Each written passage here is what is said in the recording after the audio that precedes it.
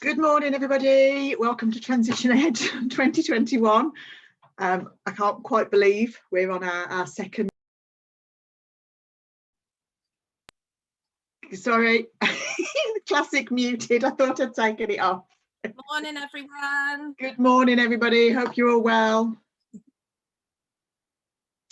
I think we're going to make a start. Is that fair enough, Ellie? Yeah. So I'm just letting people in as we're getting going, but yeah. Good, brilliant. So people are still dropping in, so we will make a start though. So just to welcome everybody to the second Transition Ed. I'm Liz Stevenson. A little background from me. I'm a primary trained teacher back in the 90s. Goodness me, I feel old now. Ellie, please don't tell anybody when you trained. I moved into secondary fairly quickly and discovered that I found it very difficult to see how I could teach properly without knowing families. So I moved into the pastoral system and then became head of year and pretty much stuck with Key Stage 3 because I was so keen on the transition and the development of children. So that's kind of my history. I moved into local authority about 5 years ago as a transition manager. Pretty sure I'm the only one of those that I know of anyway. So I'm really fortunate that my passion is my day job. So yeah, really lucky. Welcome. Lovely to have you all here. I'll pass on to Ellie. I'm Ellie, and I won't tell you when I trained, just for Liz's benefit. Thanks. But needless to say, when I did train to teach, I trained as a secondary English teacher and had a slightly different route into traditional transition, well, very different I suppose than Liz, because my interest in it stemmed very much from the curriculum, and stumbling into the realization that there is so much to be learned between phases and from other phases in education. And yeah, it's such a vast topic, which ultimately is why, you know, we've started these things that we've started and why we have Transition Ed. Yes, but very excited to be hearing from lots of different people today on lots of different topics. It's going to be brilliant. So Ellie and I kind of created Transition Ed. We met back in, was it 2019, Ellie? I think when we did New Voices. I think so, yeah. They've all merged into one, haven't they? Yeah. Yeah. We both kind of presented at New Voices on our different elements of transition. Keen to hear what each other had got to say, that we weren't doubling up and saying the same thing. And luckily we weren't, but discovered that we were both equally as passionate about transition. And kind of a flyaway comment a few texts later was, surely we could put something together. We could do a transition something, couldn't we? And before you know it, Transition Ed was born. Sarah, I've just seen the chat. It is the pinging. It's people coming in. It's as we let people in. I'm not really sure whether we can take the ping off. Oh. I don't know. That's all it is. It's people being let into the meeting. Apologies. I didn't. Anyway. So we did do. So Transition Ed was born of just a couple of passionate people, really. You've still got access to last year's conference, which was incredible. That's still available on YouTube if anybody wants to search it out. At some point I'll pop the link into the chat as well, so you can get that if you haven't seen it already. I think many people here today were probably there last year and will agree that it was absolutely brilliant. So yeah, just a couple of like-minded geeks, really. And we have as well, Liz and I can't help but every time we meet we sort of end up snowballing into 1,000,001 different ideas. So you may be aware, I know some of those of you that are here today will be aware of this. We've recently started a podcast so that we have the opportunity to share even more ideas and expertise and concepts, thoughts about transition from lots of different people across the sector, with the hope that it will give us, well, with the hope that it's just going to grow the platform and enable us to share a significant amount of information about transitions, because there just is so much. And although Liz and I both sort of started with Key Stage 2 to 3 transitions, that's just one of countless transitions. So yes, we do have a podcast. There's only one episode out so far, with a second recorded and soon to be released. And it's something that's going to be happening monthly. So hopefully over the course of the next few months, there'll be something for everybody in there, whatever your area of expertise. We will also be developing Transition Ed Presents, because we found this year that we were inundated with possibilities of people to invite on, people applying to speak at today's conference. And again, it's just, educational transitions are so vast that well, if anything, it seems selfish to try and squeeze everything that the profession has to share into one day a year. So if anybody has got any ideas for things they'd like to see, we'd love to hear what you're interested in seeing or hearing about, or who you'd like to hear from. Yeah, but there's more exciting things in the pipeline. Absolutely. Just a couple of housekeeping for today. We will try and work on the bell in case people are dropping in and out throughout the session. So we'll try and do something about that. If we can ask, well, I think most people are anyway, but if we can ask you to stay on mute and cameras off for during the speakers. We are recording every session. We're actually recording from now, and we're going to try and record individually sessions as well, so that we can make sure that you've got access to any you don't either catch hold of or you want to see again. So we will be releasing that hopefully in a week or so. So ideally, if cameras can be off and stay muted. Of course, if you do have a question at the end of each session, we are going to be running very short Q&As at the end of each speaker, but we are time limited, as you've probably seen. And we'll be doing a big Q&A right at the end of the session, where many of our speakers are coming back. So if you've got anything, you can come back at the end and bring some questions. Just a quick answer to that question there. The podcast is called Transition Ed Podcast, and it's on Spotify. I'll pop the link into the chat for everybody as soon as I can. So I think, Ellie, it's time to pass back to you. I think it certainly is. I think that if I keep myself on mute as much as possible, hopefully that will stop the pinging sound. But that does mean that it is time for us to introduce our first speaker of the morning. So this morning we will be beginning with Kevin Ruxton, who, despite all the names popping up, I've realised I've not been keeping a keen eye on Kevin's name on there. So I'm hoping that he's here. He is here. So Kevin's currently working at a British international school in Asia, and he's going to be talking to us about his year 6 hybrid model. So something that just seems like a ingenious way of preparing students for that move into secondary school. His school have decided to change their approach to create this hybrid model, so that it incorporates those elements of both schools, with that overarching aim of easing the transition for students. So, Kevin, you should be able to share your screen. If you want to unmute yourself, and me and Liz, I promise, will zip it whilst you're presenting. No problem. Let me just check from the technical side of things, and hopefully you can all see. Perfect. Absolutely, Kevin. I will leave you to it. Looking forward to it. Thank you very much for the introductions. I'm very pleased to hear this being recorded, just purely for Ellie to use the word ingenious for what's coming up next, although you may be disappointed in 30 minutes time.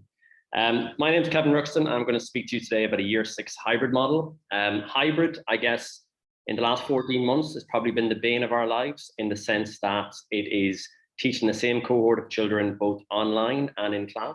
So when I was putting the name forward, I probably should have been a bit more tactful in choosing it, but it's generally going to be a subject specialism model in year 6. And the idea is we're hoping that we can create a model that will act as a stepping stone between primary school and secondary school, just to make that transition a little bit more gradual, a little bit more organic, and for something to happen from the end of year 5 to the beginning of year 7. Today's session, I guess the big things I just want to cover to kind of give you a rundown of hopefully what I'll cover across the session, in case you want to run away at this point, is why the change and why now. benefits for the students, benefits for teachers, both primary and secondary, the curriculum opportunities that will offer for children and for teachers if we move to a subject specialist model where teachers will, instead of trying to, I guess, balance teaching 6, 7, 8 subjects across year 6, are going to focus on maybe one core subject and one foundation subject. The main idea is that we're not trying to pull back the year group a year early. We're not trying to move secondary school into year 6, but we're keeping our primary approach and just making a few tweaks so that we can gradually prepare children for the challenges that are ahead. Today's session is going to be very practical, but I thought it was worthwhile to start with some research. I'll give you a moment to read it and then I'll expand upon it.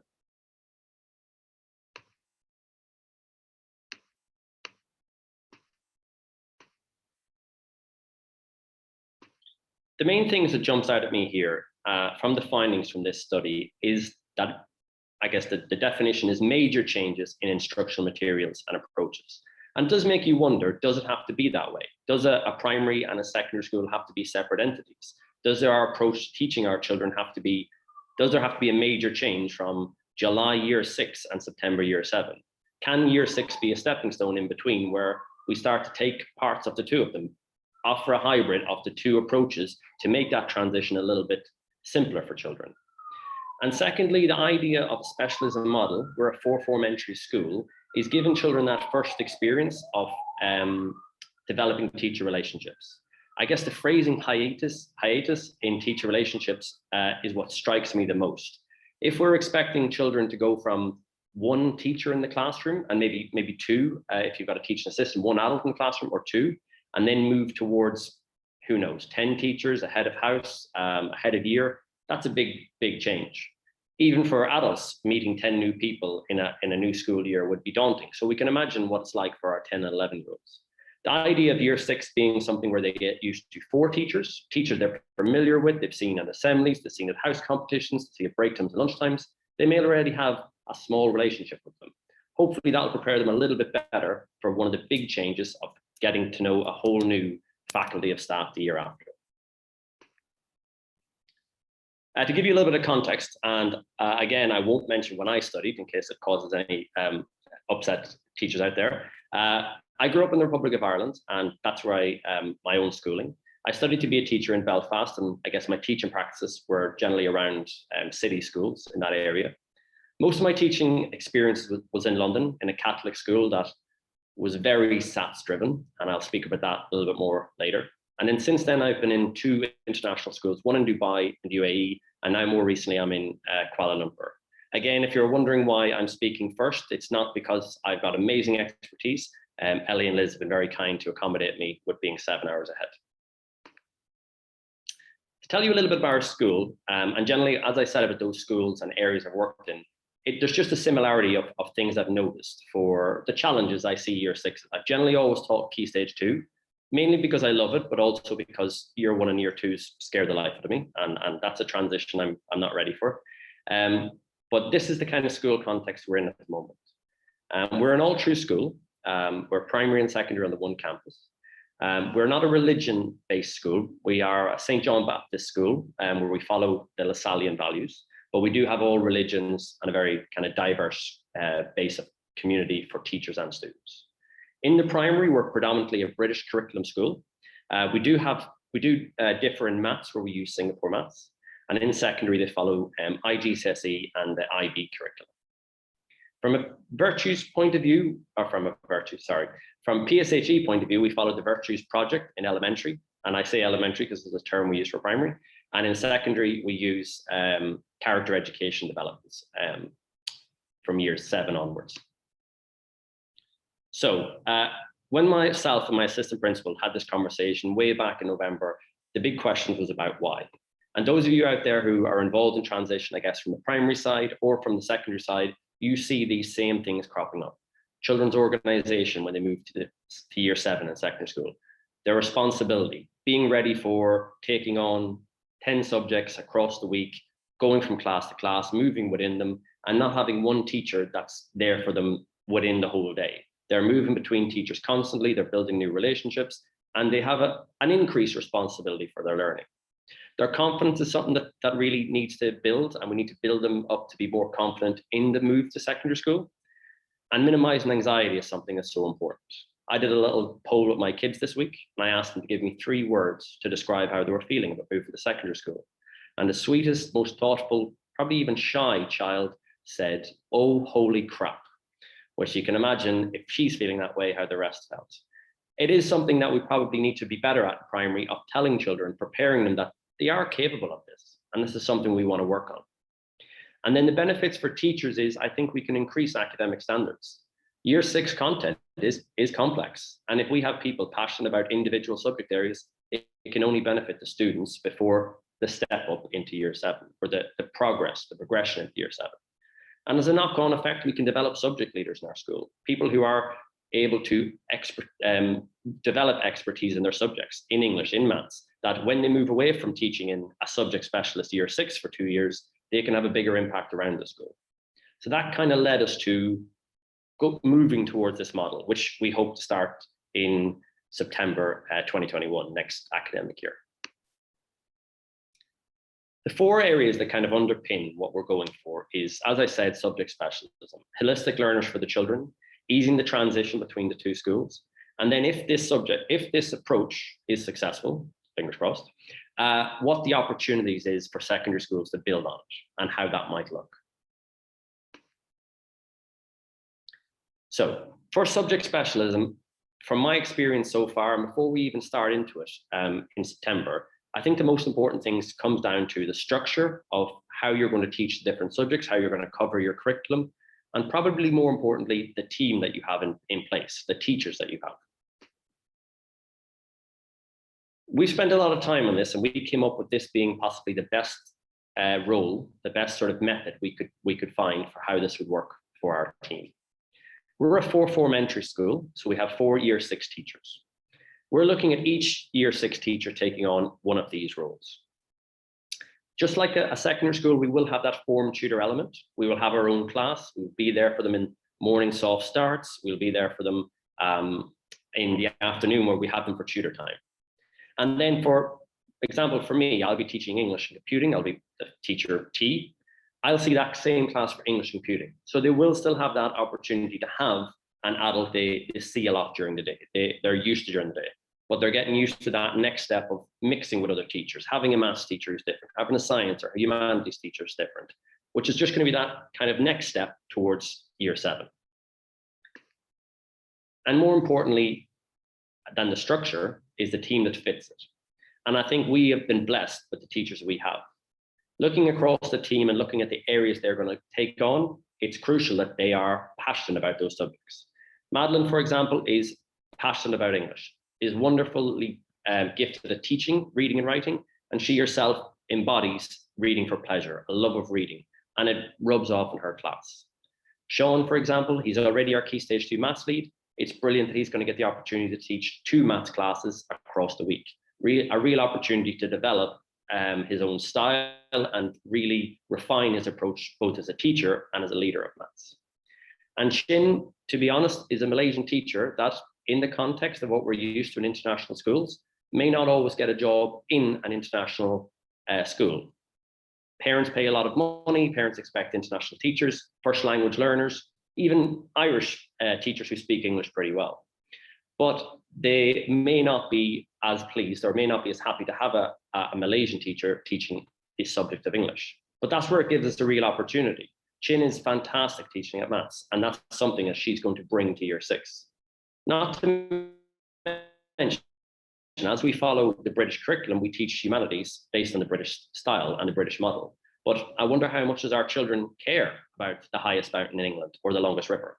The idea to have somebody who is from the country, who's got expertise, who's got the knowledge of the context these children grow up with, that can only help us modify our approach to make it more engaging for them. This is the area I kind of get excited about most talking about.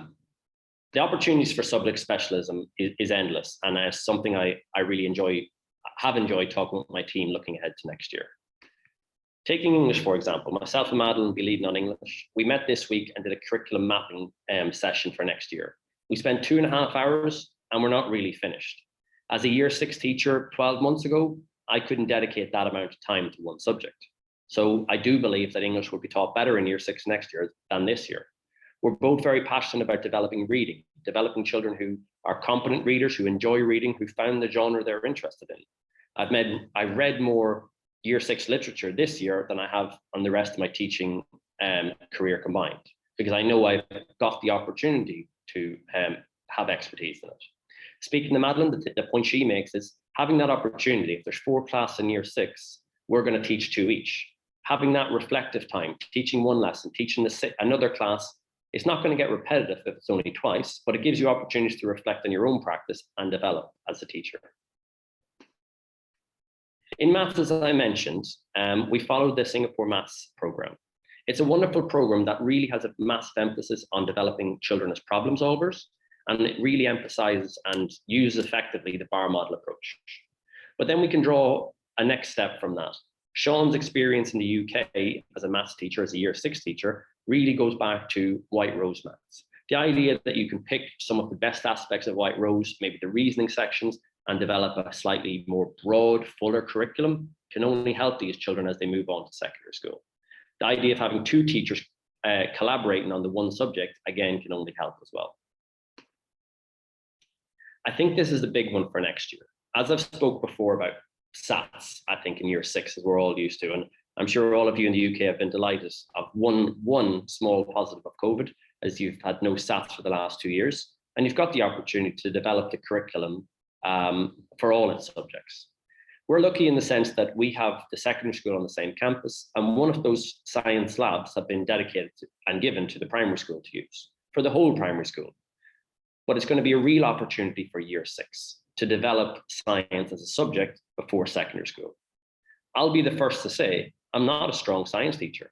I don't have that natural curiosity. I don't have the subject knowledge that I possibly could or should have, but I would have some, and I possibly have a brother who's a science teacher in the audience today who's probably nodding his head and agreeing. But I do have someone in my team who's really going to lead on it. There'll be one lesson a week dedicated to science in the lab, and the knock-on effect for experiments, for write-ups, for children just getting to that level of maybe where secondary teachers want them to be, that can be an amazing opportunity. Humanities, as I mentioned, is another thing we're kind of looking at as a school. We follow the international primary curriculum where humanities and science is combined, but they're going to be separate in year 7. We're not taking the whole secondary school approach in all subjects, but maybe in year 6 is a good opportunity to give them their own identity each. So children can get excited about a humanities lesson and a science lesson and develop them both in equal ways, and give each subject its own profile, and give teachers who are passionate about it the opportunity to teach it. And going back again to sometimes subjects that are neglected. In a Malaysian context, sometimes I would say the students here, their default may not be about drama. They're maybe not as expressive or as confident in getting excited or being motivated to perform in these situations. So it's something we can work on as a school to develop that area. Art is another area. At the moment, we've got like a Monday afternoon that's going to be set aside for these kind of subjects like drama and art that we can kind of rotate throughout the year. And art's something we could develop. If we have art teachers in secondary school, we can draw on their knowledge in how we plan. Similarly, art teachers in your own context could reach out to secondary school teachers who, if they're going to be inheriting these children in year 6, would be more than happy to work with them. But it's a lot easier for them to work with one teacher from a school instead of all of them. And computing, I feel now more than ever, is crucially important. What has the last 14 months showed us? Were we all prepared to teach online? Was our children prepared to work online? They adapted and they got better at it, but there's definitely an area we could work on in computing. Getting children prepared up to date with using different systems, getting children prepared to learn online. Hopefully it doesn't continue, touch wood, but it's something to be aware of. And the idea of digital citizenship being important now more than ever. I'm not going to kid myself and say my year 6s aren't on social media. They have to be 13. Many of them are. I think it's important that we put a lot of emphasis in teaching them about how they conduct themselves online, how they communicate with their teachers using email or posting things on Seesaw in a small scale, and how they speak online, how they're made aware of online hate that's there, and making sure that we can teach them and develop that sort of understanding of who they want to be. PSHE I'm going to touch on in a few moments. I think it needs its own sort of focus, because I think it's a very important unit at the moment. Second point I want to talk about is holistic learners. The idea that we want to develop children in the curriculum, as I've spoken all these subjects, but also individually to help them be prepared for the challenges of secondary school and make them feel confident about that change. Primary teachers are probably our own worst enemy, because how often do we make secondary school the big bad wolf of, oh, this won't fly in secondary school, or wait till you get there, they won't be prepared for this. Your English teacher won't be helping you look for this in your locker. So we need to be a little bit better at that. And making them feel they're confident for that change. I probably don't need to show these stats, but mental health is a growing problem throughout the world, in children and in all of us, I guess. And COVID's only had a knock-on effect with that as well. I think we need more individual opportunities for PSHE across the day, across each day, as opposed to an isolated lesson once a week. And I feel that's where in year 6, before this big transition to secondary school, is where that focus of tutor time could come in. The idea that 5 times a week, obviously we see these children in the morning, but we get our class back in the afternoon. And there's an opportunity for a check-in, there's an opportunity for doing something that develops them as humans, as people, and their own character and their development.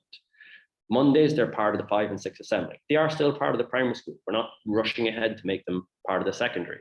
They'll still get the opportunity to be leaders, to be role models, to be house captains, to be top dogs, to be the students we want them to be in a primary school, setting a good example.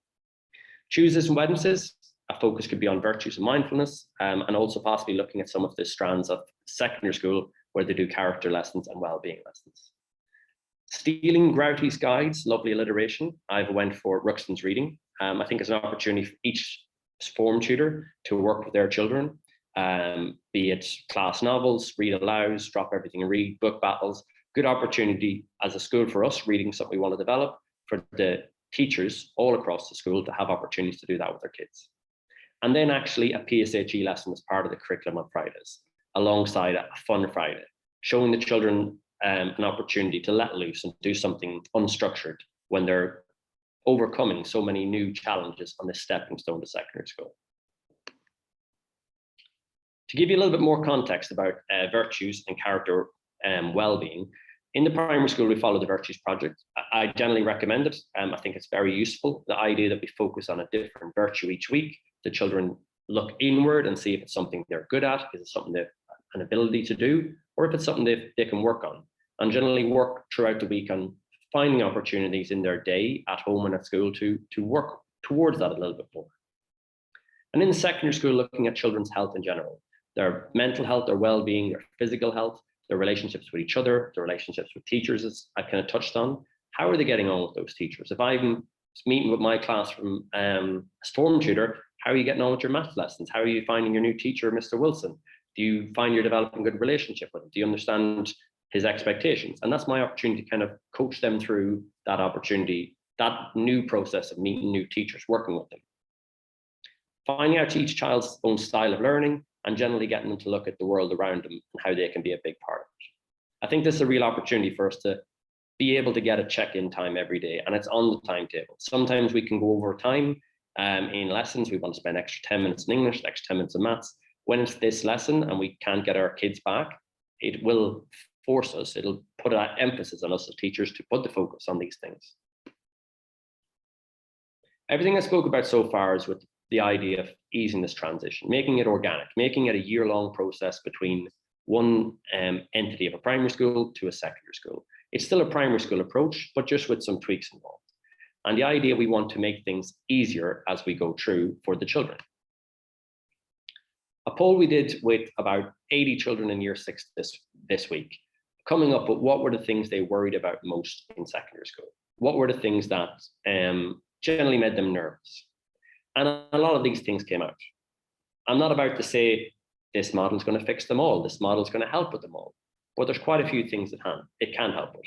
The idea of being on time, punctuality both in the morning and throughout the day, in between lesson times, in between locker times, going from lunch and break time, not having a teacher lining you up.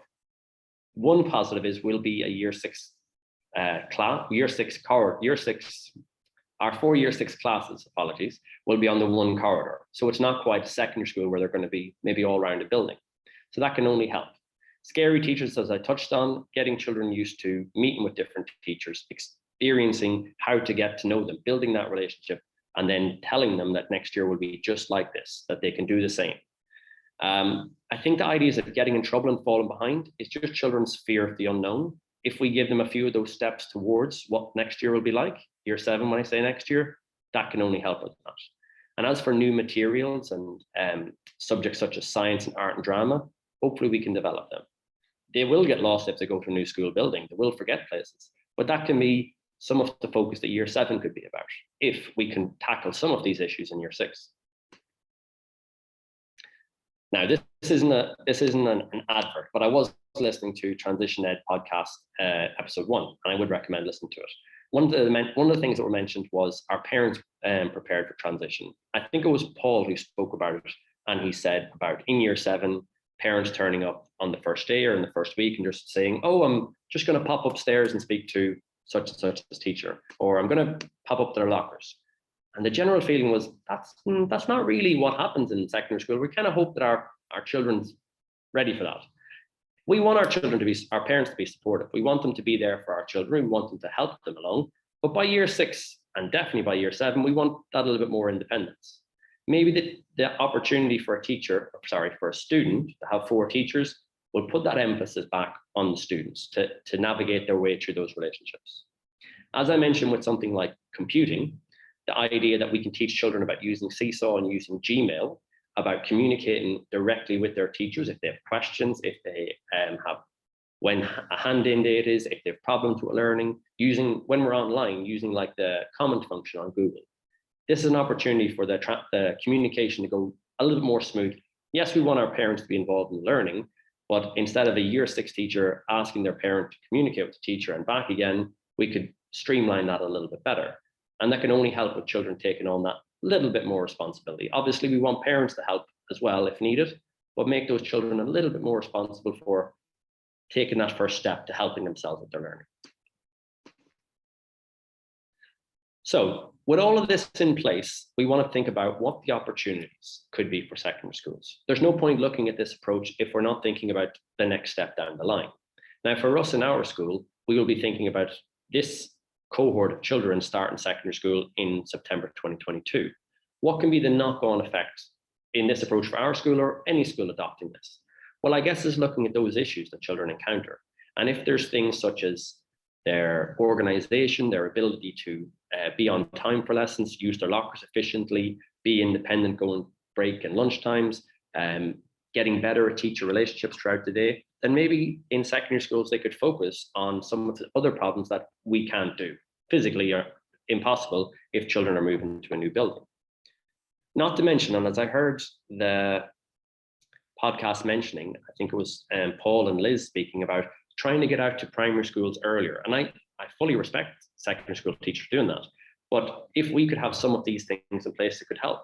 If these children go off to different secondary schools in the UK, having come from this approach, could they be buddied up with children who came from single-cell classrooms? Could they lead on maybe supporting other people? Could they be mixed amongst the different classes and they could be helpful in that context?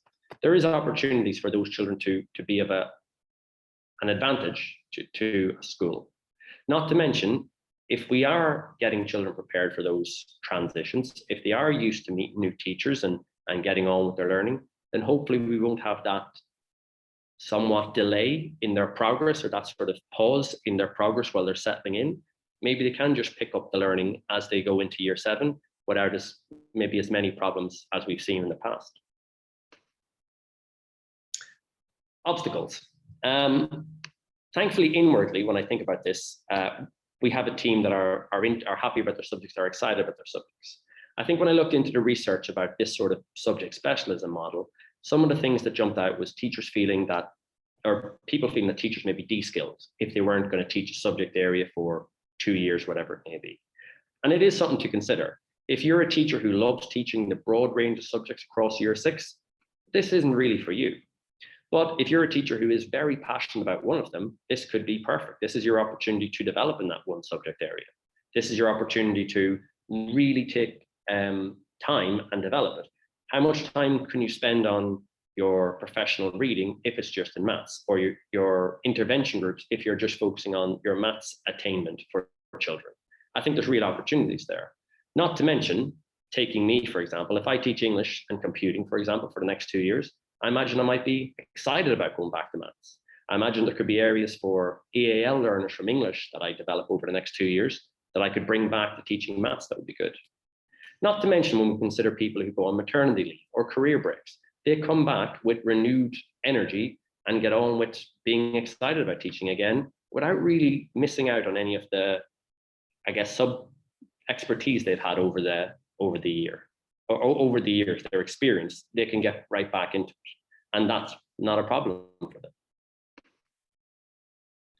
So looking at all of this and thinking about why this approach could work, and why we think this could be a brilliant opportunity to develop children and their ability to transition between the two schools and this juncture, we did a lot of research into why it will work. But then we, like everything else, we'll doubt ourselves. We'll play devil's advocate into why not. I think the idea of, well, this is the way we've always done things, is going to stifle any creativity or opportunity to move forward in what we do. If we see primary schools as doing something a certain way and secondary schools doing something a certain way, and every year we see similar problems, then we need to stop and think, well, why can't we try something a little bit different? It is only at the beginning of this journey. If you are interested in following it, I guess you can look at transition talks. I'll be writing about how this process goes over the next year. But I think, as I said, our children, since COVID started, shows that they can adopt to new ways of doing things. And if it's going to help their transition, the overall long-term process, it is definitely something worth exploring. So all going well, this is something we feel is going to make a big impact on our children in the transition, and make them go into year 7 a little bit more confident, a little bit more prepared, a little bit more ready for what's ahead. Thank you very much for listening to me for the last whatever length of time it's been. I really enjoy speaking to you. I will be around later on today for the question and answer session. I've put my email there if you have any questions you want to send to me directly, and I will very, very happily pass you back to Ellie. Thanks. Thank you so much, Kevin. That was absolutely fantastic. Really interesting. As you were speaking, I've noted down a sort of few ideas, a few queries that I had and thoughts, and a few things that have popped up in the chat. And conveniently, something that I always love from any presentation, you went on to answer most of them anyway. So gold star there, and massive gold star for inadvertently promoting our podcast and the magazine. So thanks. No worries. Yeah, wishing you all the best with it, and of course we will see you a little later on for the Q&A. I'm going to jump into introducing our second guest. So thanks again, Kevin. Really great, really enjoyed that. And so we are going to take, I was going to say a slight shift. I'm not really sure it will be so much of a shift, because Kevin's talked so much there about curriculum and aspects of curriculum within that hybrid model, that if anything, it's likely to be a very smooth segue into our second presentation of the day, which is, of course, from Mary Myatt. So me and Liz tasked ourselves with writing brief introductions for all of our guests, and honestly I repeatedly thought, is there any need to introduce Mary Myatt? But for the odd chance that anybody has not come across any of her wonderful work, whether that's in the written form, whether it's through I'm gonna get the wrong name, it's Myatt and Co now, isn't it? So a fantastic, yes, that's it. A brilliant online platform for CPD with even more fantastically useful things on there. And Mary's going to be talking to us this morning about some quick wins for transition. So without further ado, Mary, I'm going to pass over to you. That's lovely. Thank you very much indeed, Ellie and Liz and colleagues. Great to see so many of you online on a Saturday morning for this really important piece of work. Really enjoyed listening to Kevin just there. Really, really thoughtful stuff. So thank you for that. I learnt some things as well. So I'm just going to check that people can see my screen. Yes, we can. Yeah. And that's good, because I can't. Anyway, it's gone blank, this end. There we go. Okay, yeah, I can see it now. That's a relief. Okay, so there we are, Transition Ed Conference today, 5th of June. So I'm going to say a bit about my involvement in thinking about transition from a personal point of view first. And although I'm going to be talking about some quick wins, I do actually think this is a strategic piece of work that needs to be taken seriously by all levels within the sector, because there's some real gains to be made here. But I'm just going to say a bit about my involvement and thinking about transition. So the first is quite a personal one. My parents were both teachers, and my father taught English in Peckham and in South London, and my mother was a primary school teacher and later a head. And there were lots of discussions as I was growing up about the different ways that they viewed their roles in terms of educating young people. Sometimes quite fierce, but always very interesting to listen to. And the it sounds a bit of a cliche, but my mother always insisted that she was educating the whole child. And she used to say to my father, well, you're just teaching English. Well, of course, it was much more complex than that. And he was a fine teacher. But I think that those sowed the seeds really of, school can be perceived differently by the professionals who happen to be my parents as I was growing up. So it's been a subject of significant interest to me really from that point. The second reason was when I came to teach myself in Suffolk. My background is secondary religious education, and I was teaching just outside Ipswich in Suffolk, and there was some really good work going on in the cluster of schools. And so we had network learning communities and quite a bit of work being done collaboratively, some of it formal, some of it informal. I'm going to say a bit more about that later. But one of the things I was very mindful of was the use of language, the way we talked about the children as they came to the school. So I've never liked the term feeder schools or feeder primaries. It's like, a secondary is going to gobble them up, and so I just think it's better to talk about a community of schools, a cluster of schools, and that we're all on a shared endeavor to do the best we can and provide the best possible experiences across the curriculum and personally and socially for the children in that community. And also what follows from that, I do ask myself questions about why it tends to be the secondary schools who are seen as the senior partners in this process. I'm talking generally here. I'm not talking about individual groups of schools where they work well together, but I'm slightly concerned it tends to be a top-down narrative, and I tried to unpick some of that when I was working just outside Ipswich at Claydon. And then my third reason for being interested in this is that when I moved from that school to join Suffolk Local Authority, I had responsibility for RE across the county, but also with responsibility for other aspects of school improvement as well. Suffolk was a very large local authority, and at that time in the early 2000s, 2/3 of the county had 3-tier, so primary, middle and secondary and high schools, and then 1/3 was 2-tier. And after a great deal of soul searching and analysis, which was fairly evident, was that it appeared that if children were in a 3-tier system, certainly on the data in Suffolk, that they didn't perform as well in their final exams. I don't think it's just a Suffolk issue. I think it's fairly common sense that you have lots of breaks and moving to new settings, all the emotional stuff that is involved in moving to a new setting can pull children back. And so they then moved to all schools being 2-tier.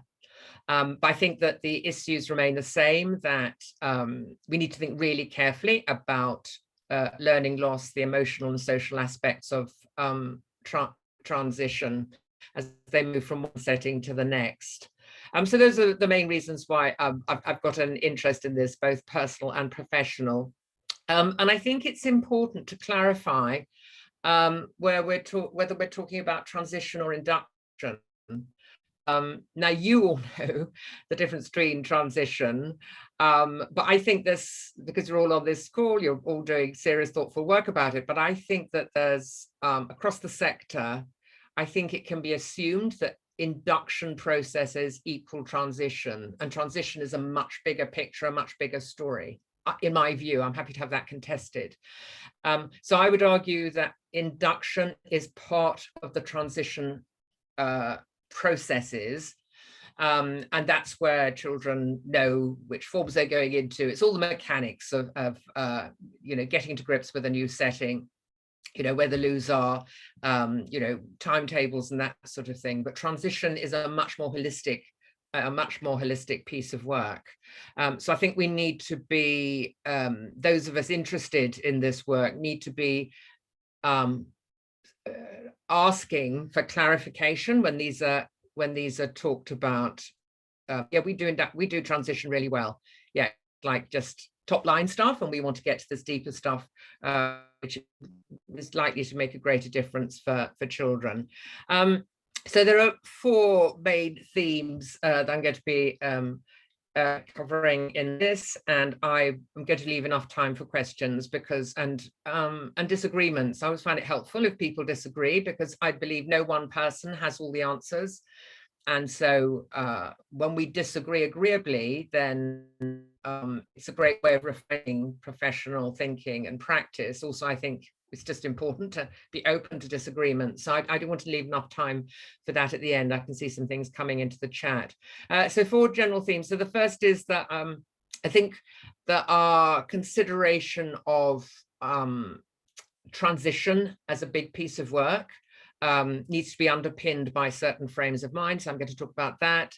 The second is that I believe we can't just leave it to the transition points. So traditionally, year 6 and year 7, or it could be other years where you've got a tripartite system in other parts of the country, or indeed just year 11 into year 12, for instance. I think we need to be thinking far more broadly about what we understand as provision and curriculum from when children start to the time that they leave. I'm going to say a few words on that.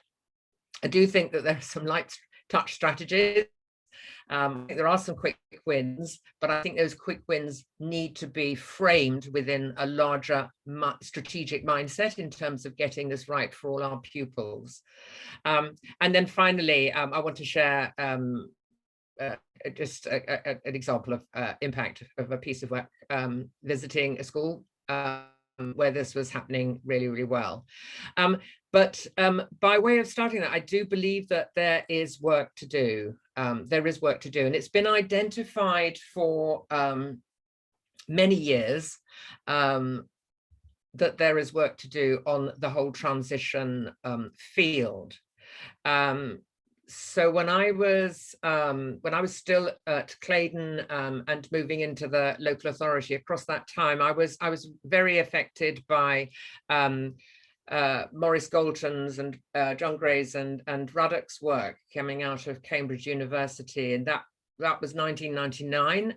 That piece of work, which was on the impact of school transitions and transfers on pupil progress and attainment, is what it's called. I just haven't got time to space to include it on the slide.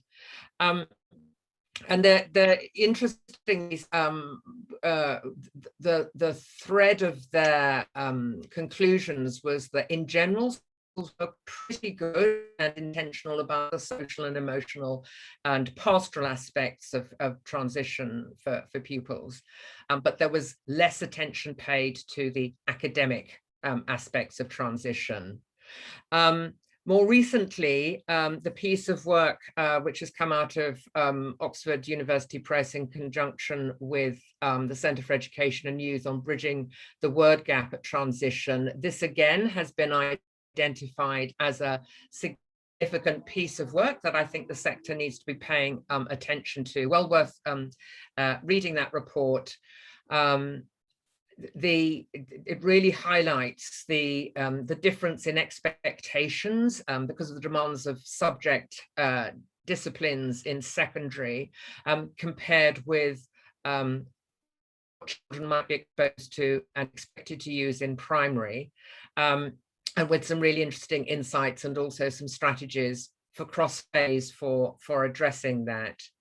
And then the other significant piece of work that has really had an influence on me and continues to do so is the Ofsted report, Key Stage 3, the wasted years, ?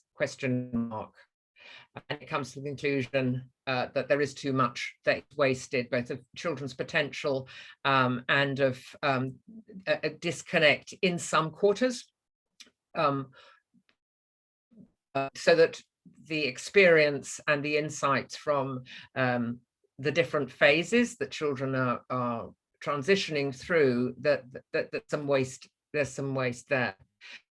So I'm just going to pull up some of the things that are still informing my work in relation to Key Stage 3, the wasted years. I don't want this to become a blame game for secondary colleagues. This is never a blame game. This is about shining a light on areas that we might pay closer attention to. But there are about 30 references in the report to transition, which is why I'm using it. I've just pulled up some headlines. And so although it goes back, I mean, the wasted years was written and collated by Anne Seneviratne in 2015. So it's drawing on earlier HMCI reports and Ofsted reports. But my argument is that their findings are still as live today as they were 6 years or so ago. So what it says in the annual report 2013-14, Her Majesty's Chief Inspector reported that primary schools continue to improve. Yep, but the performance of secondary schools at that stage had one of the major contributing factors to this was that too often the transition between primary to secondary school was poorly handled. Consequently, the gains made by pupils at primary school were not embedded and developed at Key Stage 3. Mary, I'm really sorry to stop you. I don't know if anybody else has got it, but my screen is frozen on your first slide. Don't know if you'd try to move it on. Thank you for letting me know. I'm going to try again. That's much better. Yeah, that's worked. We've got all of it on now. Oh, so sorry you missed the rest.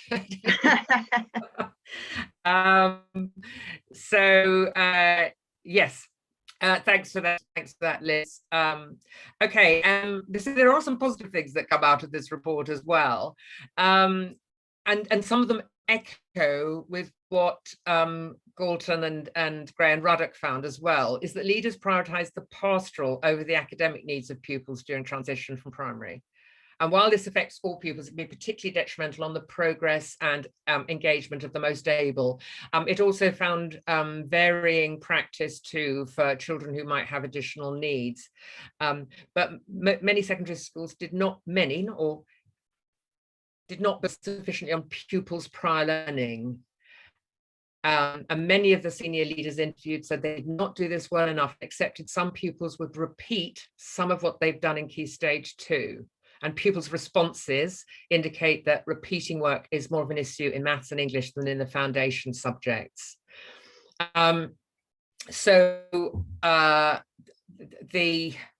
It's fine to repeat stuff if that's intentional, but quite often, because they might have had gaps in their learning, we might want to on the principles of spaced repetition and consolidating learning, but quite often what we find is, both in talking to teachers and pupils, is that this is offered as though it's new material, when in fact pupils have been taught it before.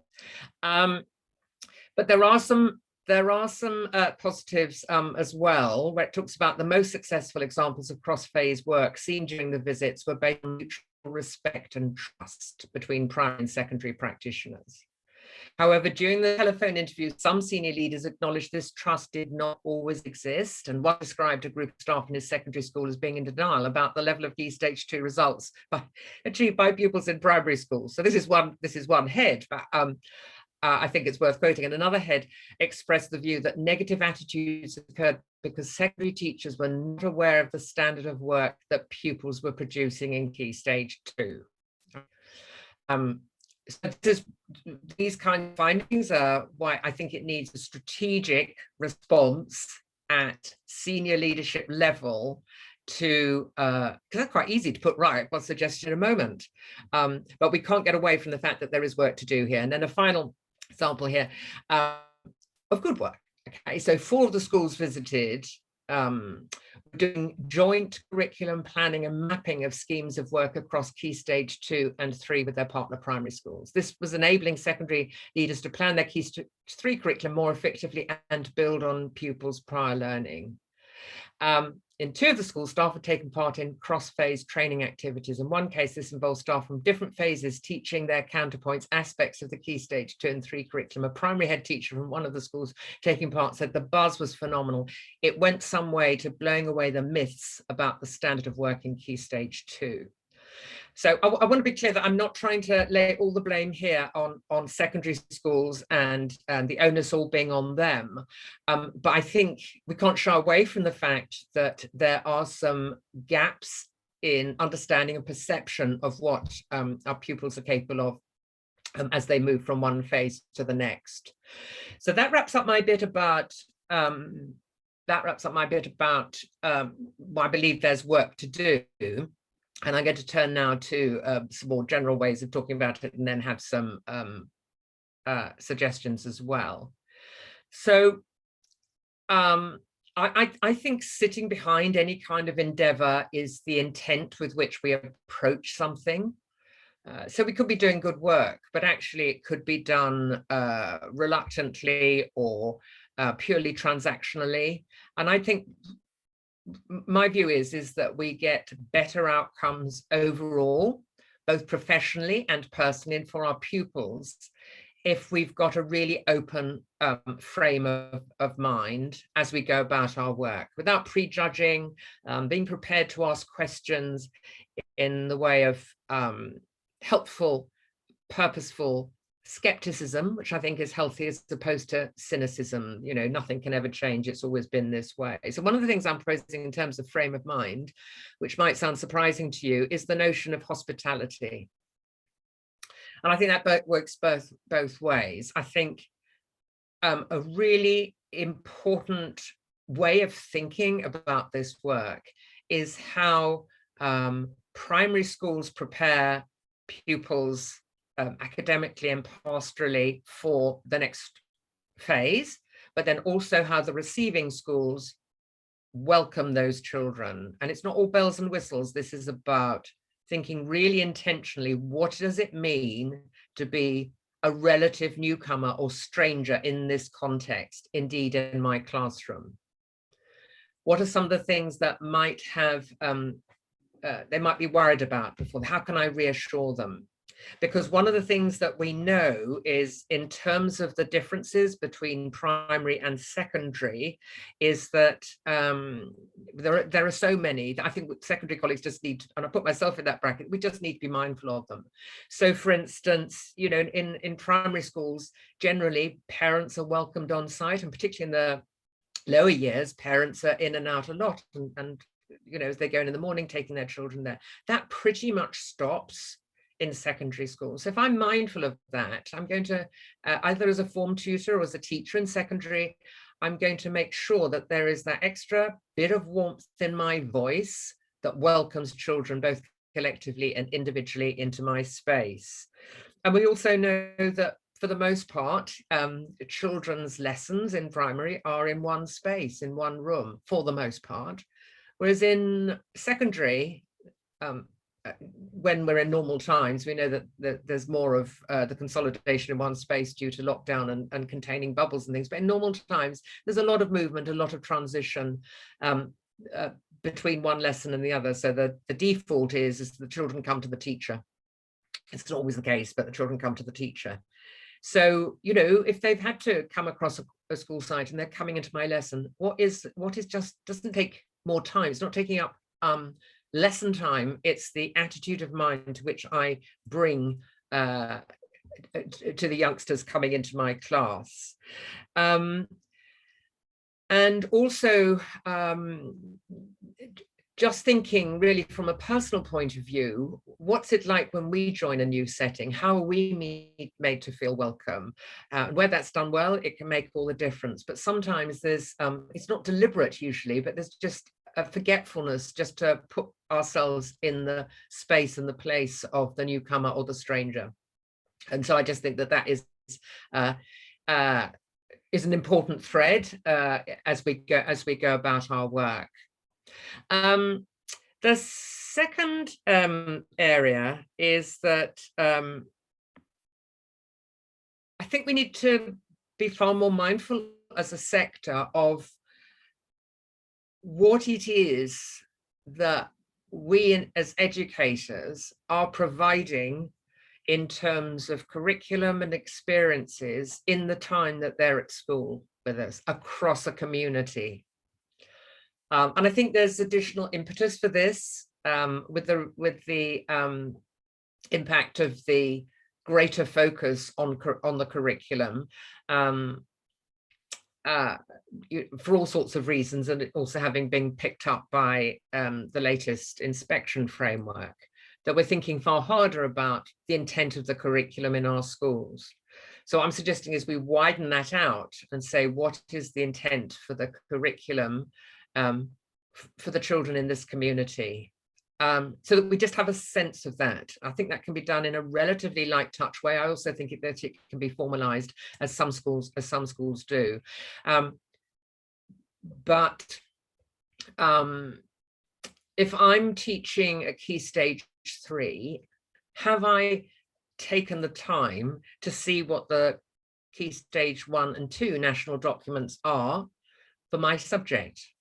Unless it doesn't have the national curriculum sitting behind it, such as religious education, but there'll be some local authority or SACRE documents, agreed syllabus documents. I've got a sense of where the children have come from, or what they have should have been taught, and then also where it might be going. And I think that's a piece of work too for primary colleagues, just to have a sense of where that might be going once they've actually left our class or our settings.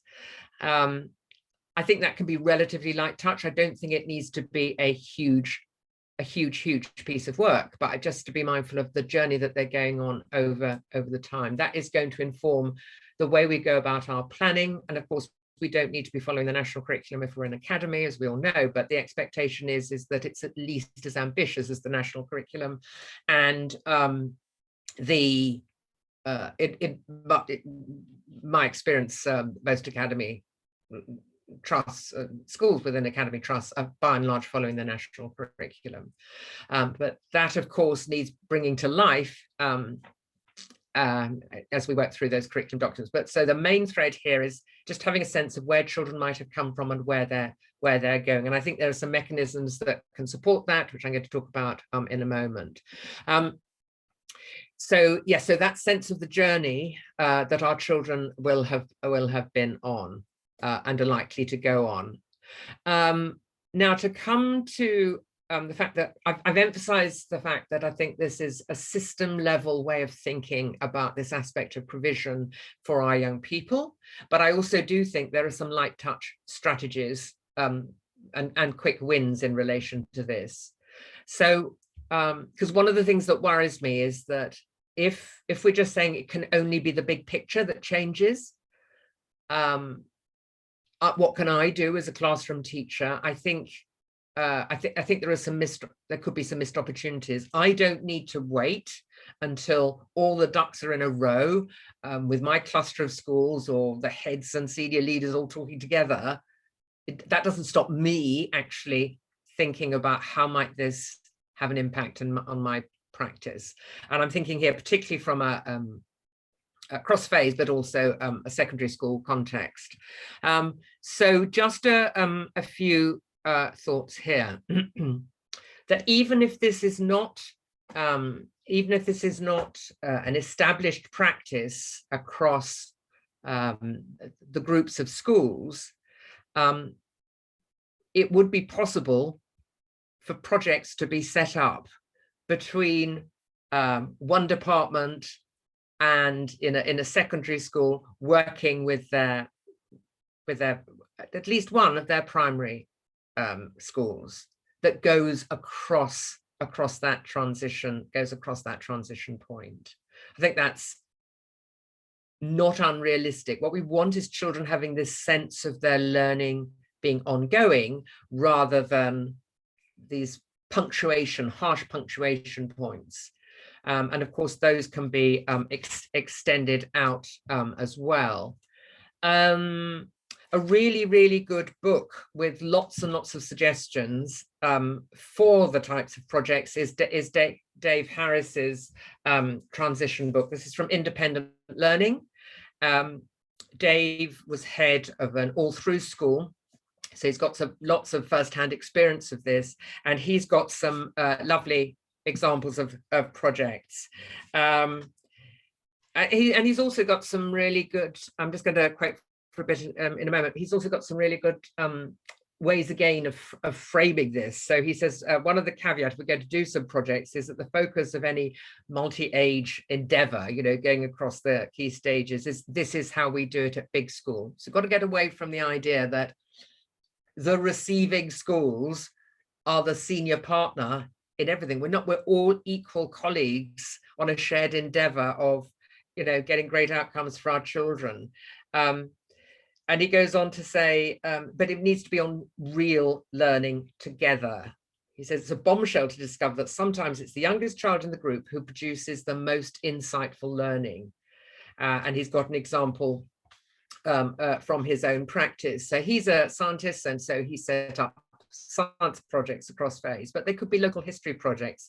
They could be developing local area walks, renovating a garden play area, responding to local government environmental issues, producing a wonder space for the area. Really, really rich ideas in here that I believe could be set up in quite a light touch way, with initially just a faculty in secondary or working together with at least one primary school, I would argue.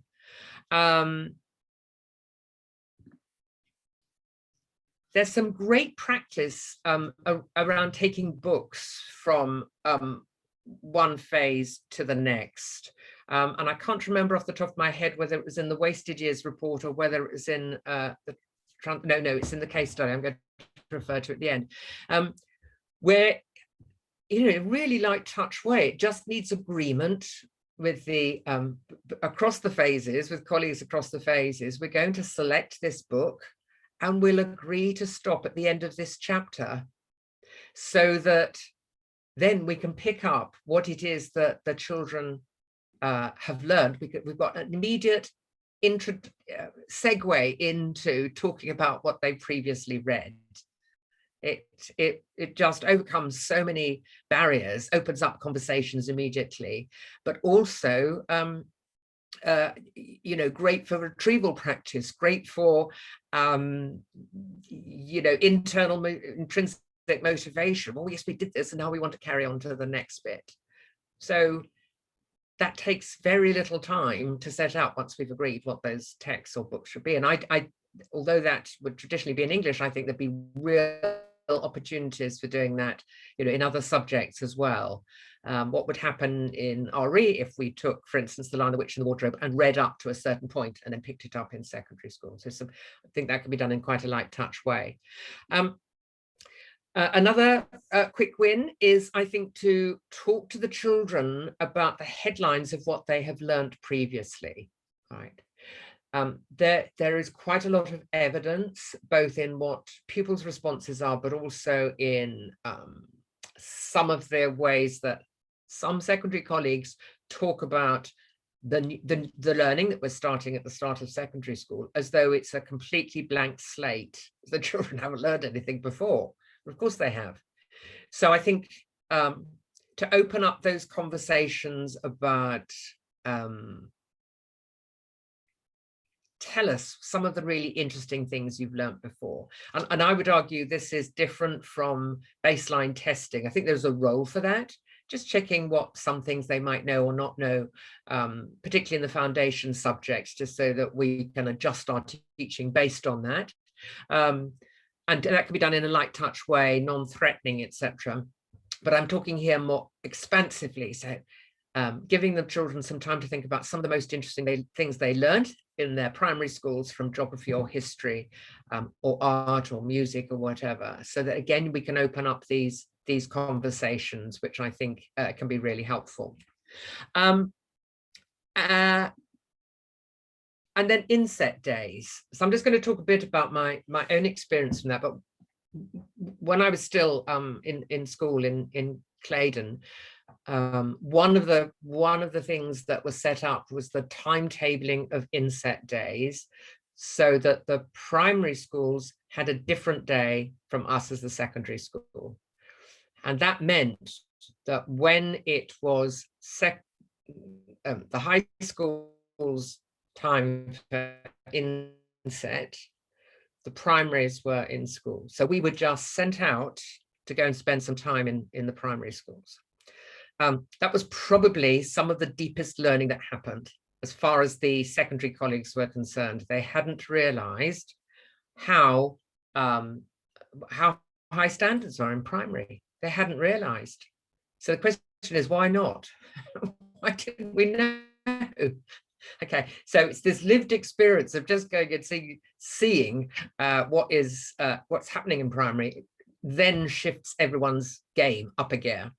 But then it was also great when the roles were reversed and primary colleagues came when we were teaching and were able to talk to the pupils they taught previously as well. They have a great sense of continuity and progression from a human point of view as well as from an academic and a pastoral point of view. So once those dates are set, that's it. And you're going to have a wander off.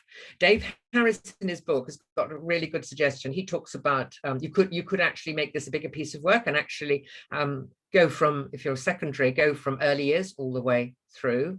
You've got time to do that, spend some time in each of the classes. So you've got this sense of the journey that the children have been on, and ditto for primary colleagues coming through as well.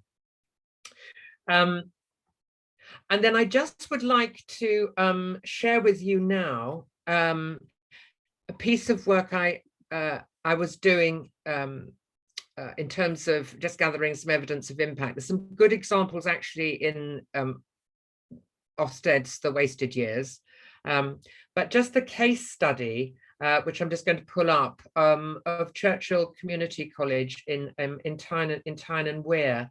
So this is a piece of research that I just wanted to find out about more, because I'd been talking to the senior leaders at a conference and been hearing about some of the transition work that they had been doing. So I just want to read you a bit of what my summary was of that piece of work. And I called it Community with a capital C. And I've written, there's often a mismatch in education, a drift between what we aspire to and what gets done in the reality of daily life, where the temptation to spout rhetoric is not matched by the experiences of people on the ground, those adults or pupils. And it's not to cast blame. It's never to cast blame, because it's hard to live out our ideals, but there are some settings where this does happen, where what the school sets out to do becomes the lived experience of activity and practice. And in such settings, it's possible to say that values are lived, they're not just laminated. So Churchill Community College, community, a big element of what they do, is one such, where the vision for what a school can provide for its pupils, staff and local community has shifted into the tough, gritty stuff of everyday work, right? Because once you say we want to do this stuff, it has to be lived. So the school's ambition to be at the heart of its community is more than words on a website. When they talk about the family of schools, they do mean family, where the bonds are deep, where words are honest, and where actions are underpinned by professional love and respect for one another. So some of the things I've found, that pupils talk about how lucky they are to be part of the school. The knowledge of their school and its staff was extensive through their primary schools. So the work that the Churchill Community College was doing collectively with the primary schools meant that they knew a great deal about the pupils as they were coming through. It was through a range of joint events, including a significant programme of sports. Senior staff talk about how pupils are identified and supported from their primary settings, where they might be vulnerable. And several such pupils said how much they relished coming to school and the chance to develop, for instance, their leadership skills. Leaders from primary schools talk about the shared understanding of serving a whole community. And this aspiration is translated into practice through structures and systems such as twice-termly meetings of leaders from the family of schools, twice-termly meetings. The regular meetings of subject leaders to ensure resources and expertise are shared widely across the family. The work and commitment is evident not just in teaching staff, but also, this is what surprised me, senior business staff, where the professional sharing and generosity comes back to the school through additional ideas and capacity. Great work across technology, a department where primary and college, secondary colleagues working together, and strong practice of transition of pupils' books from primary into secondary to remind staff and pupils of the high standards achieved in primary. So there were maths masterclasses for early graspers in primary, and a cross-phase book. In this example, it was Maurice Gleitzman's Boy Overboard, where colleagues agreed to stop at the same point in the book so it could be picked up in the autumn term. So you can see from this very big intention on the part of the community college, Churchill Community College, together with the family of schools, it leads to practice being changed, being very intentional about it. It doesn't happen by accident. So, colleagues, just to wrap this up, I always think it's helpful to know where to go for further information. You're already on the Transition Ed conference, the Transition Ed podcast, the Transition Ed publications, really great resources for the sector. I also highly recommend the Dave Harris book. It's very straightforward, Transition by Dave Harris. It's absolutely great. I've also done an interview with him on Myatt and Co, unpacking some of this. You've got colleagues from today, including Aidan's work, et al. I didn't have the time or the space to put in everybody else's, but I've taken a close interest in Aidan's work, which seems to me thoroughly grounded in deep principles of what it means to learn across the years, and then translating that into practice in his context. And as I've said, I've already mentioned The Wasted Years, which I think is fundamental reading on so many counts, not least transition for all across the sector, primarily secondary schools. Not that I'm having a pop at secondaries, obviously. So let's remember, colleagues, as we go about this work, that we're human beings first, we're professionals second, because I think it can sometimes seem as though we come away from sessions like today, where there'll be lots of information, lots of ideas. We think, I've got to put it all together at once. No, we pace ourselves appropriately. So let's remember we're human beings first as we go about this. I don't believe anyone intentionally sets out to do a rubbish job, but I do think that there are significant parts of the sector where I do think collectively we could raise our game. But let's remember we're human beings first, we're professionals second, that the young people we work with, they are learners first, humans first, and they're learners second. And I think if we keep those things in mind as we continue our conference and the work today, I think we're all going to be in a much better place collectively to support our young people as they move from one stage of education to the next. So thank you, colleagues. I'm going to pause there and open it up to take some of the questions. Thank you ever so much, Mary. That was absolutely wonderful. Really interesting as well to start with your own family history as that hook into why transition matters to you on a personal level as well. I am going to really selfishly jump in because you hit on something that I think is absolutely crucial when it comes to transition, and it's that, as in your words, it's a strategic response, or it needs a strategic response at senior leadership level. And again, lovely to have seen the case study from Churchill Community College, but I imagine that there'll be a number of people here today who feel that actually transition isn't always something that is treated as, or has that strategic response at senior leadership level. And I wondered what you thought the barriers were to that being a consistent thing across the profession. Yeah, so Dave Harris is really good on this, and I recognized it when I read it. He said there's a parallel here with birthday presents. You know, quite often we leave it till the last minute to get a birthday present. Many of us do. I'm sure no one on this call, but I sometimes do. Oh goodness, what we're going to get. And he said there can sometimes be that similar attitude to transition and transition work. Oh goodness, what we're going to do, what we're going to put on. So I think we need to step back from that and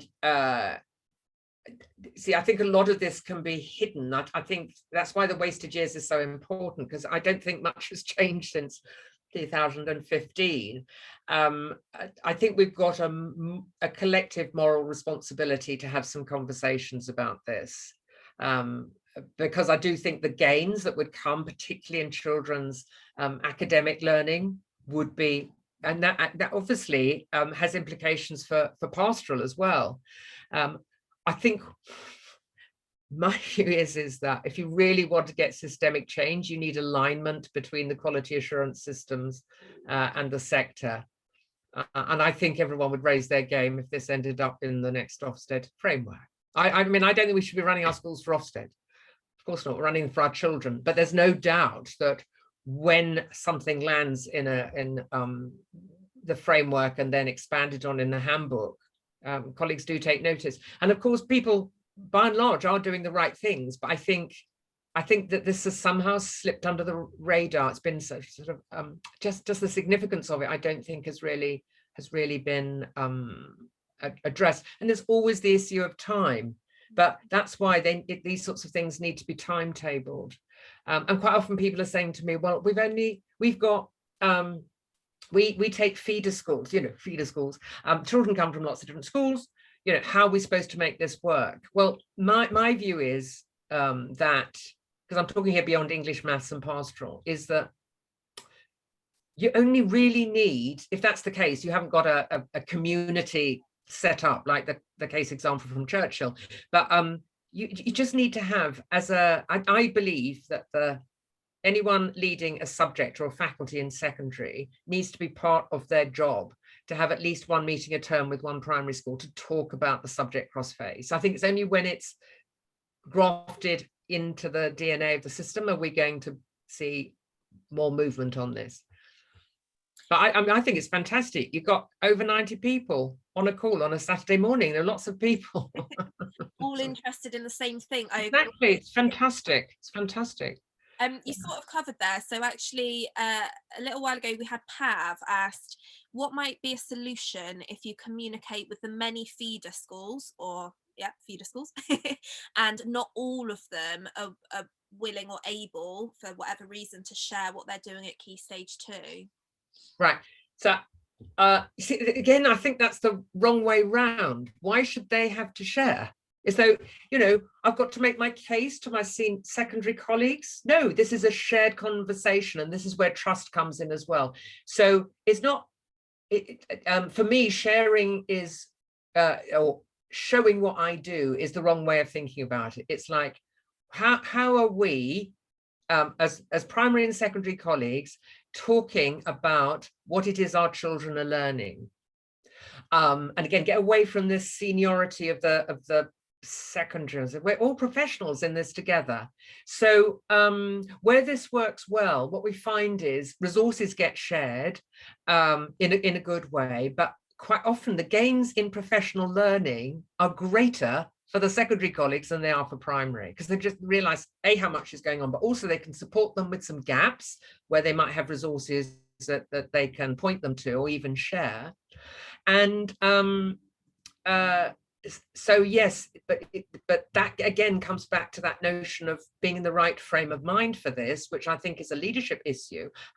What's the spirit in which we're conducting these conversations, and how are we honouring the work that's come before?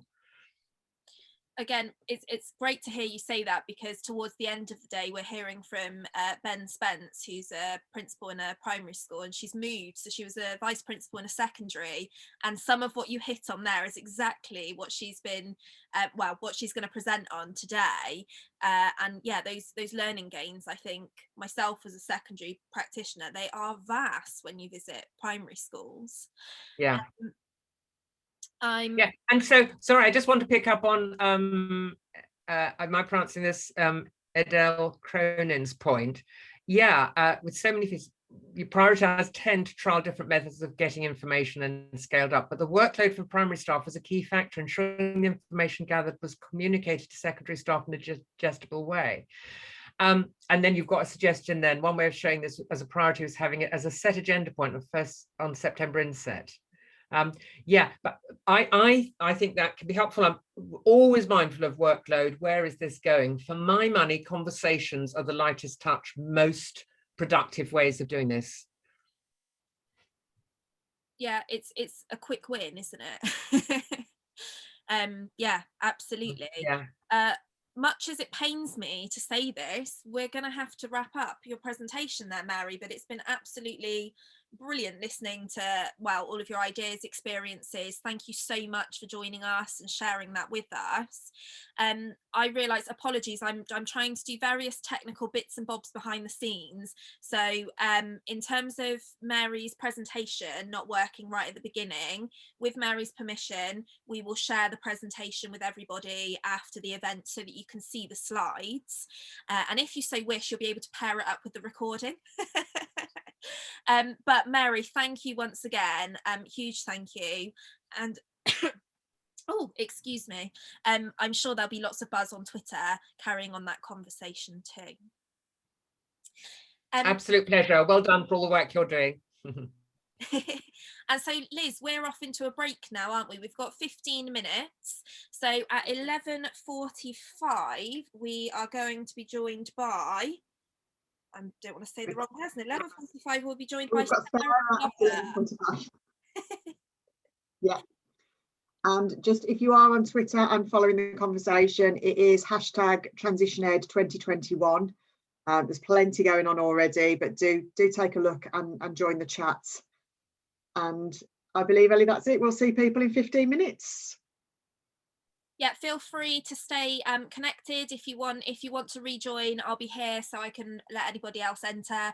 We will just be running a few little slides through every break with little bits and bobs of information about the podcast, magazine, and the speakers that are coming up. But see you all in 15 minutes. Thank you. Soon.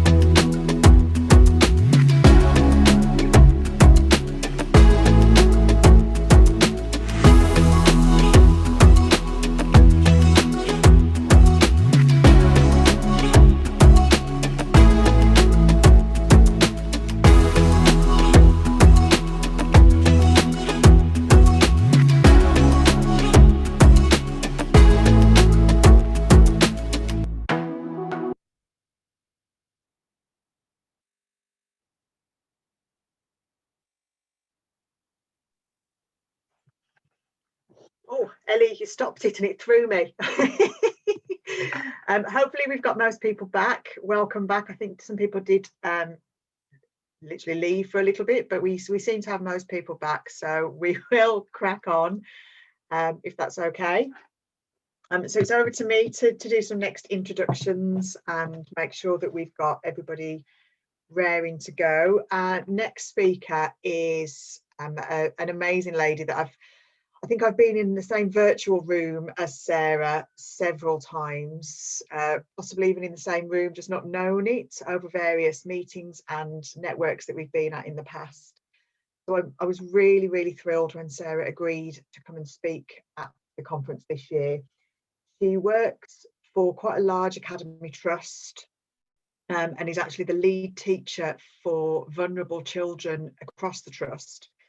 And she's a trust leader for Pupil Premium and vulnerable groups. We have, as I've said, done quite a lot of work together or in the same room virtually for quite a few years now. So I'm hoping that you all enjoy the nuggets that she's got to share with us. I'm introducing Sarah. I'm not sure whether you're actually here. Are you with us? Oh, that's good. There we go. So I'm going to leave the floor to you, Sarah, if you're ready and able to share your screen. Get that up. Brilliant. Is that working? It is, yeah. We've got the whole screen, not just the individual slide. I don't know if you wanted to change that. There we go. There we go. That's brilliant. That's great. Sarah, I will hand over to you. Thank you very much. I'll see you on the other side. Yes. So my job is quite an interesting job, and again I think it's quite unique. So I'm in charge of the vulnerable and the disadvantaged students and looking at progress and looking at how they work within school. So this means that I've got lots and lots of things to my hat. So I'm the designated teacher for the looked after and the post looked after. I'm also the young carers lead and various other things that you'll see as we go through. So the De Ferrers Academy is a big trust of 7 schools, but the schools, certainly our school, is quite large. So we've got 3 secondaries, 3 primaries and an infant school as part of the trust. I was just looking through this year's transition information and we've got 23 feeder schools coming to us this year.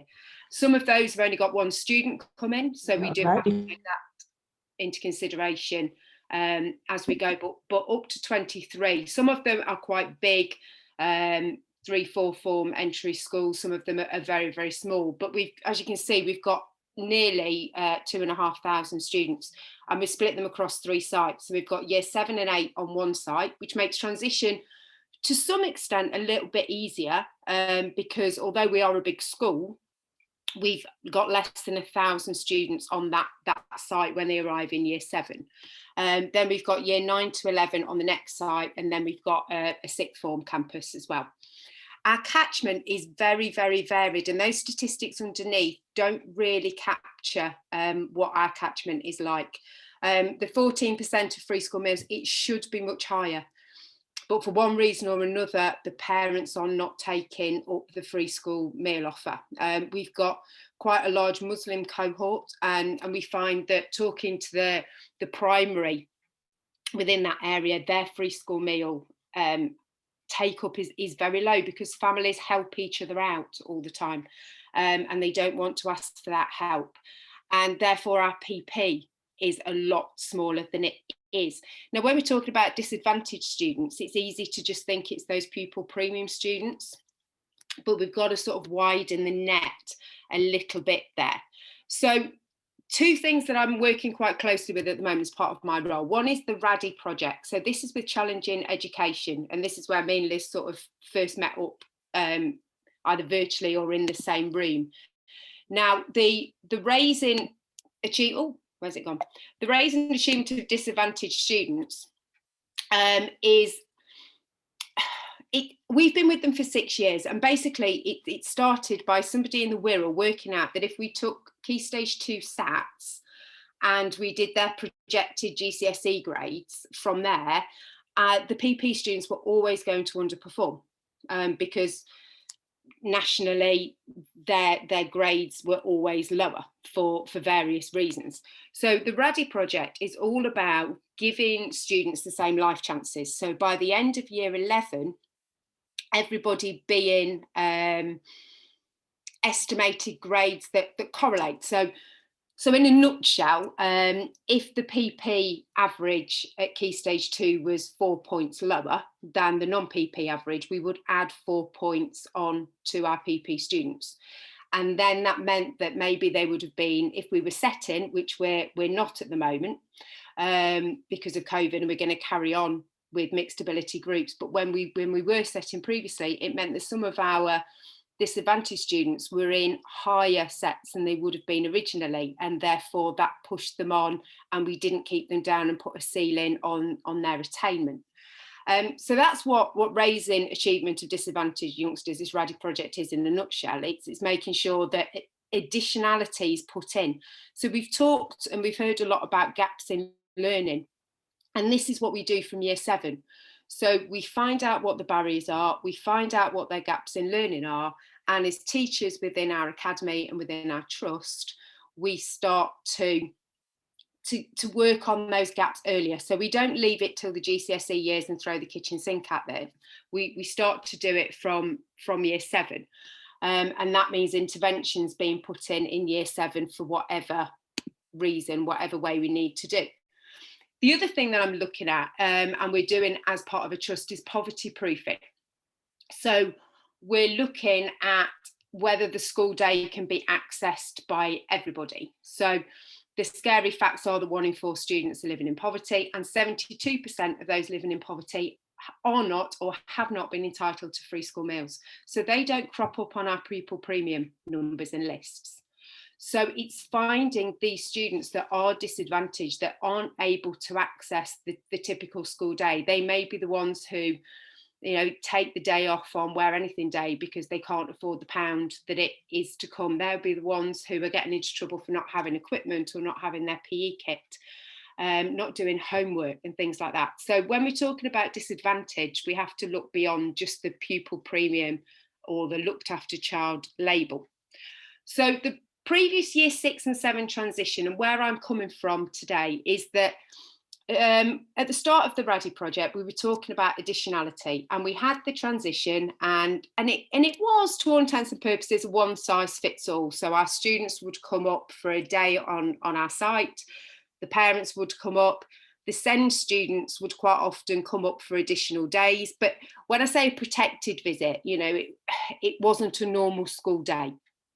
It was come up in small groups with people from your school.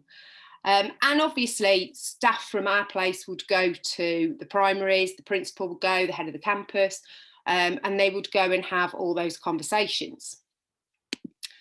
So the reason behind our additional transition day that we put on for the vulnerable students stemmed from a conversation with Challenging Education and the virtual school. And we had a meeting and we discussed the fact that for vulnerable students, they needed to know what a school day was actually going to be like. It didn't need to be protected, because all that did was raise the anxiety when they turned up in September, and it wasn't quite the same as what they'd experienced when they'd come up before. We needed to gain more information on these students, and then we could create really simple passports that teachers could have that said what their barriers to learning were, what their aspirations were, all of these sorts of things. So it started to relieve the anxiety and the fears of the students. And the soft data is so important, as well as getting, you know, your exam, your SATs results, how the students are doing, gaining that soft data, knowing whether parents were engaged, knowing who they worked really well with, knowing what their fears were, knowing what their barriers were. We also wanted to make sure that we allowed this smaller group. When I say smaller group, I mean, on this additional transition day, we still had over 100 students, which was about a quarter of the actual year group. But we mixed them up. So we allowed them to make friends with students from other schools before they came up on the big day. So they knew people, they knew more people. It took away a lot of their anxieties and the parents' anxieties about coming on that day. And we also wanted to make sure that we could pass on strategies that work. I'll always say in my role that primaries are quite an underused resource. If we're not able to get through to a child, why aren't we picking up the phone and talking to the primary school, which we now do, about what worked for them, what didn't work for them. And also the primary staff, a lot of our primary staff are worried about the students coming to such a big school. So the fact that we involve them in this additional day also means that they can see them in this new environment, and they know that they will be safe. So basically what I set out to do was, first of all, was to gain information. So I would go to the feeder schools, I talked to the key staff. So it might be the Senko, it might be the year 6 teachers. And I'd also go up on a separate day and talk to the students. And have a conversation with them about what their fears were, what their worries were, what they were excited about. Then they came up for an additional day, and then I could share information with the staff and create the passports to help the students. So gaining this intelligence, it was really important to go into schools and talk about these students, because a lot of our vulnerable children can be missed if we put focus additionally on the PP students in the SEND. As I say, so many people, so many families at the moment, especially after COVID, I mean, that figure of 72% not being eligible for free school meals, that was before COVID. I imagine that with furlough and everything else is now much, much higher. So knowing who these vulnerable students are, and you only get that by talking to staff. And the other thing is that in such a big school as ours, it's quite easy for that information to be stored in one person's office and not being shared. And that's really important. If we're going to teach these students, we need to know what their barriers are. Every member of staff, to some extent, needs to be able to support them if it's needed. Going into their schools meant that the students were often more open if I went to them. And it was basically a conversation that I'd have with the students, and we completed little forms. And as a member of staff, I've got to be prepared to share that same information. You know, I'm not going to ask them to do something that I'm not prepared to do myself. So the information from staff included all those things there. So the interesting thing about the previous looked after children is that I'm an adoptive mum myself. And I wasn't aware that that information that my child was adopted wouldn't necessarily be passed on to the secondary school, and that I needed to re-show the documentation that my girls were adopted in order for them to be entitled to the PP+. So knowing that means that if necessary, you know who the students are, you can ring the parents, you can ring the carers, you can get that information. And so that's not just the adopted, we're also talking the special guardianship students, so those that might be living with other family members. Because I found out, you know, within the last year or so that there were students that we'd missed, you know, that were in year 11 and we hadn't picked them up in year 7 because that information wasn't being shared. Young carers, we've just recently as an academy been awarded the Bronze Young Carers Award, and being aware of that, the figures for young carers is actually startling as well. 1 in 8 students in primary school is thought to be a young carer, and 1 in 5 in secondary. And the young carer doesn't have to take on lots and lots of the caring responsibilities, the fact that they have somebody in their family who is ill or recovering from an operation, whether it's the parent, a sibling, whatever, will impact on them. And as schools, we should be aware of who these young carers are, because they're doing an amazing job. But it might be sometimes that they're half asleep in the morning. It might be that they're not able to complete homework and things. And so it's really, really important that we know who these young carers are and that we can support them and send them to other agencies if necessary. We also needed to know, triggers for specific students. What's going to set a student off? And it could be when you think about adopted children, it could be in a PSHE lesson that if you're talking about alcohol abuse or something, you need to be aware of some of these students' backgrounds, or that might be a trigger for them. And we needed to know about strategies, specifically ones that don't work, as well as ones that do work. Levels of parental engagement. If we know that these parents are going to be hard to reach, we need to get in there early.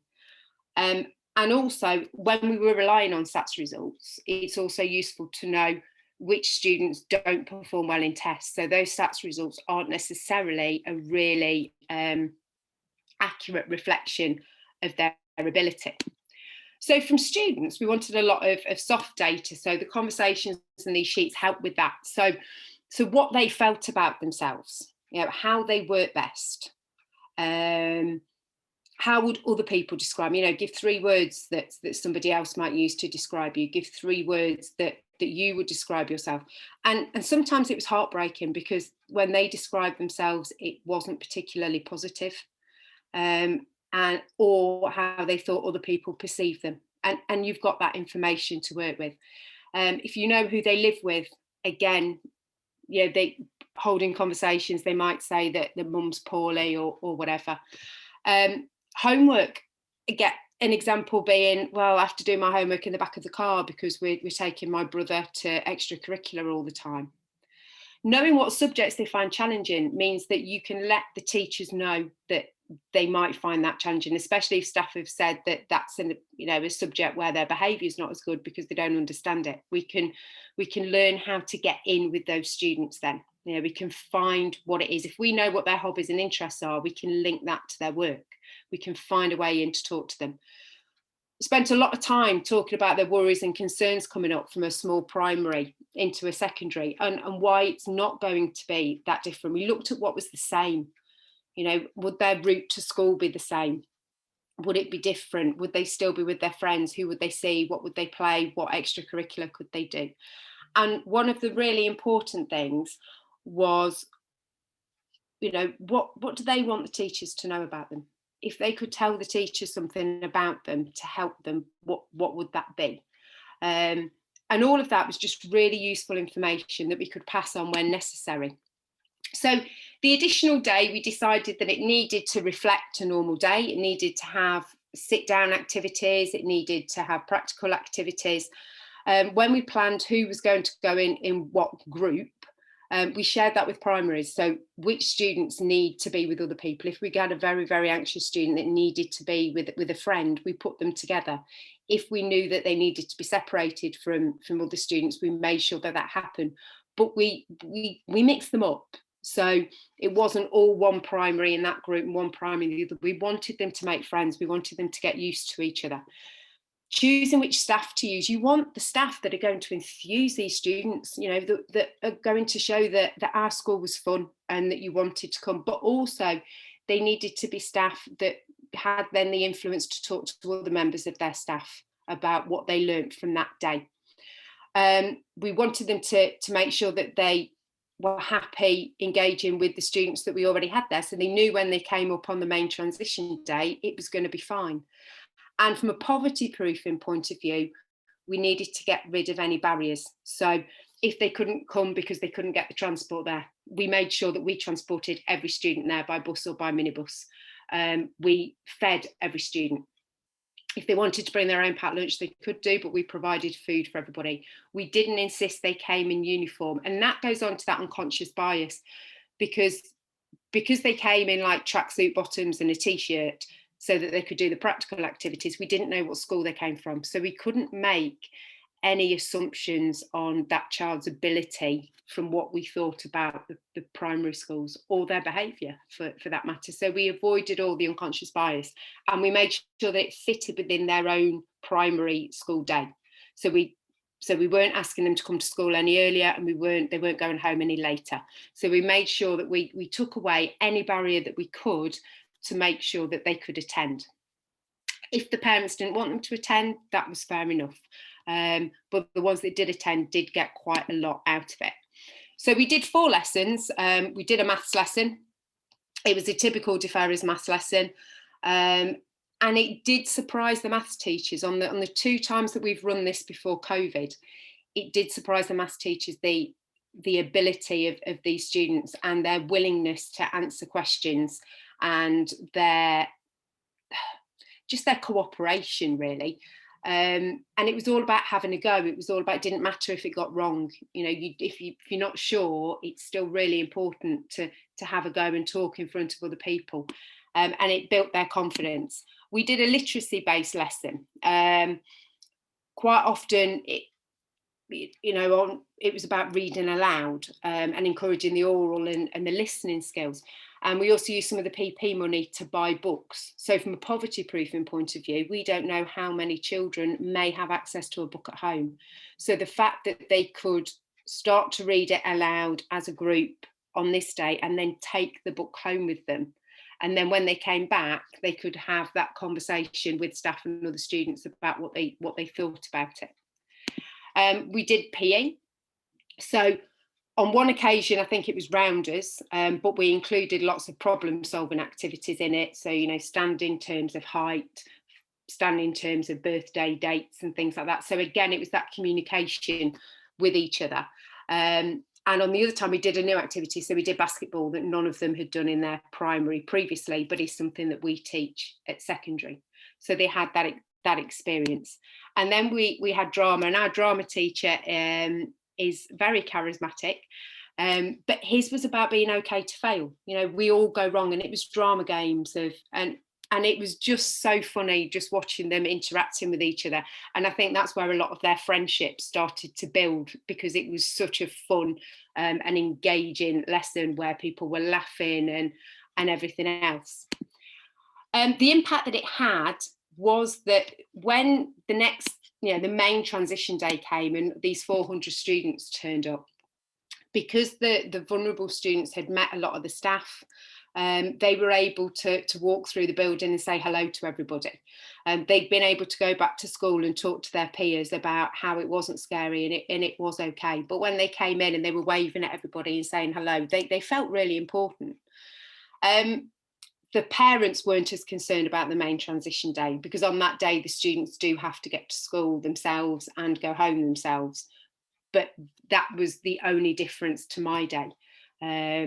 So it relieved that concern.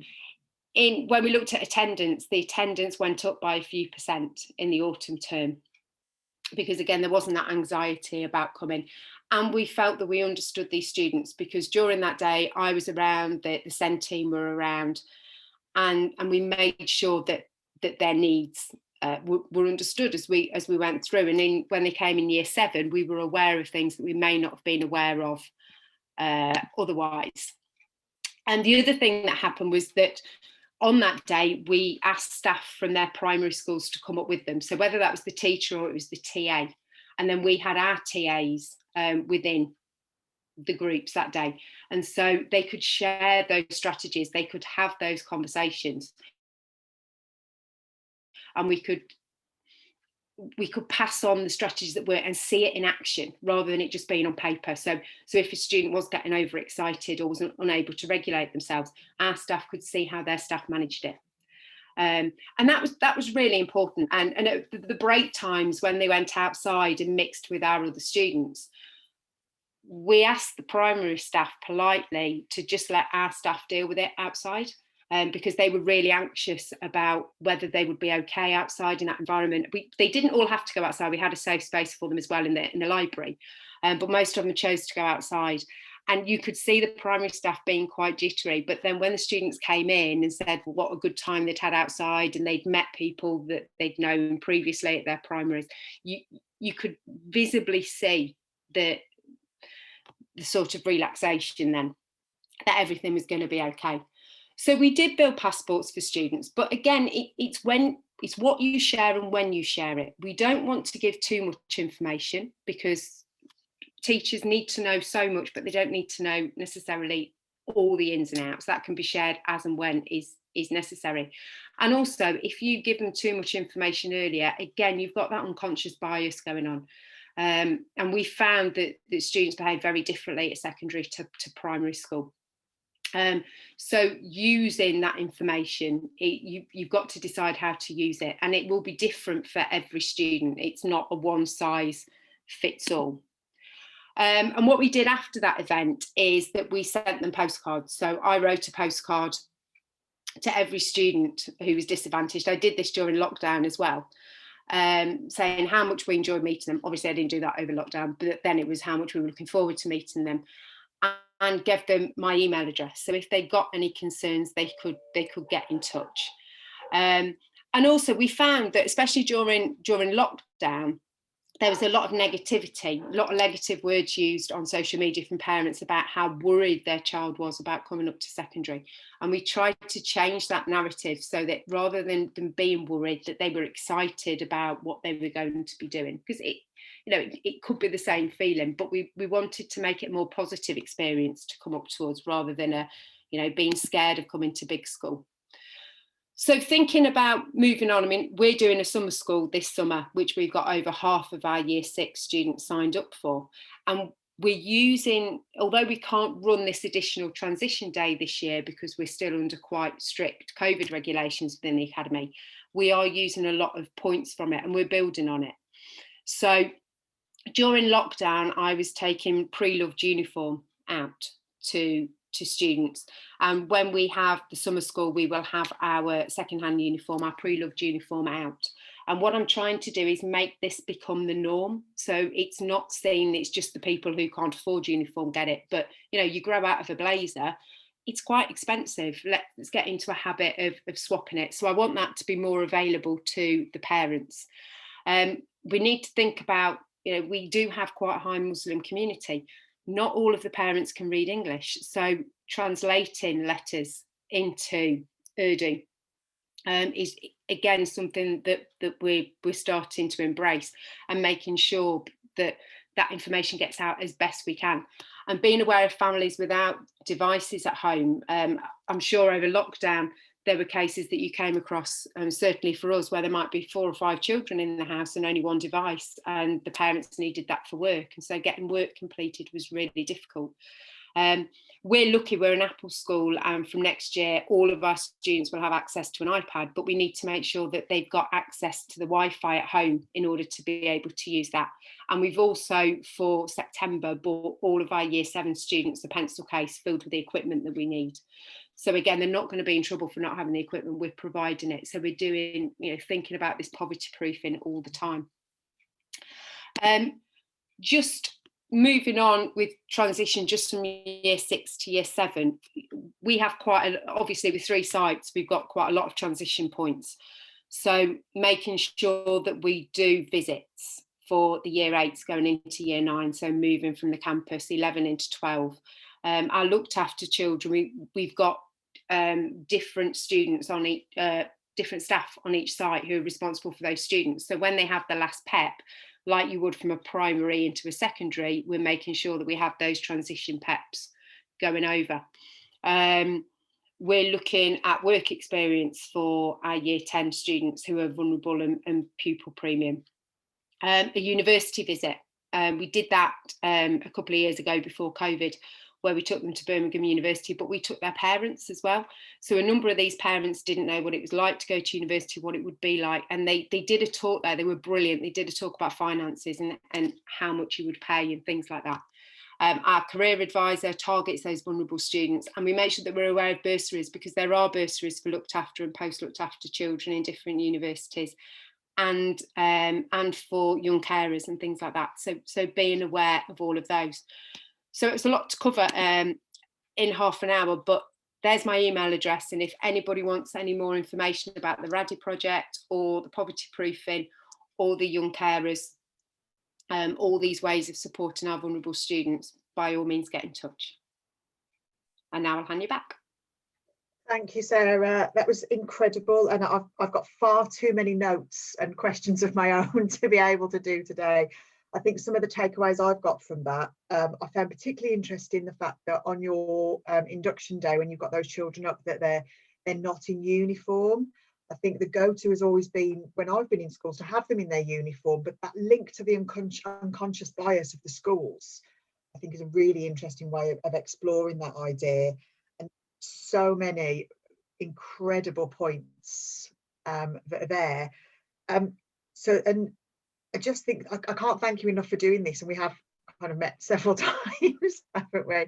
And if anybody wants to get in touch with Sarah, you're on Twitter as well, aren't you? Yeah. So we can do that.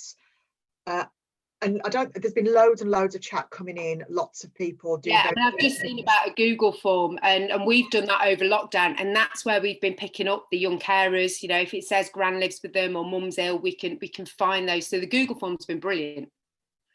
Yeah, and you're talking about having 23 schools. I mean, where I work, you know, it's not unheard of to have well over 40, 50 kind of partner primary schools.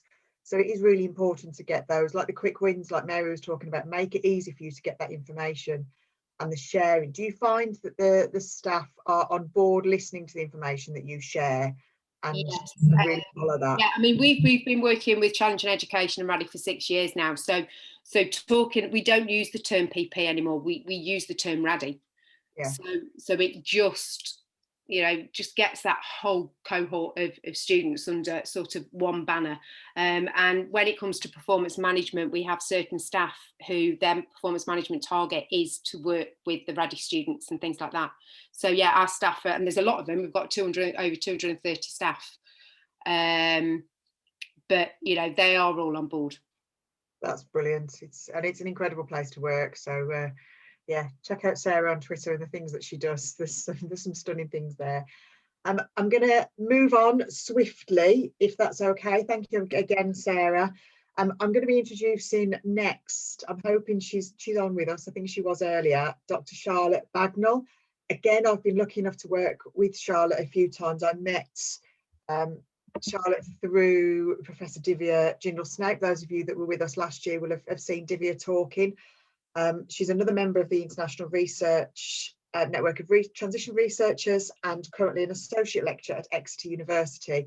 I can see she's already started sharing, so I am going to hand straight over to you, Charlotte. You're clearly there, and I'll see you on the other side. Thank you very much. Brilliant.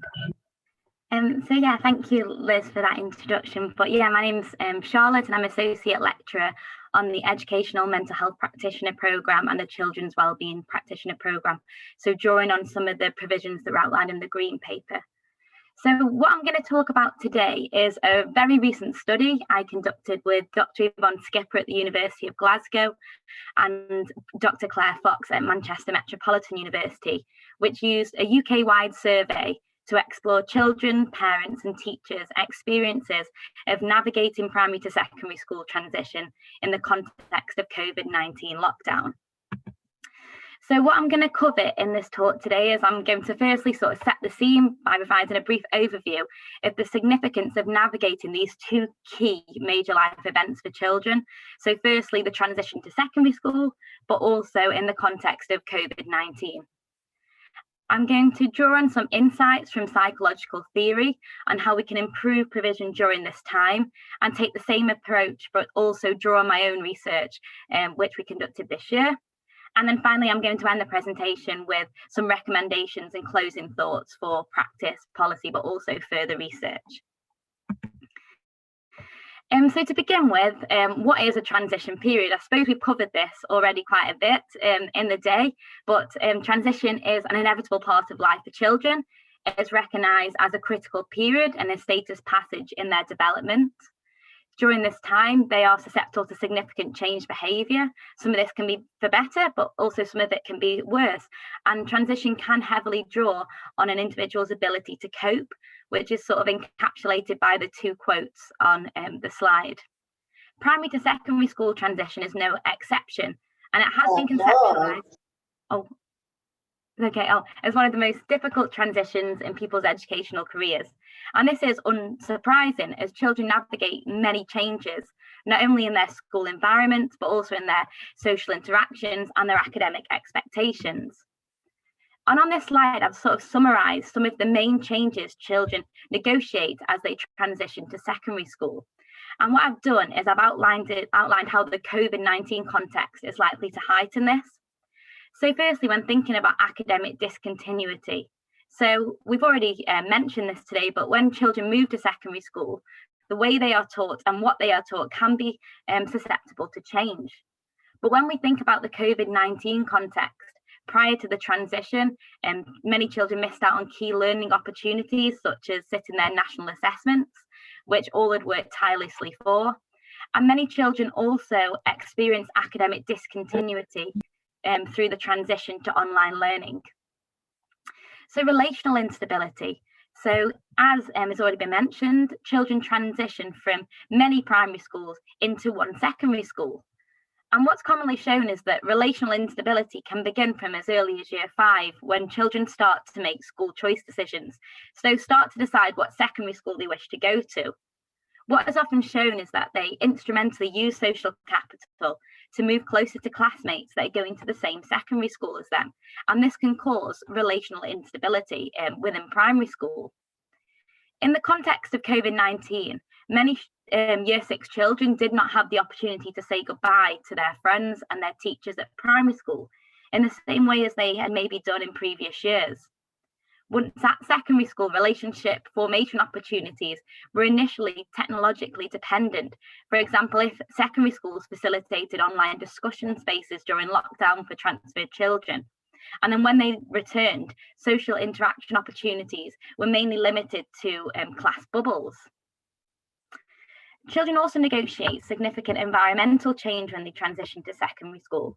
And these may be formal changes relating to the size and the structure of secondary school, which is likely to be much larger, but also informal changes relating to the climate and the ethos of secondary school, which is more mature. Children are exposed to older children.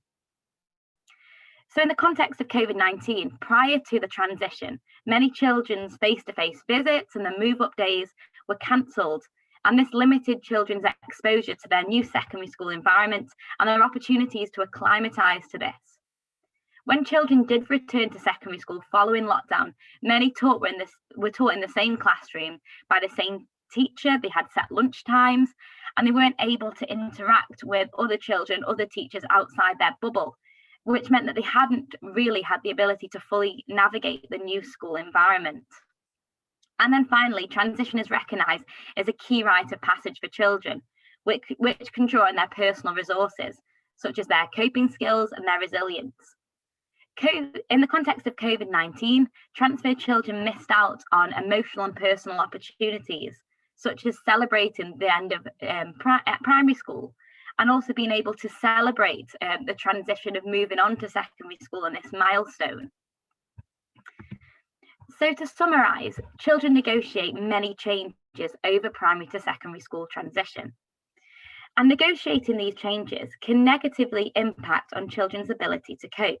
And this is especially prominent if the challenges of the transition exceed the child's coping capabilities and they lack social support. And as I've discussed on the previous slide, COVID-19, an additional stressor, is likely to heighten the negative impact of this. And we can also draw on psychological theory to inform this insight. So firstly, in line with the major life events versus daily hassles theory, whereas adults see major life events as more traumatic. So in the case of primary to secondary school transition, this would be the transition to secondary school in itself. For children, daily hassles such as disagreements with peers, getting lost, receiving a bad mark are more traumatic, especially if these hassles accumulate, coexist and persist, which is what is commonly shown over primary to secondary school transition. And this is in line with the strength model of self-control, which posits that our ability to cope and exercise self-control deteriorates as the number of stresses in our life increases. In other words, the more stresses we have to attend to, our ability to cope worsens. And this is shown over school transition, as emotional symptoms are shown to increase over the transition period and significantly correlate with school concerns. So the more school concerns children experience, their ability to cope is shaped by this. And then finally, the timely and sensitive emotional-centred support, which we know that children need in the lead up to primary to secondary school transition, was also threatened by the COVID-19 outbreak, as the multiple changes, along with the reduced support, is likely to increase the negative impact of school transition. And this is in line with the focal theory of change, which outlines that when rapid change cannot be avoided, more support is needed. So in summary, there's a need to address the negative impact negotiating these two major changes is likely to have on children's short-term and long-term school adjustment and also their emotional well-being. So as you know, this year, children have negotiated these two major events, both of which are associated with risk factors. So as you know, transition can be a heightened time for children. Children can experience stress and anxiety in the short term, but also if it's negotiated poorly in the long term, it can have an impact on children's adjustment.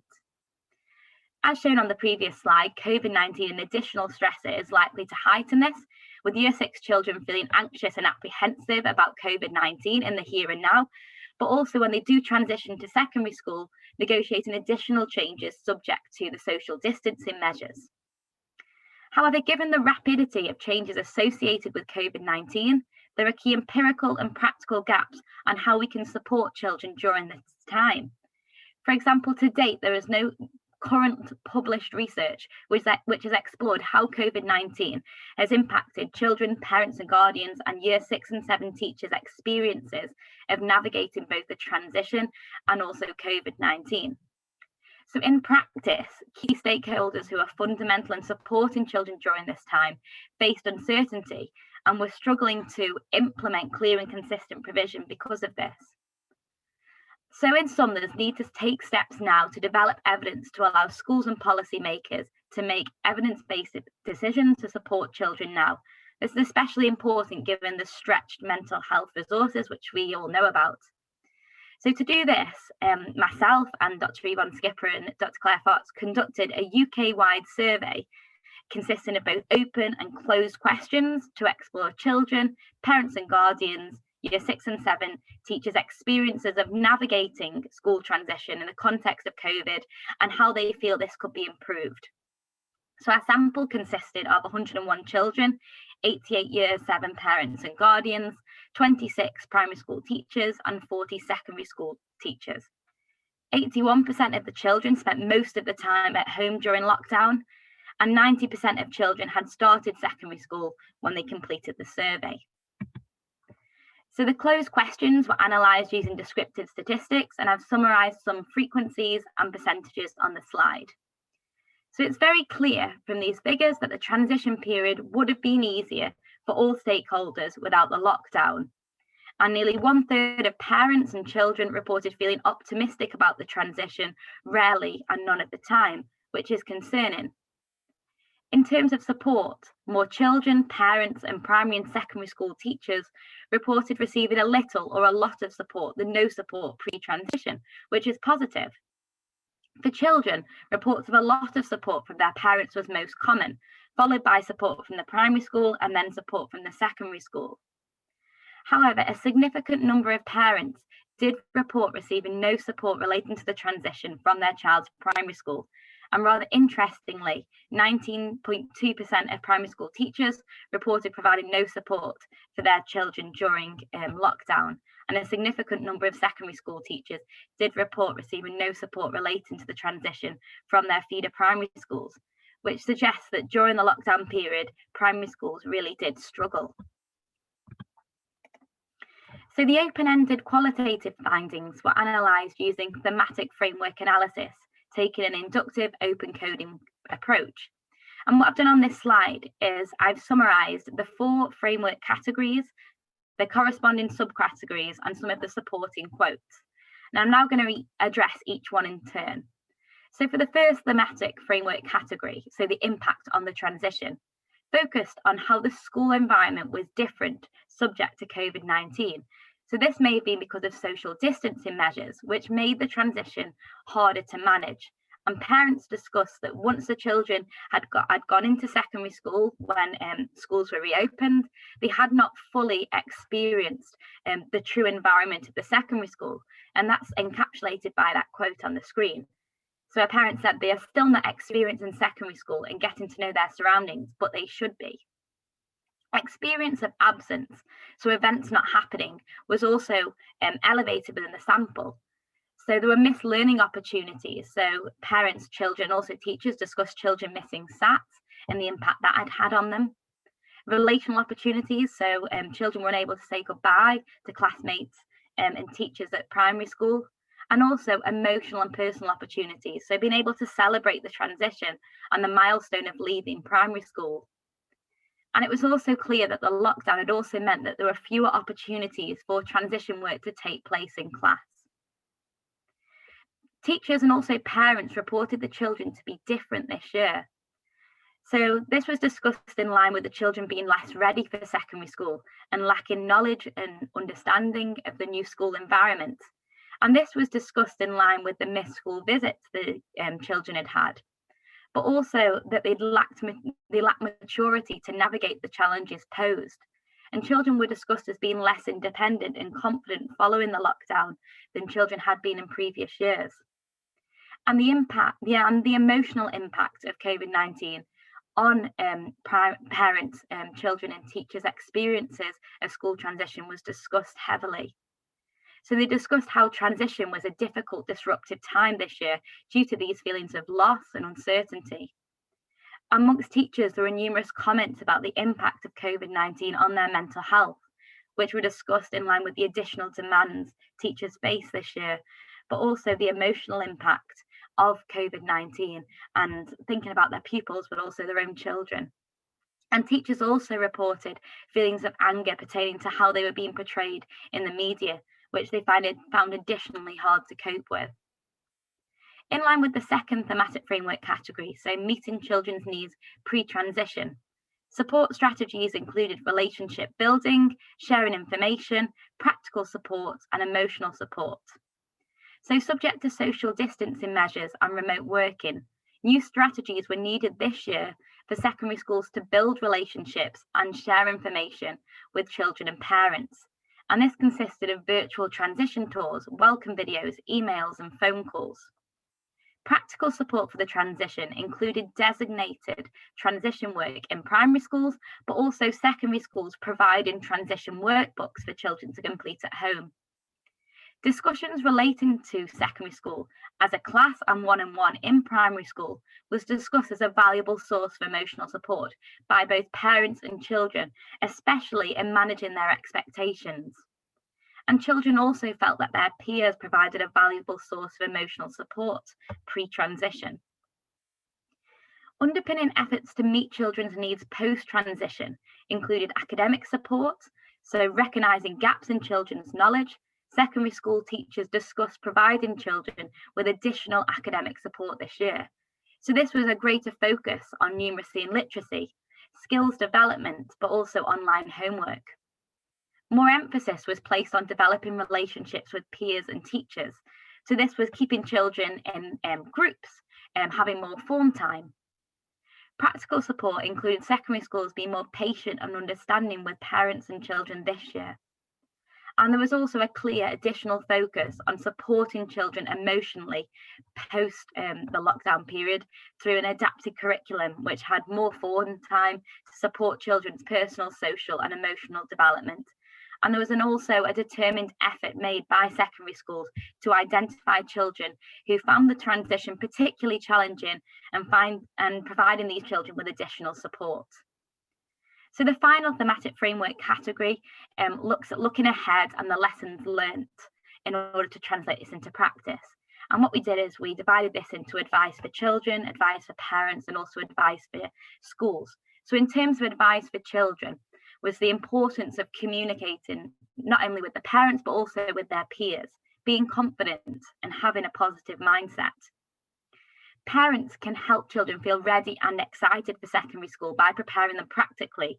So this may be practicing the walk to secondary school, preparing them academically, such as encouraging them with the schoolwork, and also emotionally, so talking to them about their feelings towards secondary school, especially if these discussions are open, honest, and child-led.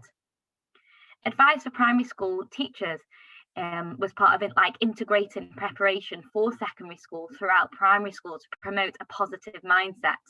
And this may be learning about secondary school standards to help children become more ready and feel more prepared for the transition. And advice for secondary school teachers included more virtual meetings and information sharing to enable children to get to know the school building and the people better before they transition to secondary school. So in sum, children, parents and teachers reported negative impacts of COVID-19 on their experiences of school transition. And this was discussed in line with the missed opportunities and also the emotional impact. Numerous strategies were reported to meet children's needs pre and post transition, highlighting areas of good practice, along with practical suggestions to promote the transition in the future. So we designed a set of recommendations, which I've summarised on the slide, in order to inform transition preparations now, but also in the future. So the first recommendation is that primary to secondary school transition should be integrated throughout primary school to promote a positive mindset towards the transition, which has already been discussed today in this conference. So this is in line with evidence that children can be at a greater risk of poor adjustment over primary to secondary school transition if they are not emotionally or cognitively ready. And that children who are more confident, prepared, and have greater coping skills find the school transition easier. So integrating transition support throughout primary school can therefore not only help to position the transition as a progression, but also provide the opportunity to scaffold these skills. In line with recommendation 2, a unique finding from the present research was the importance of celebrating the end of primary school as a milestone, and the sense of loss both parents and children felt in not being able to say goodbye to primary school and celebrate this milestone in the same way they had done in previous years because of the restrictions. Children who miss primary school are shown to report greater transition problems.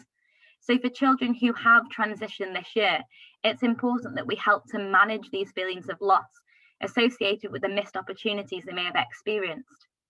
Thinking ahead to the future, if there were to be another pandemic, hopefully there will not be, fingers crossed, definitely not another pandemic. But if there was, there is need for primary schools to find ways to help children experience these key milestones in different ways. So it may be virtual leaving ceremonies, it may be virtual shirt signings to enable them to celebrate this key milestone.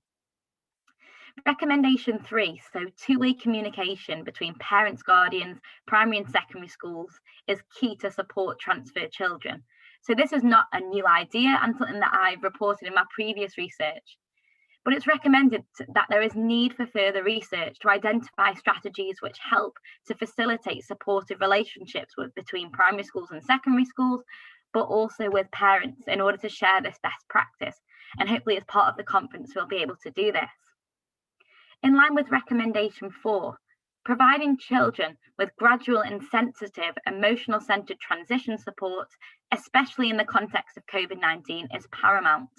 And specialist support within the school is deemed the gold standard in preparing children for secondary school. However, as shown in the present study, the school environment does not only constitute the physical stature of the school, and virtual transition work can be incredibly helpful. And finally, in line with recommendation 5, the present research provides support for the need to prioritise the mental health of parents and teachers in order to best support and attend to the needs of children. To do this, immediate provision needs to be in place for mental health recovery and time and space in the curriculum for this. So in sum, this research has identified ways that the transition can be managed more effectively, having short-term implications in providing evidence base to support children transitioning school this year, but also long-term implications when we are thinking about future transition years. So we're currently finalising our paper to submit to British Journal of Educational Psychology, But in the meantime, we have created an infographic, which I presented on this slide, to share some of these key findings to key stakeholders who are supporting children make the transition this year. I've included the infographic in addition to some transition resources on my website, which I've included a link to. And also on this website is a link to my emotional centered support intervention, which is freely accessible and you're able to download it. There's lesson plans, workbook, and also a sort of a lesson plan guide to go through, which are designed as part of my PhD to improve children's emotional wellbeing over primary to secondary school transition. I'm just keen for it to be used really so it can have the most benefit. So thank you for listening. I want to say a special thank you to the children, parents and guardians who participated in my present research. And also I'm looking forward to the question and answer session later. So thank you. Thank you, Charlotte. I was about to ask, are you free to come to the session later? Because there's such a lot of fascinating things.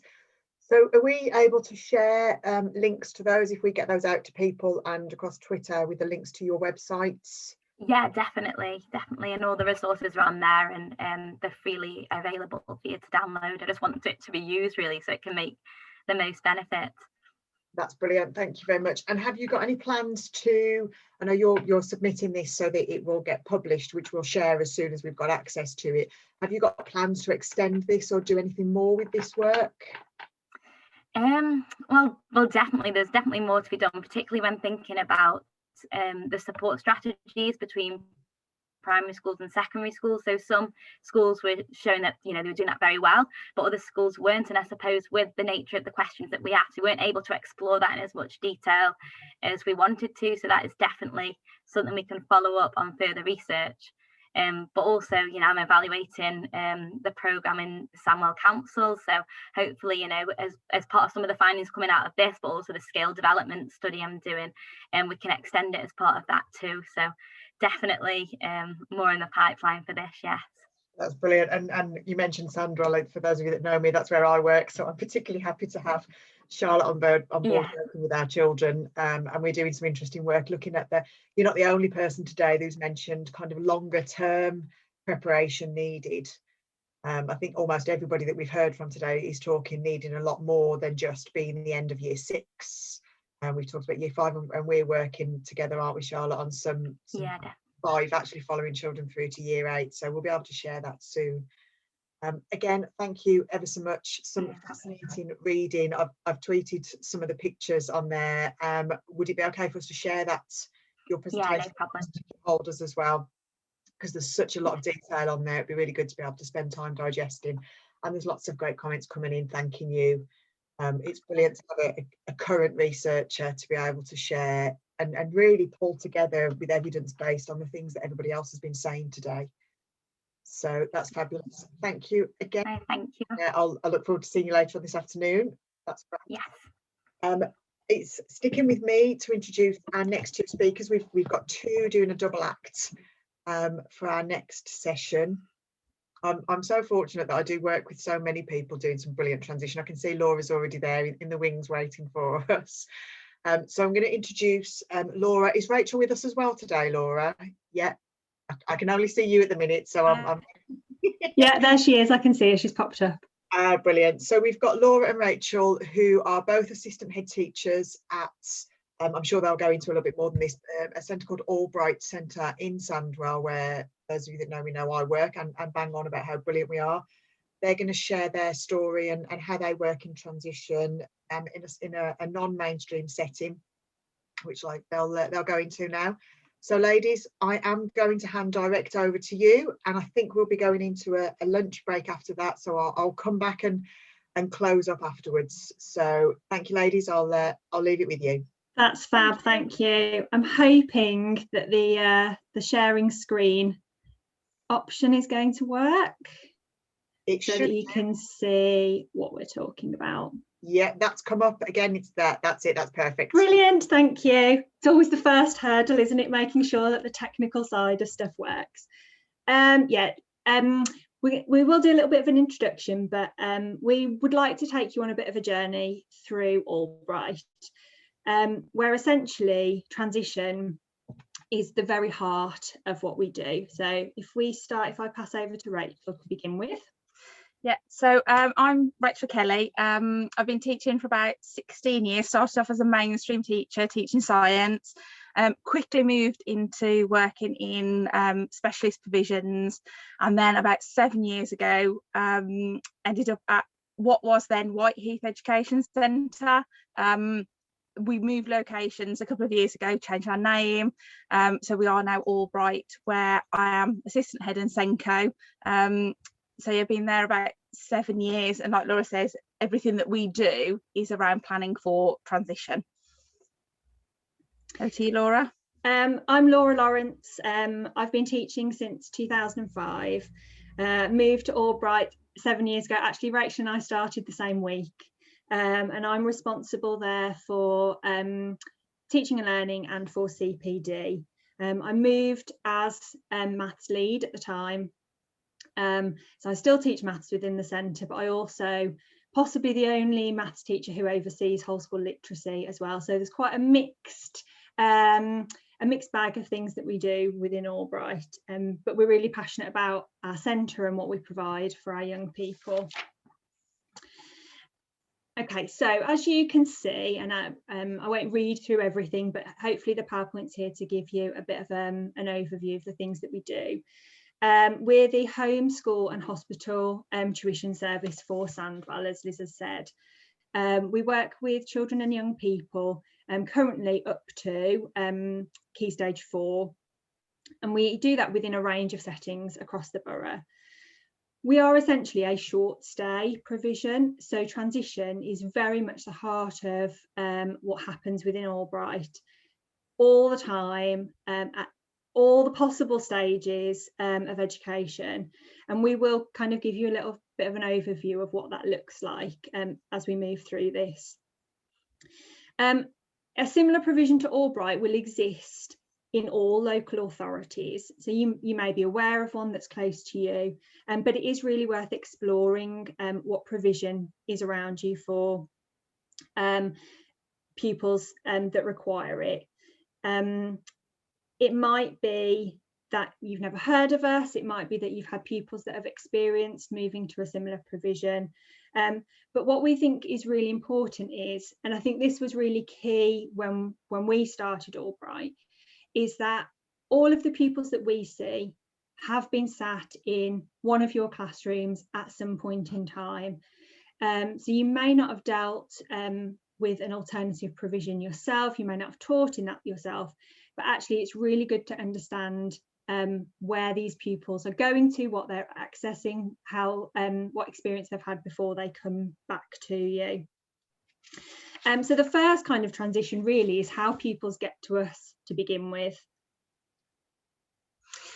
So all of our pupils are dual registered with a mainstream school, and it's schools that refer pupils into our service for various reasons. So those experiencing physical medical needs, or significantly, and there has been pupils needing alternative provision to support their mental health needs. I would say currently between 90 to 95% of our referrals are based around social, emotional, mental health, and actually since returning in March, our referral list has just exploded. We could fill our centre probably 3 times over. With that, actually, we do offer as much as we possibly can to as many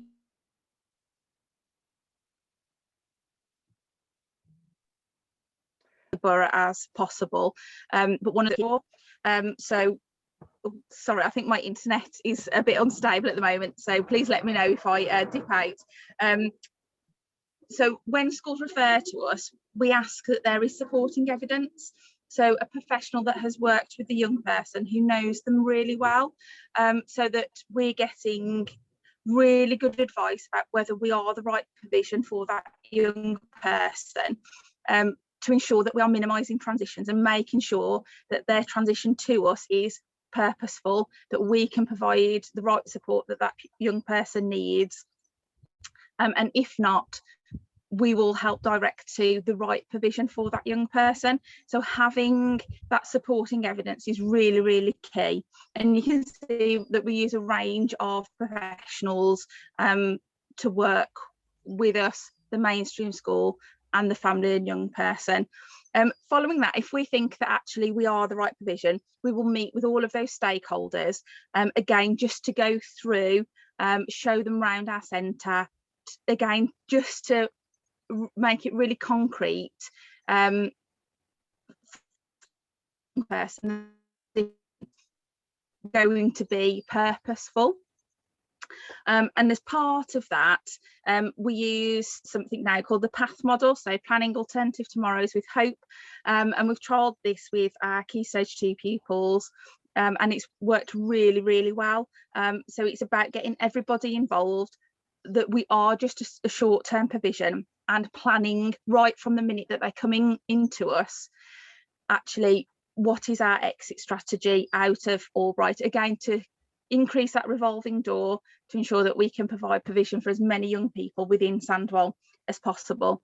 But actually, it enables the young person to take control of their transition as well. So they really feed into their journey through Albright and what they want at the end of it as well. And that may be a transition back to their mainstream provision, or it may be to somewhere else.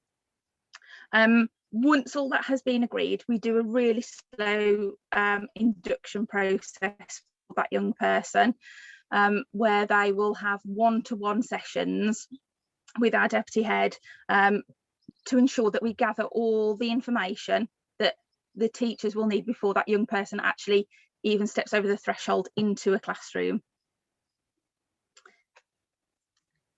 Laura? Okay, so once they get to us, let's see if my, oh dear, 1 second. This is always the technology. There we go. Okay, so once they get to us, what does it look like for these pupils? As you can imagine, for a setting like us, the curriculum provision is very flexible, and actually quite more often than not takes on a really bespoke package for each pupil, because there are lots of different ways that pupils can access us. I'll speak specifically really about their school experience, but their home tuition experience would actually follow a similar pattern.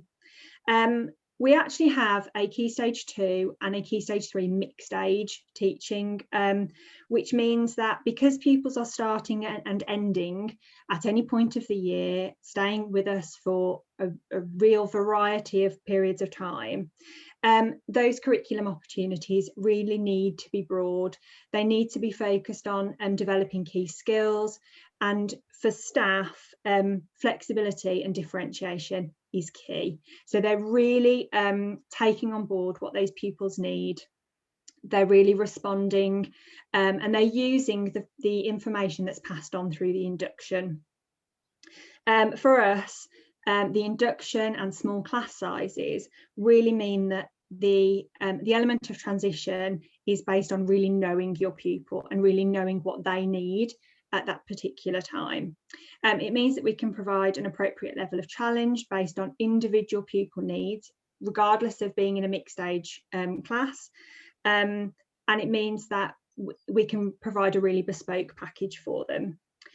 We also really recognise the importance of having a balance of the social, emotional and the academic provision, and then assessing the progress of both of those elements. Because we can have pupils that are coming to us from massively different experiences, massively different backgrounds, with very different needs, it's really important that we can assess those pupils where they are, both socially and academically, and provide support for them. In all cases, that readiness to return to a different provision is really key, and that's a really key part of our transition. That will take on lots of different forms, but again, that's where our staff are really used to recognising aspects of where we can support pupils and putting that structure in place for them. as part of the induction process, we have to recognise that lots of our young people have been out of education for some of them a significant period of time. We may have some young people that haven't left their house for perhaps 18 months. We will have some children that have been in mainstream school, but perhaps, you know, whatever they name their inclusion centre on site may have been based in there rather than in mainstream lessons. So we make sure that we've got a good grasp of their English and math skills when they come into us, and that is done on a one-to-one basis, like I said, with our deputy head, so it's in a non-threatening situation. So they do their English and maths assessment, and that information is fed straight back to teaching staff before the child even gets into the classroom. Pupils also complete our wellbeing survey, so that gives us an idea about how you know, they're feeling about themselves in terms of perhaps friendship groups, the experiences that they've had there, and what support they feel they need in terms of academic support within the classroom. They also complete a pupil profile, pupil passport, and that is very much pupil driven, but with the support of an adult to ensure that that information is given to staff, like I say, before they even enter the classroom. Once they're with us, it may be that we initiate learning assessments or an application for an EHCP if that is appropriate for that young person, which is where we really start to think about transitions out of our centre. So if actually it is agreed that we're going to go for an EHCP for this young person, at that point in time we may not know where that young person is going to go, whether they're going to return to their mainstream school that they came from, go to a new mainstream school, or perhaps a long-term specialist provision. So in that instance, we would make the decision that actually we know this child is going to move on to another setting. We don't know what that looks like at the moment, so we will reduce those transitions, and while that process is going on, that young person will actually stay with us to make sure that, like we said before, it's really planned transition for each individual. And I think actually we haven't added this on the slide, but it links really nicely into that, and some of the topics people have raised this morning is that specifically within the curriculum, one of the things that we've been able to do, because of the range of ages that we teach, is we've been able to introduce more transitional curriculum planning as well. So we've been able to plan the movement across Key Stage 2 into Key Stage 3 and Key Stage 3 into Key Stage 4, predominantly because of our size, but also because of having those age groups within our centre. But there is a longer term flow of transition that we can access, as well as Rachel was saying. So a pupil has joined Albright and they've been through that induction process. Actually, we wanted to give you just a glimpse of the type of transitions that go on, and these are kind of day-to-day, weekly occurrences for us. I quite often comment that we don't really have that September feel that you would have in a mainstream school of all change. Actually, this can be happening on different scales all the time. And I think we thought there's two things that we'd really wanted to kind of bring out to you as we're talking about Albright. And we've really experienced this ourselves. And actually, whilst our day-to-day workings might not be something that you experience, you might not teach in a similar provision, actually over the course of your career, it is likely that you will know of pupils who access a service like ours. And it's really important that you are part of that transition, and we really want you to be engaged in that and understand the experience that those pupils have. And secondly, you don't have to be responsible, have a title for transition to be involved in transition. And actually, we don't teach, we don't have the kind of year 6 to 7 specifically transition. That actually sometimes is one of them, but we are involved in day-to-day transition, and we can bring those elements into our classroom as well. So whilst you're not in a similar provision to us, there are things hopefully that we can talk about that can make a difference in your classroom on a day-to-day basis. So we're looking at 3 elements really of the transition process for Albright, and hopefully some of these will be something that you feel that you could take away. So Rachel, if you start with the managing transitions.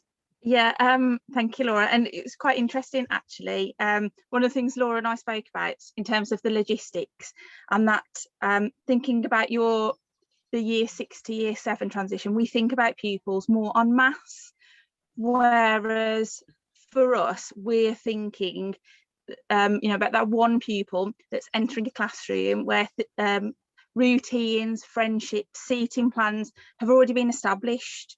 So it could be that we transition a pupil back into your classroom in February.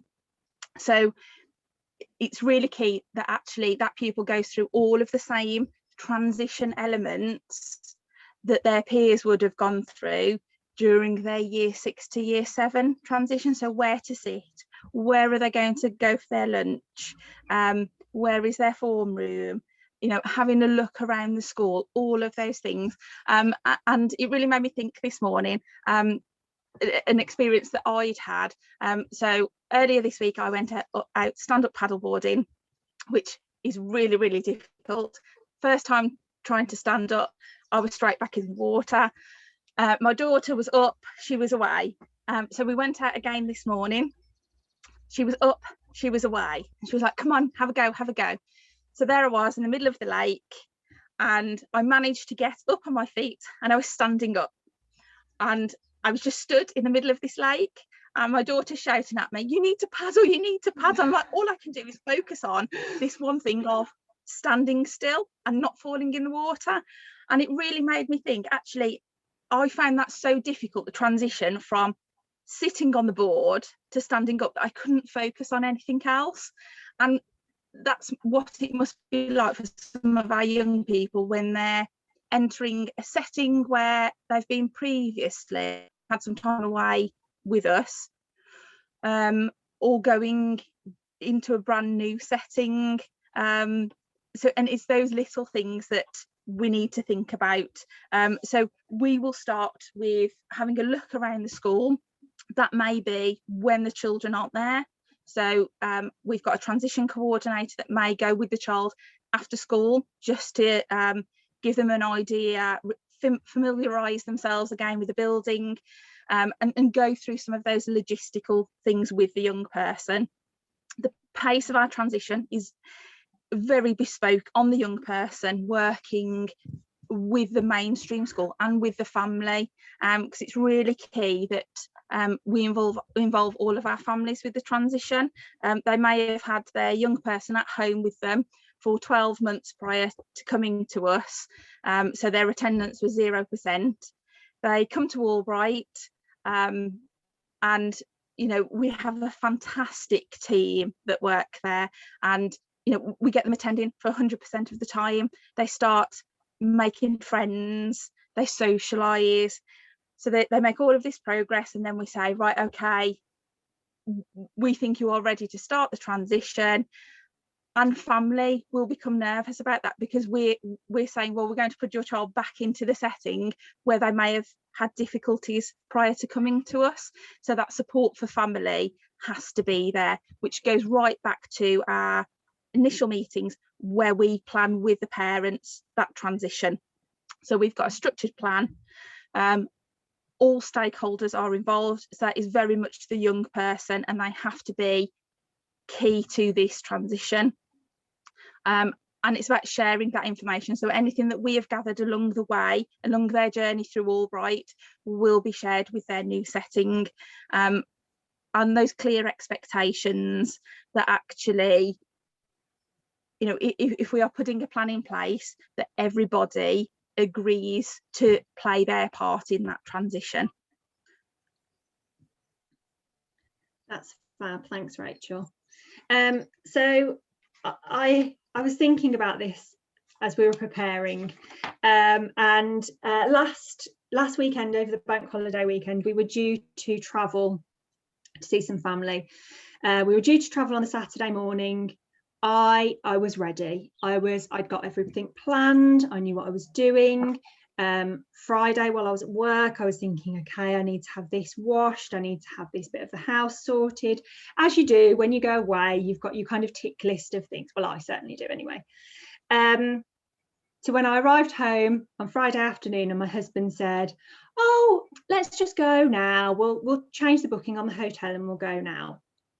And I thought, hang on a second, this is not part of my plan. I am not ready. The house isn't ready. The food's not ready. We're not in a position to do that. And actually, for me, going away is quite a big change in routine. It involved lots of planning. And this was an aspect that I just hadn't planned for. I hadn't planned for moving everything 24 hours in advance. And even though I knew something was coming, I wasn't ready for that extra element of change. And I think one of the things that we try to focus on is minimizing those extra steps on a journey, extra steps that possibly aren't necessary. And it really involves planning and planning again before things get started, before that process happens.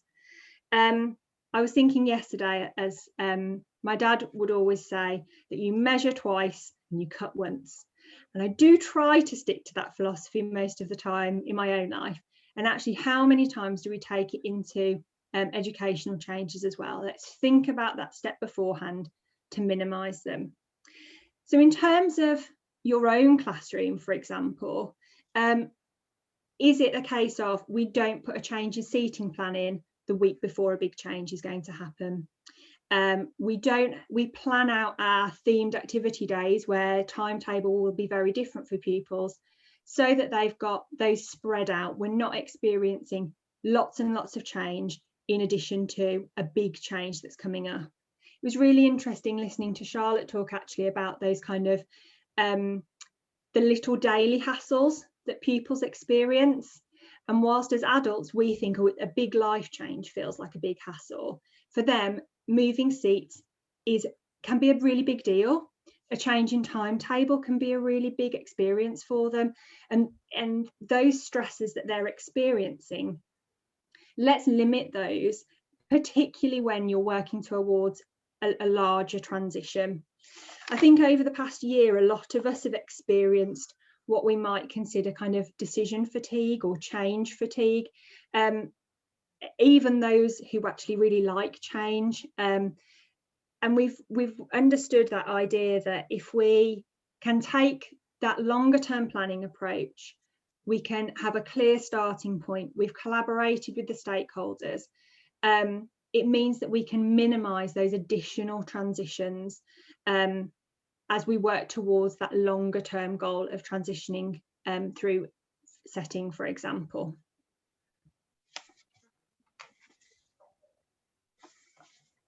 So the last one is maintaining that transition.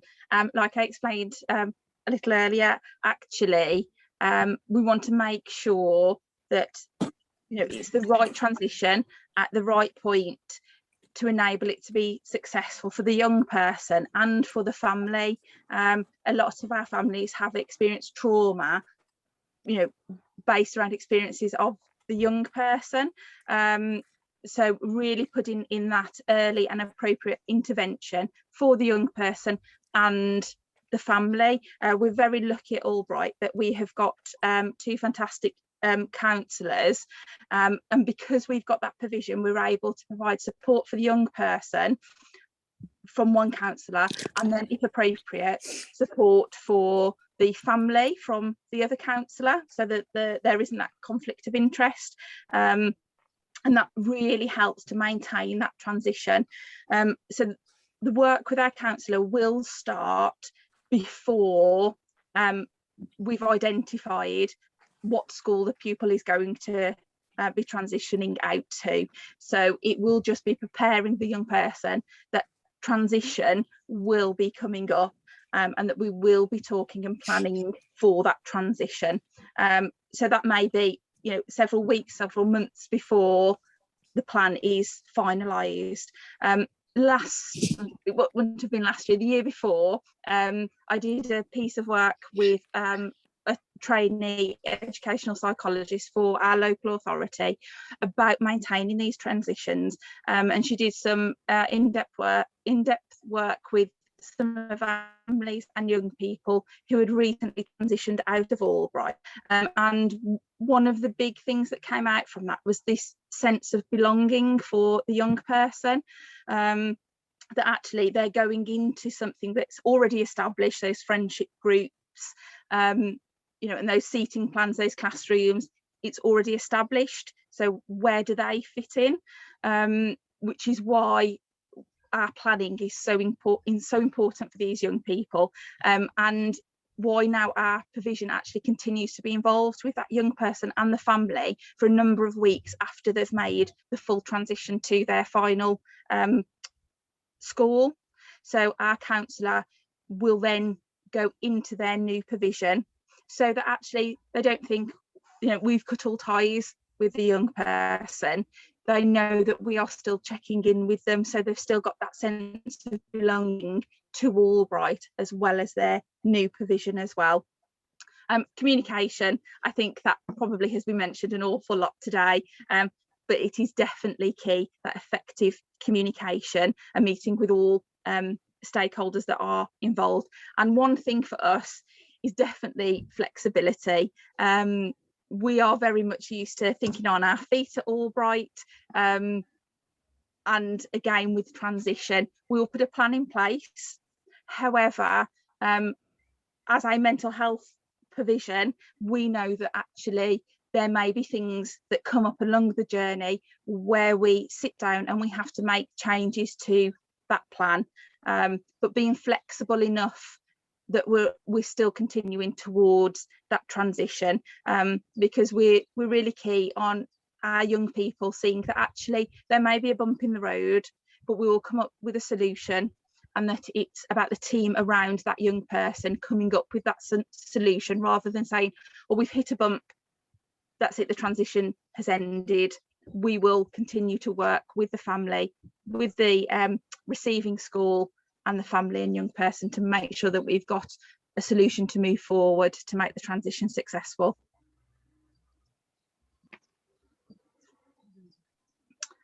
We could continue and talking about this for most of the day. But hopefully we've given you a little overview in terms of what we do, and our provision, and how essentially transition is very much a day-to-day process for us. It really is, isn't it? I'm just thinking about things you're saying, and it's not just the transition into your school, it's out of, and it's like I say, daily, and so many year groups that are coming in and out. Just remind everybody so you've got Key Stage 2 provision. You've got so on site we've got Key Stage 2, Key Stage 3 and 4. As of September we will have Key Stage 5 as well, so we'll have a post 16, but on home tuition we teach younger than Key Stage 2, so we start at from reception, year 1, on home tuition. And likewise, when someone's teaching within the hospital, it really is going to be a case of who was there that day. So you could move from a 7-year-old to a 15-year-old and then back to a 10-year-old. So when we talk about teachers being adaptable, that's certainly the case at Albright. And you mentioned that every area has got a provision like yours. If there's people on the call today that have no idea and wouldn't even know where to start, is there a way that maybe they could find out or communicate with schools like yours? Would that be a sensible or a good idea? Yeah, that would be great. There is I might have to send the link, but there is the National Association for Hospital Education, and they do have a list of many of the centres and their contact details, but they are a good point of reference if that's a particular area. There is also a list of, the DFE holds a list of all of the provisions that are similar to ours, and you can access that. A member of staff was getting some contact details We do network quite a lot within with teachers in similar provisions, because as you can imagine, for example, Key Stage 2 mixed age teaching is not an every school occurrence. So we really love speaking to other schools in similar provisions so that we can share our expertise, really. And I know you as a school and all your staff work really closely with the mainstream schools in your local area as well, don't you? You're certainly not an island in the area that you work. Do you find that quite useful and powerful when you're working with the number of schools? Yeah, absolutely. I think the more that we can, we just love speaking to other schools in general, really. We love speaking to people, between myself and Rachel. But essentially, like I was saying before, all of our pupils were your pupils. So for us, we really love to know what they've been experiencing in their day-to-day at the schools that they've been at previously. That really helps us. Hopefully we can support pupils as they move, as they come in, because we've got an understanding of what they've been doing. So it's all really part of that knowing our pupils. Yeah, I think one of the things that I took away is it's the fact that you're doing transitions so often actually needs to come into mainstream when we do have these mid-year transfers. And I think it was Rachel that was talking about, actually, even though the children are coming mid-year, they still need that same amount of transition information. Yeah. It's all new. And Nazma's just popped a question in for you, Laura, just asking how many children are in one class in your school? We've got class sizes roughly between 6 and 8. It will really depend. And obviously with what's gone on in the past year, we haven't been teaching home tuition. We haven't been going into people's homes, but we've done that virtually. So sometimes that's one-to-one, and then sometimes we've been able to establish small groups for virtual lessons as well. So like I say, it's a very kind of flexible approach. Very fluid teaching, isn't it? Yes, yeah. And I think for us, and I know this has kind of been mentioned, but the idea that a lot of pupils, particularly, I think the stat was is it the current year 5s, will, by the time they transition, they'll have missed so much of their big chunks of movement, that I just really think that all of us understanding as much about transition as possible is really supportive for everybody. It's going to have positive benefits all round. It is indeed. Thank you ever so much to both of you. Are you able to join us afterwards at the Q&A session as well? We can't, unfortunately. We're both, as you can possibly see, because I think Rachel has disappeared, we've both had lots of technical issues over the past 2 days. I'm not in my house, there is no power in my house. Unfortunately we're not, but we're more than happy for people to contact us via Twitter. We love having people to come and visit as and when it's appropriate. So feel free to kind of get in contact if there's anything you'd like more information about. Brilliant. And as Laura said, they are both on Twitter. You'll be able to see both Ellie and I have been tweeting, and several others tagging in Laura and Rachel. And if you're using on Twitter and using the hashtag TransitionEd2021, you'll be able to see what we're up to. Ellie, am I right in thinking we're now heading into lunch? Absolutely, although I should warn everybody that the length of this lunch break has been sponsored by the Department for Education, because it's accidentally only 15 minutes, so I'm really sorry. However, a quick lunch will be worthwhile, and even if you make something to eat and bring it back, you'll be back just in time for Nimish and Rebecca, who I think are then going to be followed by Aidan and then Georgina. So use the 15 minutes wisely, and I assure you the super short lunch break will be worthwhile. Absolutely. Right, go and grab that food, bring it back to the laptop, enjoy a little bit of sun while you can, and we will see you in 15 minutes, everybody. Have a great break.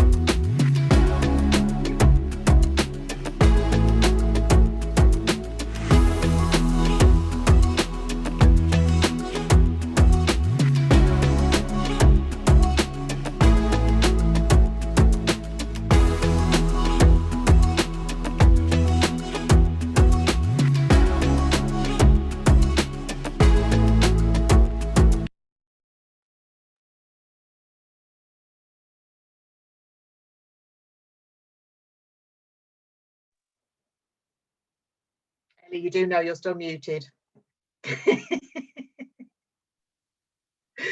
The perils of too many windows open, and some require you to press 800 buttons before you can do anything. Very annoying. However, after the speediest lunch potentially on record, I'm very, very pleased to be introducing Nimish Ladd and Rebecca Hales, who both work for the Wren School, which is part of the Creative Education Trust. And I just have to say, the name of that trust is something that just always makes me feel quite happy, because having creative in the name of a whole family of schools is something that I think just, well, yeah, it seems like an absolutely great move. And given what I've been told so far from the odd voice note from Nimish about what you do in terms of transition, definitely I think creative is the word. I'll say no more. I hope that a certain vehicle is going to be mentioned in the next 30 minutes. Yeah, great. Yes.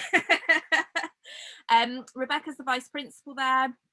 Nimish is the curriculum and research lead for the whole trust as well. And they're going to speak to us this afternoon about smoothing the process, so aiming for seamless transition from primary to secondary. So without any more rambling from me, I'm going to pass over to you two, as I'm sure you've got plenty to squeeze into the next half an hour. Thank you very much. So I'm just going to try to share my screen, and then I'll hand over to Becky for introductions. Can I just confirm that that is showing up?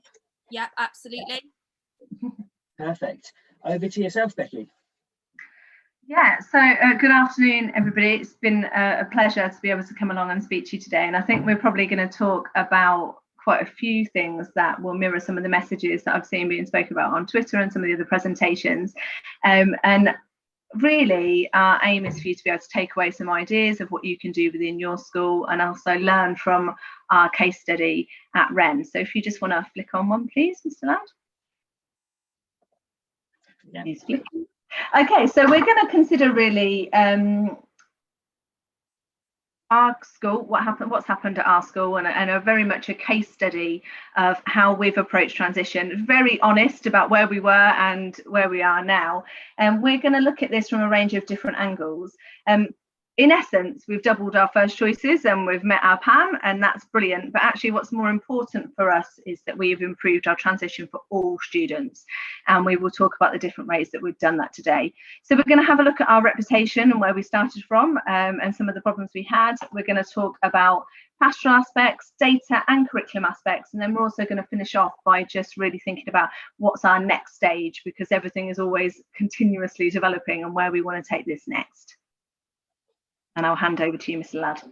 Thank you very much. So just a bit of the background about Wren School. I won't go so much into where we are and where we were, which Becky will tackle in a second, but Wren School is a split site school. Myself and Becky have had long links to the school. I went here as a student back in 1995 and have pretty much taught there for all but 4 years of my career. Becky has only been away from the school for about a year as well. It's one of those schools that has a real family feel to it.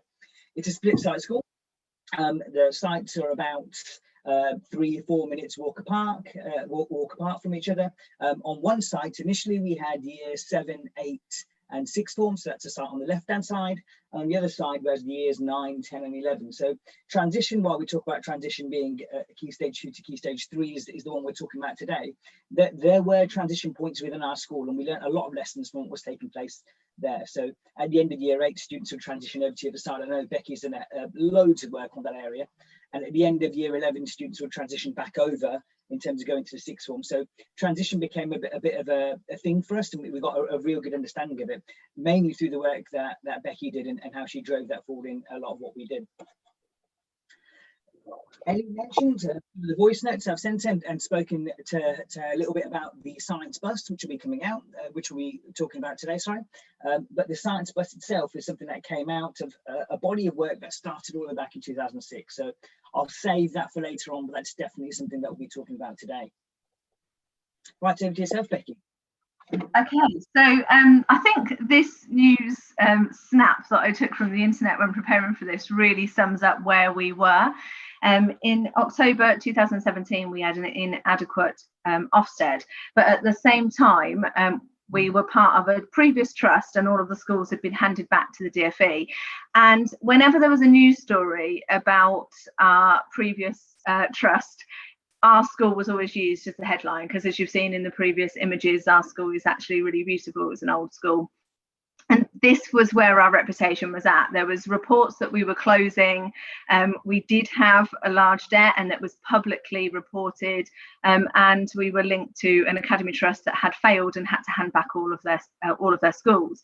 So this resulted in really a situation where we were 100 under our pan.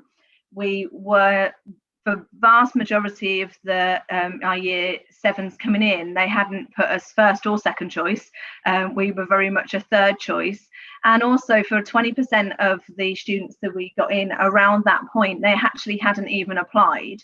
So they hadn't gone through the application process. So the year groups that we were getting around that time were very challenging, because actually they were already feeling like they were coming to a failing school, and that was a real issue. They hadn't selected us, and the parents hadn't taken their time to consider the transition. Some of them hadn't even applied. So obviously that was one of our biggest concerns, but we'd also had a real lack of consistency with transition. And I think really that comes down to the fact that it was a lack of priority, because we'd not had to worry about it previously. We'd always had the numbers coming in. And then when we found ourselves in a situation where we dropped so radically, and obviously there are financial implications of that, it comes back to this idea there had also been inconsistency, and staff had gone out to primary schools from Wren, but they hadn't always delivered on what they'd said and promised the earth, and not necessarily got to where they needed to. And from a school, yeah, it lacked a priority. It was a process that we went through. We did what I would say probably a lot of schools do, but we hadn't really thought about why we were doing it and what the impact was of it, and we weren't measuring the things that we were doing effectively either. So I would say at best most students had a fairly average transition coming into Wren at that point. Next slide, please. Okay, so the first thing I wanted to do, taking over and leading on this, was very much to rebuild our reputation. But actually the way to do that was by building trust in the community, and especially with our primary schools, and that was key. So it was decided very early on that actually I was going to become very much the face of transition, and in some ways actually became a little bit like the face of the school for things publicly.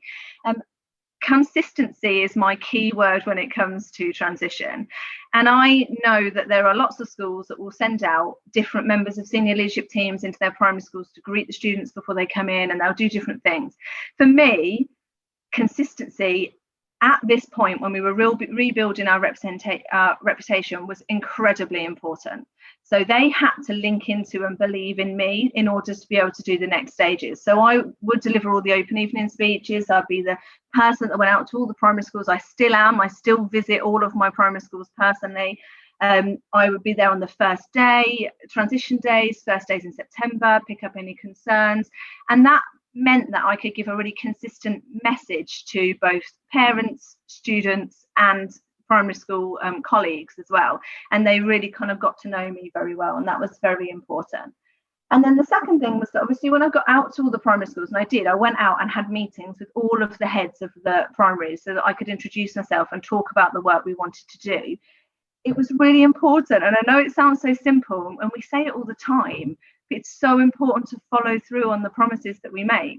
So if I'd gone out and I'd met with a head and they'd said, right, we've got a drama production later on in the week with our year 5s and 6s, I had to be there. No, well, if I'd said I was going, I was going to be there, and that was really, really important. And I think my plan with the primaries was that I wanted them to, if they were planning something or they needed a resource, they needed something, I wanted me to be the person that they thought of first. And that was really important. So if they were doing a project and they wanted to do cooking, I didn't want them to go to the other secondary schools. I wanted them to call me directly. And we've got to that stage. And I guess probably the best example I can give of that is when we were COVID testing, and obviously secondary started first. I picked up from quite a lot of my primary colleagues that there was a real anxiety about home testing for the primary staff. So again, we brought them in, we taught them how to test, we had those links, and they thought, okay, who can I call for support? And it was me at that point, and that was really important. And so slowly I became a part of their school community, and they became a part of ours as well. And so I would go along to parents' evenings, and I would be there at parents' evenings. I'd hand out guidance on the transition process. I'd hand out this cartoon, which is on the screen in front of you, to all of the students that were there. I'd answer questions, and I'd take out my primary school ambassadors, which I will talk about a little bit later on. And they're challenging stereotypes, but also ensuring that their interactions with Wren were really positive, and that was key. But then on the other side, those staff, the primary school staff, needed to come up to Wren as well, and not just with kids, but with the students from their school, but for other reasons. So we invite them along to our open evenings.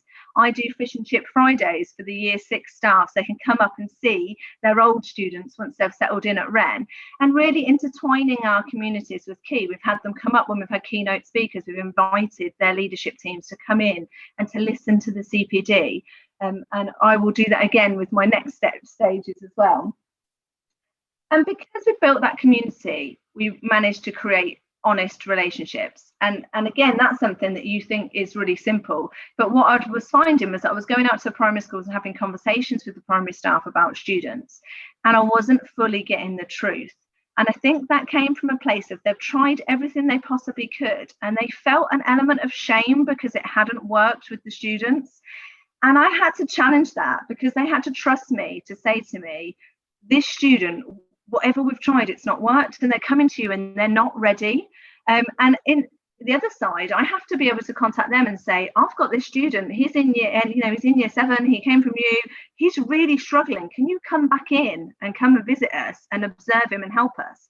And those honest relationships have been key. So now they'll call me in year 4 or year 5 and say, this student is going to come to Wren. He or she is struggling. Let's work together now, not in year 6. Let's work together now. What can we do now? Because they no longer feel ashamed in telling me that they're struggling. And again, that was key. And really, a lot of my rebuilding of reputation has been about the primary schools. And I guess people probably thought when you're talking about rebuilding reputation, it would all be about what goes out in the press. And I guess a key message that comes from me is never underestimate the power of a primary school playground.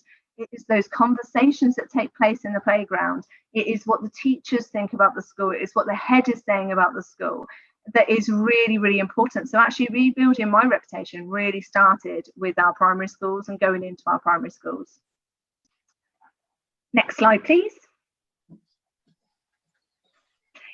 Okay, so the next thing that we really needed to do then was to use all of that to support transition for all of our students. And I think the first thing we needed to do, which we kind of alluded to when we said we had a lack of priority and where we were back in 2017, is that we had to figure out what our core values were as a school. We've spoken about being a family, and Nimish has already said about that. It's really important. But actually, our unique selling point was and still is that we are the school in the area that is the most supportive school and has the best pastoral care. And that doesn't undermine the academic aspects that we do. We do have, we're also a very academic school, but we have a reputation for being supportive with great pastoral care and getting the best out of our students, no matter who they are. And once we'd established that, transition became a key priority for the school, because if we don't transition them properly, we're not delivering on what is our core value. So we very much embarked on an idea of really effective transition for all, but extras for some. And I think that was the key plan. And you've seen the cartoon that was created and sent out to all of our students. We've developed very pupil-friendly resources that we hand out to the students when we go out. So the cartoon is an example of that. And I always tell them, right, you put that up on your board, you keep that. If you have worries or concerns, you go back to that and you see my face in cartoon on there and you see other aspects. But what we also developed was key information sheets for each of the primary schools, including a previous student from that school. So we've got an example on here of one of our primary schools, Croyland Primary School, and one of our primary school ambassadors, as I said, I'm about to come on to, who was interviewed about their process. And so when I go out to Croyland, I give them this sheet from a previous Croyland student, a student that they know, that they can identify with, and they can really kind of link into what they're saying, and they know about them. So certainly we wanted to improve transition for all, and one of the ways that we did that obviously was through consistency, through pupil-friendly work as well. But I've been doing a lot of reading about this idea about good goodbyes and great hellos, and this idea of actually being a part of their goodbyes. So I will go along to their leavers assembly, and they will see me with their current staff, and they'll see that very close handover. And really the great hellos was, my feeling is that primary school students should be in secondary schools all the time. They should be visiting loads. They should be coming up. They might not even go into the school. They might just go to the science bus, as we're going to talk about, or they might come up and use the sports field. But really, they should be coming up much more regularly. And every time they come, we ensure it's a very positive experience. So they have those really good hellos, which support a lot with kind of moving forward. I still believe that I'm the right person to go out to every primary school. So I personally visit 260 students. Even though I've got a busy job as a vice principal, it is essential. I take different people with me depending on where I'm going, but most regularly I take out my assistant Senko, because she is there spotting as well as I am. And that means that I've got my experience, so that when I meet with the students, I already know who needs those extras, because I've met with them. I then meet with the staff from the school, the primary school teachers. We'll meet with the Senko, we'll meet with the safeguarding team, and we're triaging this lots of information about where we are at. So I can then think about, right, and who needs what. And the extras that we work on will break down into two sides, really. We have the SEN support. So the SEN team will pick up students that need extra visits, that need we'll go around, we'll take pictures of key staff, we'll put it into a book for them, we'll get them up, we'll get parents in regularly. So we kind of have that side of it. But we also have primary school ambassadors. And I could have spoken just for 30 minutes about primary school ambassadors, because to me, they are a game changer. So we have year 7s and year 8s that we send into primary schools to mentor year 6 students. And I'm going to kind of just give one example of how, one case study of how this is impacted. We had a student that in a school that had a really extreme safeguarding traumatic incident, and had actually regressed down to when I first met them, they were presenting very much as a toddler. They crawled into the room, and they were coming to join me in 6 months. And it was just really alarming to see, and also to kind of figure how this was going to work out. And we have just been training up some primary school ambassadors, and I paired this student up with a primary school ambassador, and I'd take them out to the primary schools. They do artwork there, they do little sessions there, they get to know each other, and then they come up to Wren and they do the same, they do sessions here. And I was able to start building a confidence with that student, that they already had a friend, and it enabled them to, in collaboration with the work that was taking place in the primary school, to really feel like there was this close link. And when they were developing there, they were developing with us as well. That then transitioned all the way through, so that buddy, that primary school ambassador, was with them on those 2 transition days, came along to our summer school, greeted them in the first day in September, and provided this strong link. And the mentoring that we've been able to do, that sometimes starts in year 4, sometimes it starts in year 5, sometimes it starts in year 6. I went out the other day and I had a student that cried all the way through my session when I was talking to them, and they will be meeting their primary school ambassador next week. So the mentoring has been brilliant. And as I said, if anybody wants to get in contact and talk to me about that, I would love to give some ideas as to how you could introduce that in your school. And then that also kind of moved into our summer school. I know summer schools are the hot topic currently. We've been running a summer school for ever since I took over with transition. It's always been aimed at vulnerable students, those with poor attendance, safeguarding behaviour needs, particularly anxious.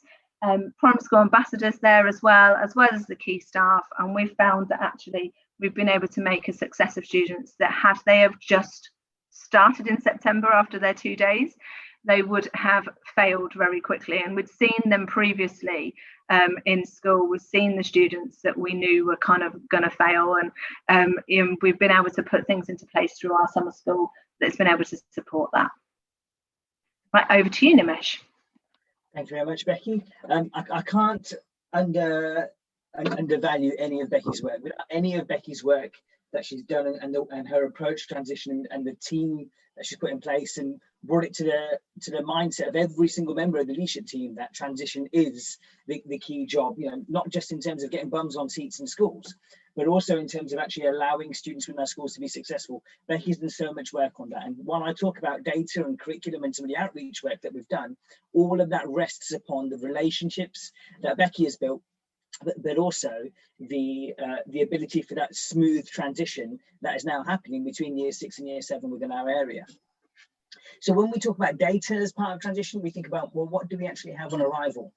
And how do you use what's actually been given? So in previous years, we've had stats data based on new scaled scores compared to what we had previously, which is the old Key Stage 2 fine schools. Do secondary schools actually dig into the data and start pulling out strengths and weaknesses from the dashboards that they can receive? Now, it's quite interesting that when we first started talking to parents about what information they were actually given, that information wasn't always communicated home.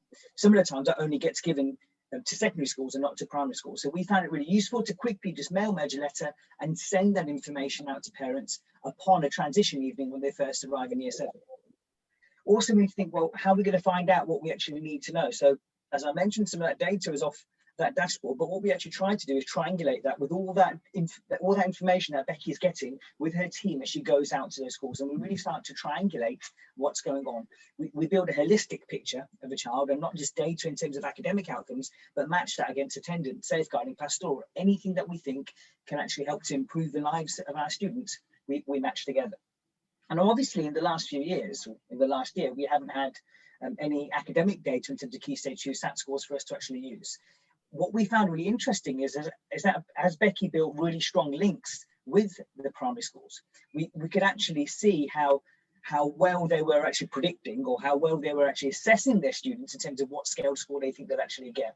So while we didn't get any scaled scores next year, we had a very strong indication about who would be near expecting standards, who would be our normal range of catch-up students, because of the information that Becky was actually receiving from the primary schools.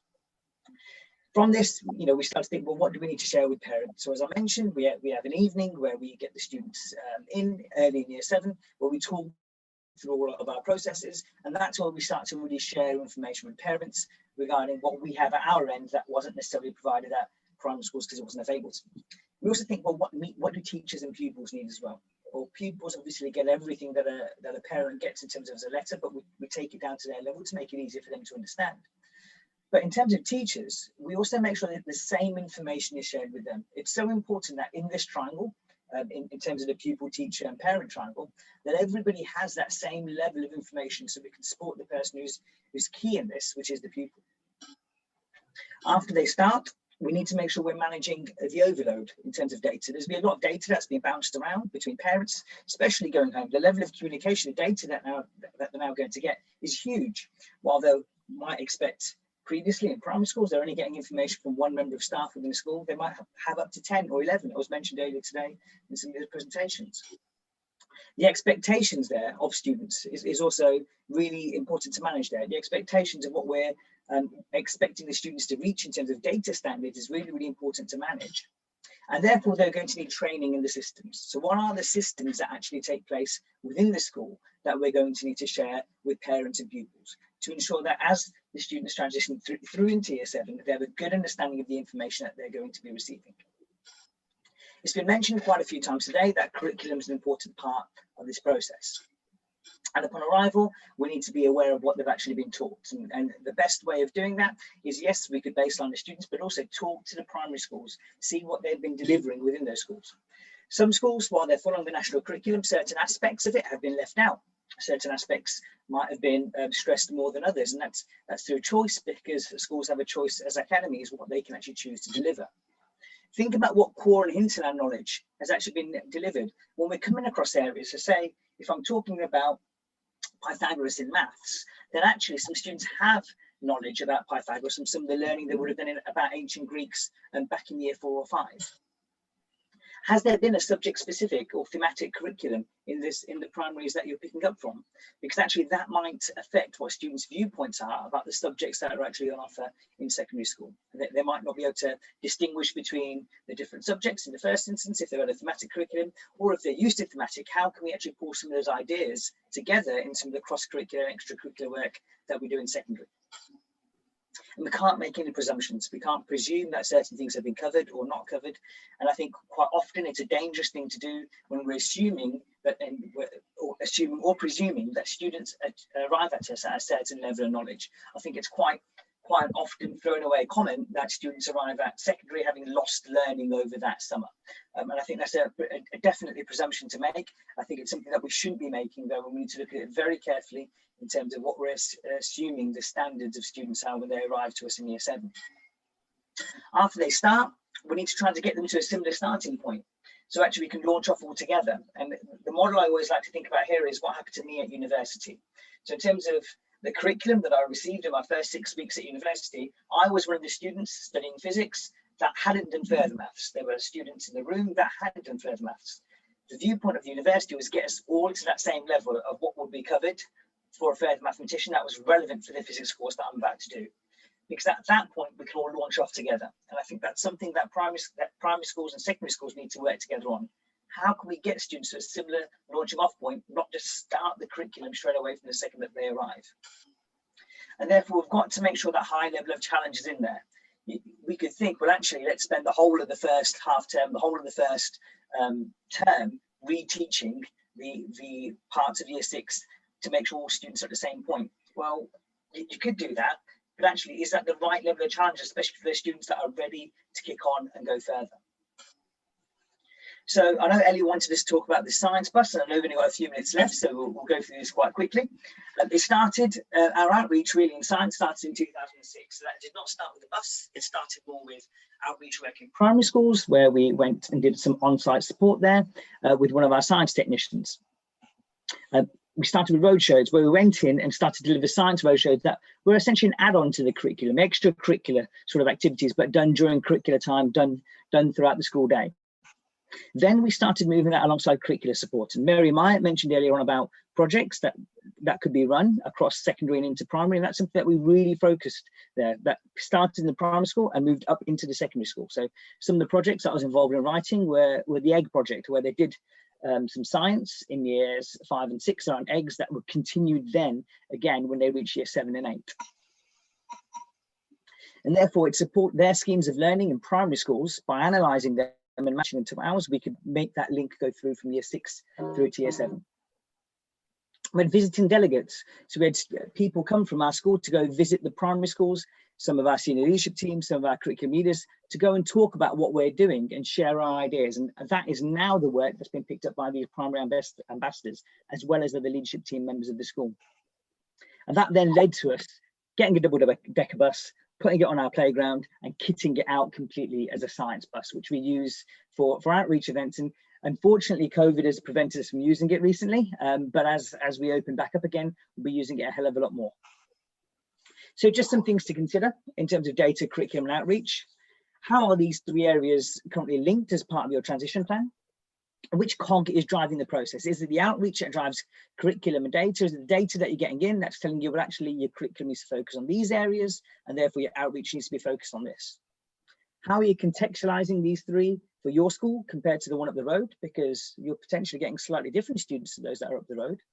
And remember, this whole process should be student-centered. And how do you discuss these 3 areas in detail with your parents? Now, we did put a little bit about character education at the end, Becky. I don't know if we've got much time to go through that, but if we could have a 1-minute overview, I'm sure Ellie wouldn't mind. Maybe just 1 minute. That would be nice. Just to really say kind of our next steps. There is an element, obviously, with COVID where we need to rebuild a few relationships because it's been more over email than face-to-face. Even though I am going out and doing all the primary visits, we're working on that currently. But the next stage really is I could tell you already which primary school students will blend in easier into Wren just by my work on the primaries, because they are the schools where our values are very closely intertwined. And when what they're talking about and they're fostering related to character is in line with what we're doing.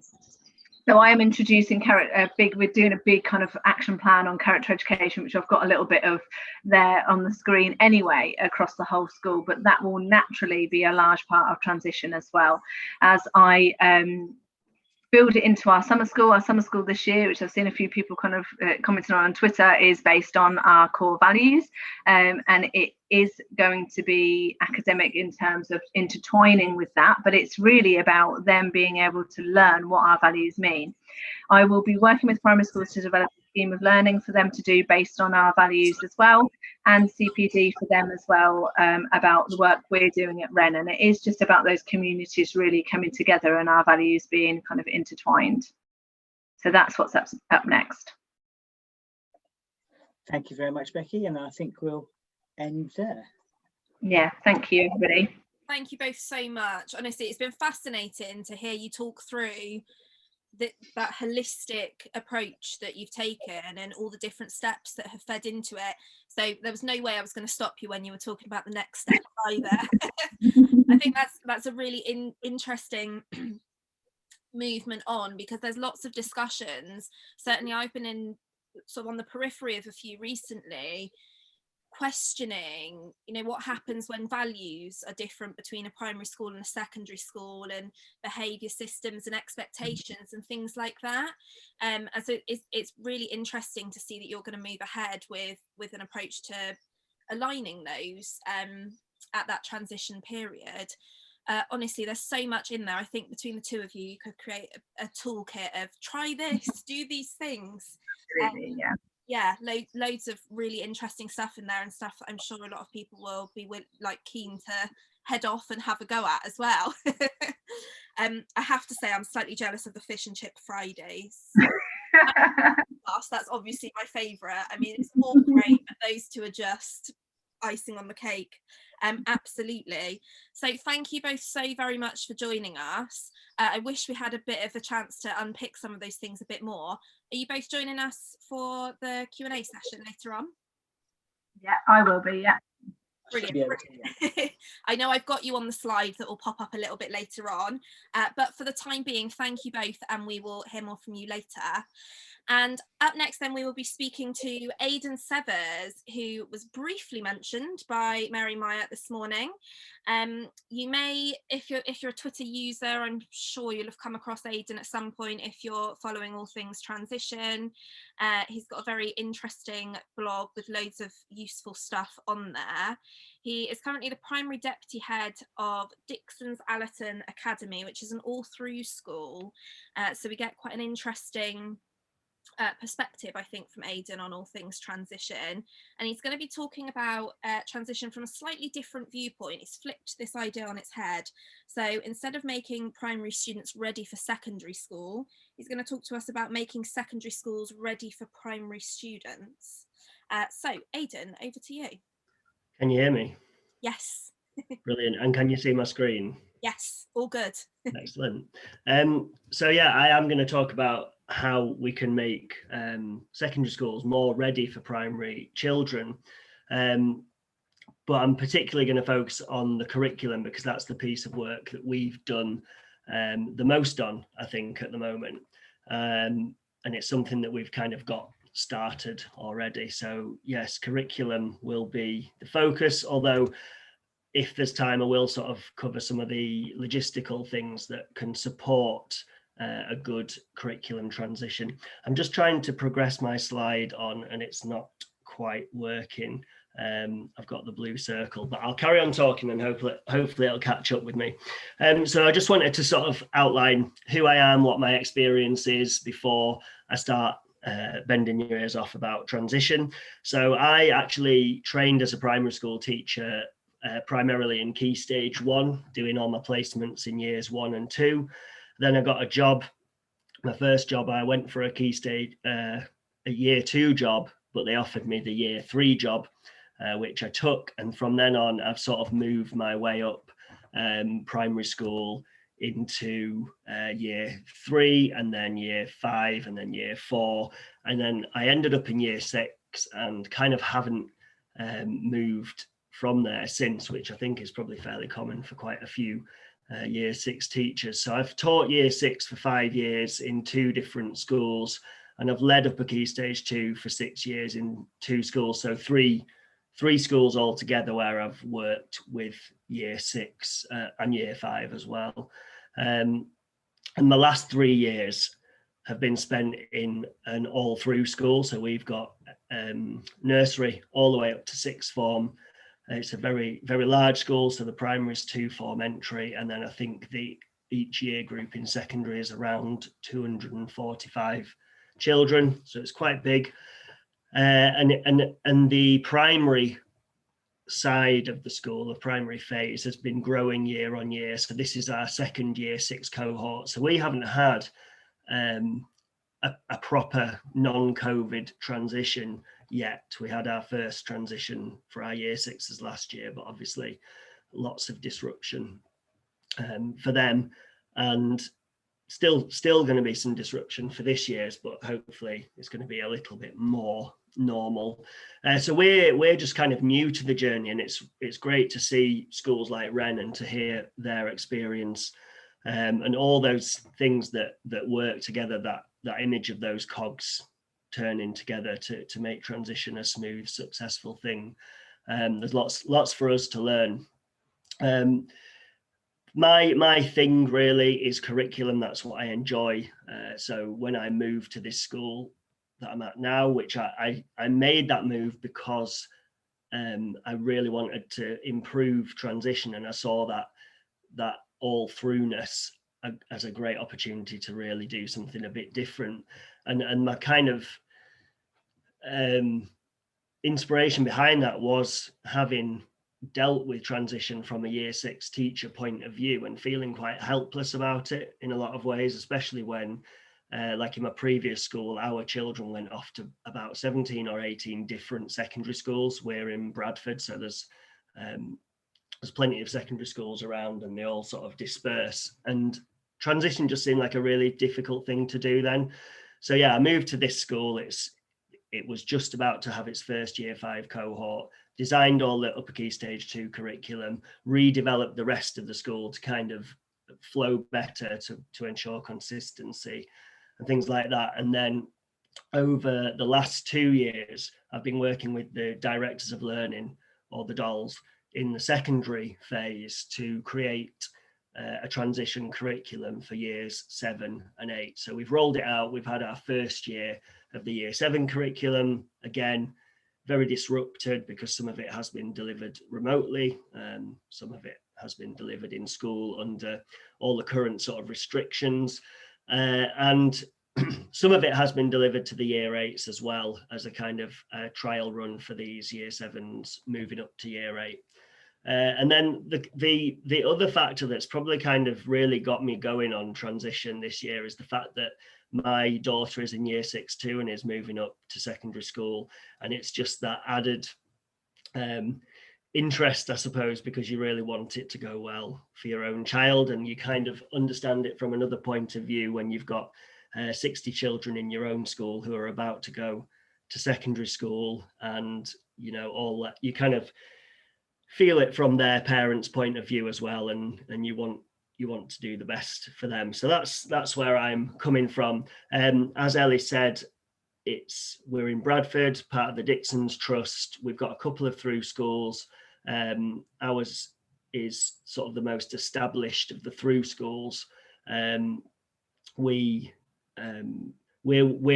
We're on a journey with transition. Anything I say today is kind of just part of our exploration, rather than our sort of, well, here, this is what you do and this is what's best. It's just kind of what we've been working on. I know Mary touched on this earlier, so looking at transition or induction. So you've got this commonly held kind of, not a belief necessarily, but a way of thinking, which says that transition is all about those systems, those routines, the logistics. So making sure that children know how to read a timetable, how they know how to move from one room to another, making sure they've got the right equipment, all the sort of sanctions that they might expect if they're not following the rules, learning what the rules are in the first place, how they do lunch times, what's happening at break time, all those sorts of things. Our induction, those are the things that we want children to be able to do so that they can access what they're really in school for, which I would say is the learning. So although obviously during our transition, we want to work on induction and helping children to access all those things, we kind of,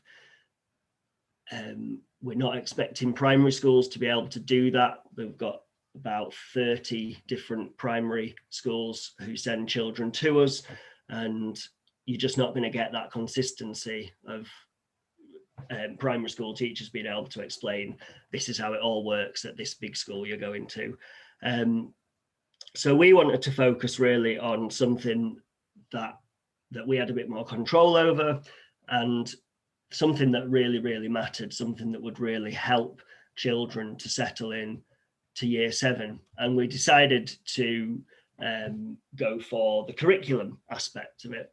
I think the way I see it is that in order to improve actual transition, not just induction, is that you want to reduce that cognitive load of what the kids have to acclimatise to when they arrive. So if you're expecting them to be sort of perfect in terms of how to read a timetable, how to get to lesson on time, then that's what their heads will be full of. And then you kind of running the risk of the learning not actually taking place as effectively as it might be able to.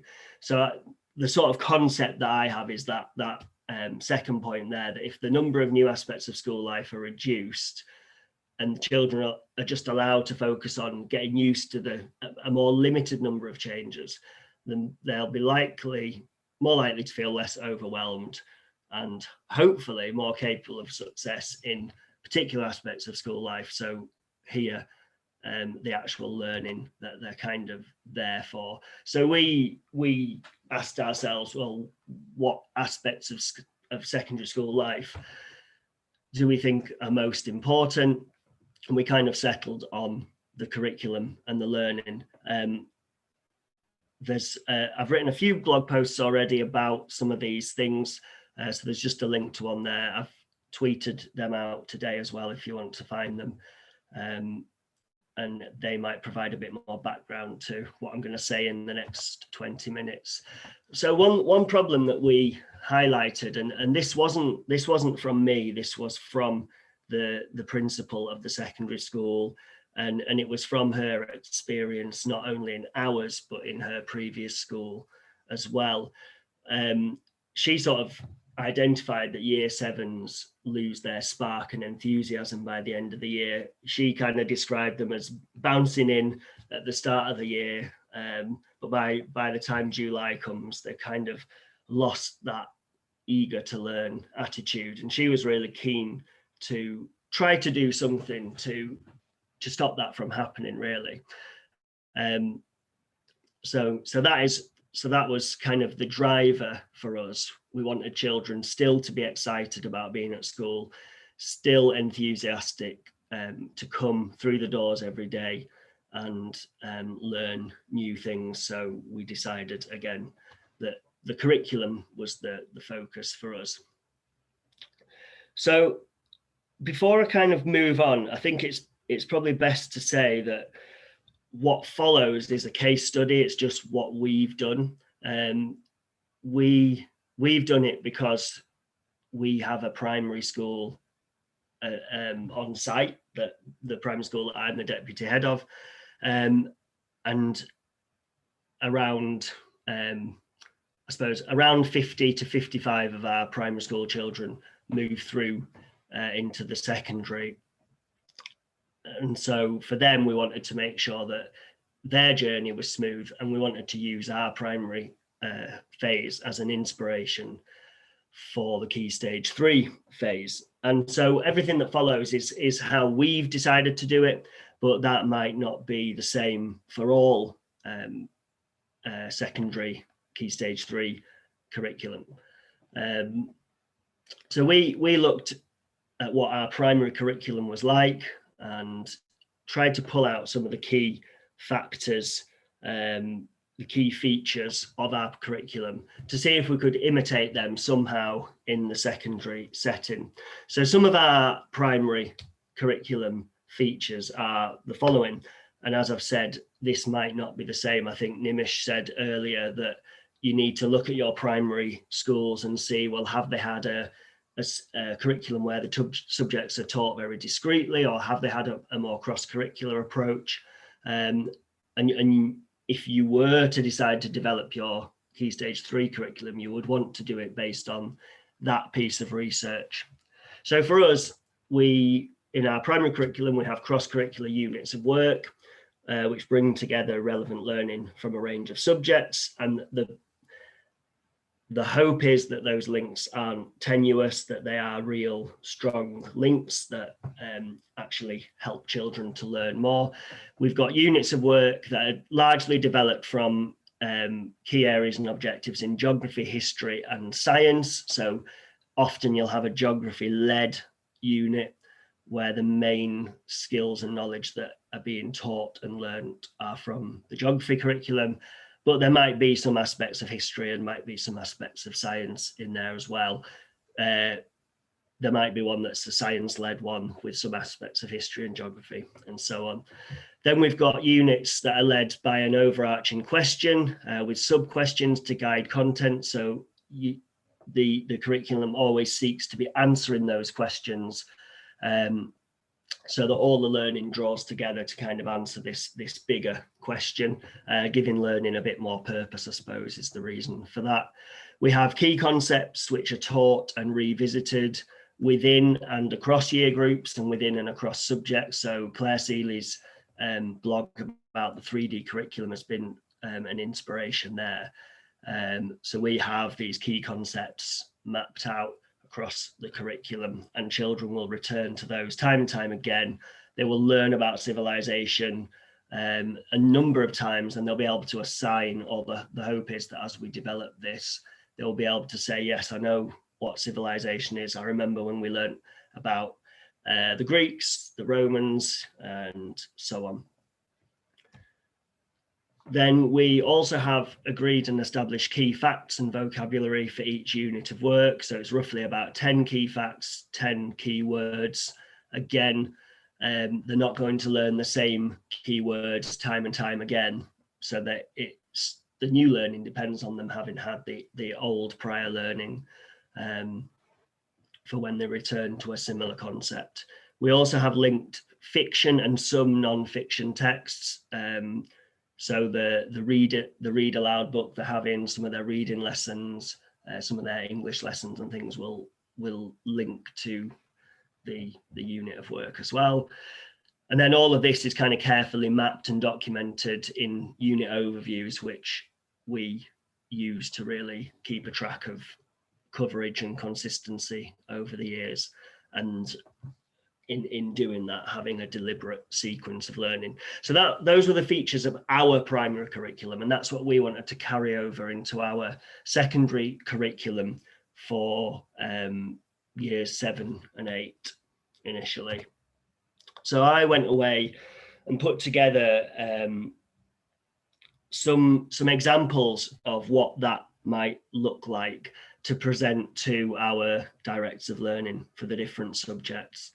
I familiarised myself more with the Key Stage 3 national curriculum and started to look for where there are strong and relevant links that could be made. And I just presented some really simple, these simple diagrams to show where things might link and how things might come together with some of those key characteristics there. So for example, a big overarching question: what determines which side you take? What does it mean to be human? How should we react to big changes? And just tried to show how the different subjects might link into that. It definitely wasn't a here's how we can organize the whole of the Key Stage 3 content into a number of different units. It was at that stage, it was just here's how you might make some strong and relevant links. And I provided a bit of an overview. So for example, on this one, what does it mean to be a human? At the right hand side there, a historical justification of the slave trade is that the slaves were subhuman and therefore could be treated as they were. An important question to ask therefore is, what does it mean to be human? Then science can provide some of the answers here. There are also more philosophical explorations to be had, and so on. So just trying to pull some of that content together to start to build those links so that children begin to build schema, to connect their learning from prior learning and current learning under other disciplines, so that they with the hope that it would help them to learn more, but also that it would kind of remind them of the way that they were used to learning in primary, and just provide a bit of a familiar experience to them, instead of going into, you know, separate lessons, moving from one lesson to another, different classrooms, different teachers, and just kind of having to switch their mind from, right, that was history, that was about that thing, now it's geography and that's about something totally different. Just trying to make those links so that there was a bit more of a connection between what they were seeing from lesson to lesson. So once I'd gone away and done that, we met again with the subject leaders, and we worked together then to put together something that they felt would work for their subjects, with the key sort of things in mind of it not being tenuous, the links not being weak, and that the subject leaders were happy that the content that they knew needed to be taught would still get to be taught, and that there weren't things being shoved aside just because there wasn't, because it didn't link to this sort of overarching theme. So we settled with these 6 units, so term long units. We have cycles in Dixon's that don't quite align with terms, but they do roughly. So we've got, what is my identity? So identity there, the underlined word being the sort of key concept that everything would be linking to. What determines the direction we take? So once you know who you are, how does that affect your journey, your life story? How does that affect the journey and life story of other people? Then moving into, okay, it's not just about you, it's not just about your own personal direction, but how do relationships figure? So kind of some big life issue kind of big questions there and concepts, a lot linking to the PSHE curriculum as well.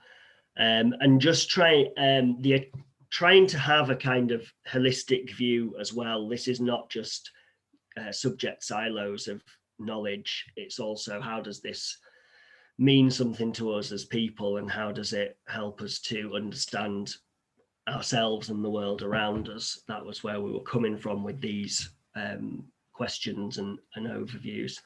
Then moving on in year 8, so how do we face challenge? So we kind of found out who we are and how that might affect our lives, and how the people around us change us and make us who we are, and so on. But then how do we, being the people that we are, face challenges?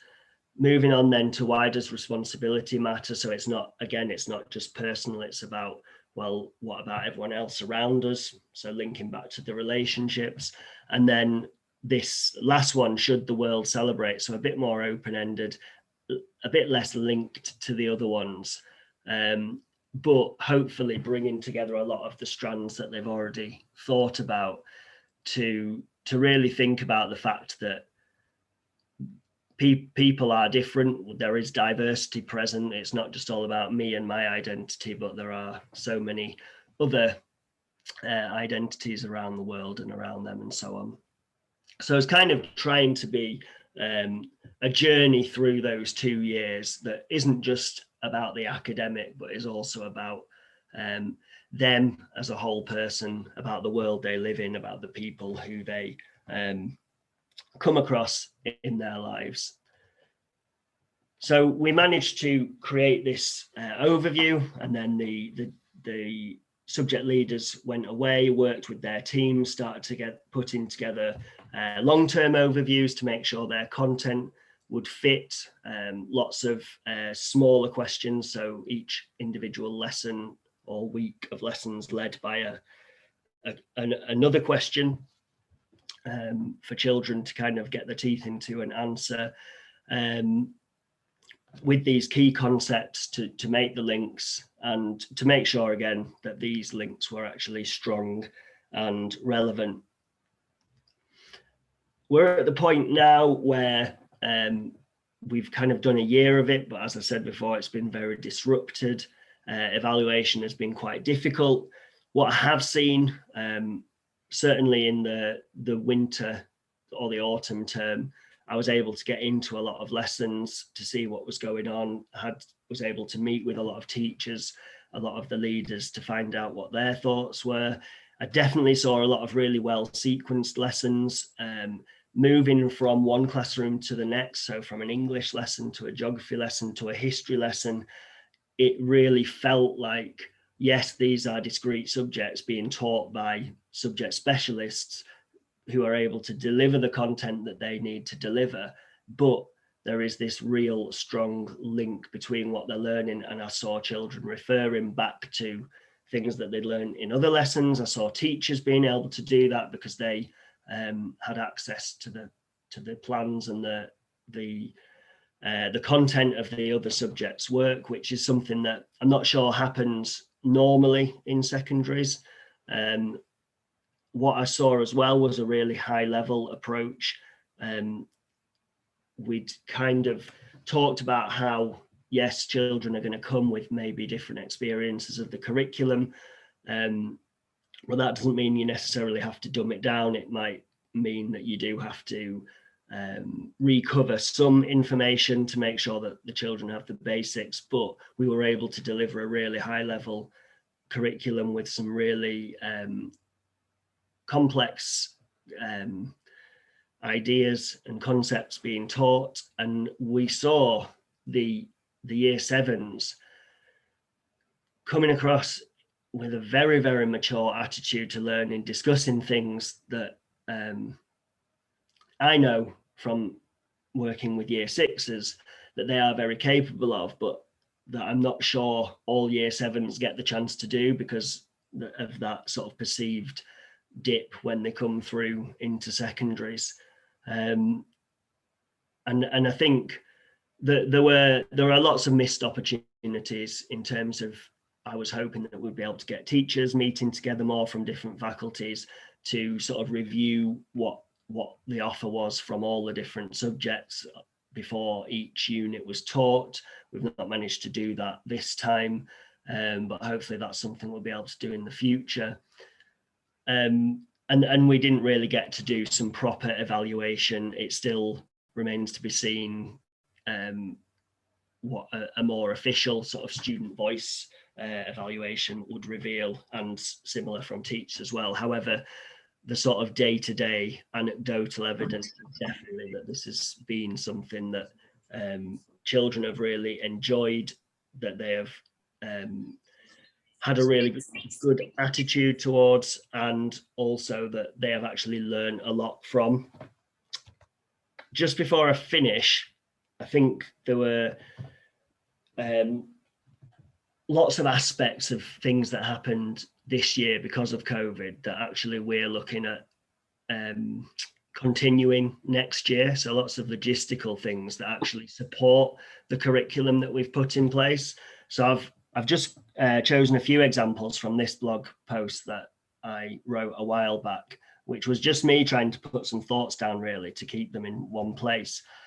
But our children this year have been in a year group bubble, which is probably the case for many schools, where they've had their own specific area of the building, and most of their lessons have taken place in that area. And in a lot of cases, children have been in the same classroom for quite a lot of the lessons. I know there's some negatives around that, and it's quite a big change for secondary teachers. However, what it did do for our year sevens was to provide them with something that was way closer to their primary experience than it would have been if they'd have come the year before, because they were largely rooted in one classroom.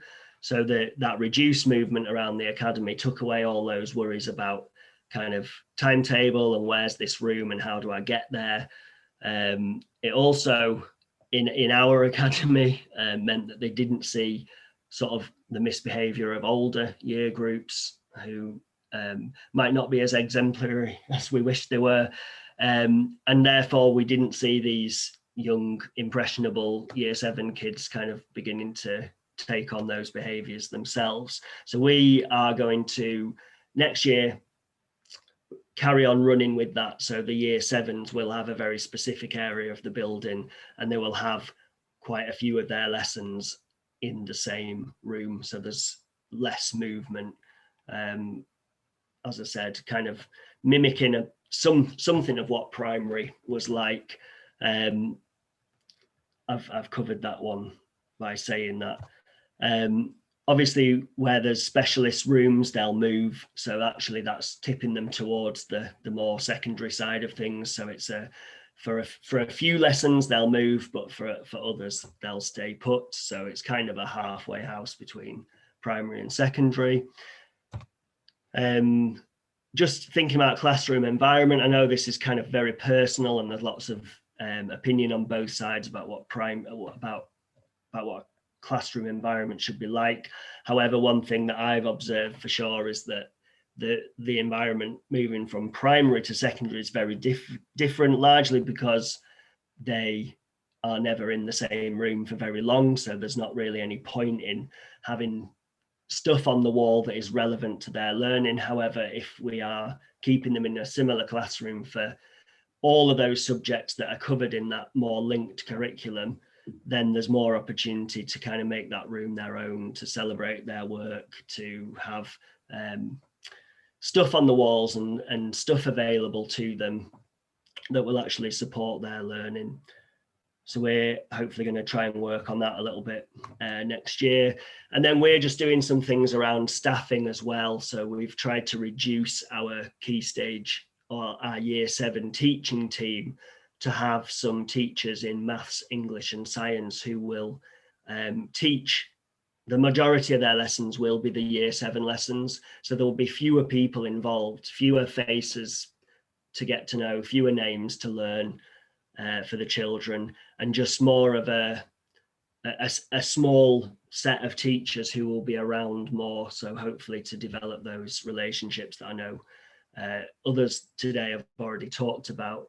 And those teachers will also be the advisors for the form tutors or whatever you call them in your school. So again, just trying to do something logistical that will support the relationships, but also that will support that curriculum being taught.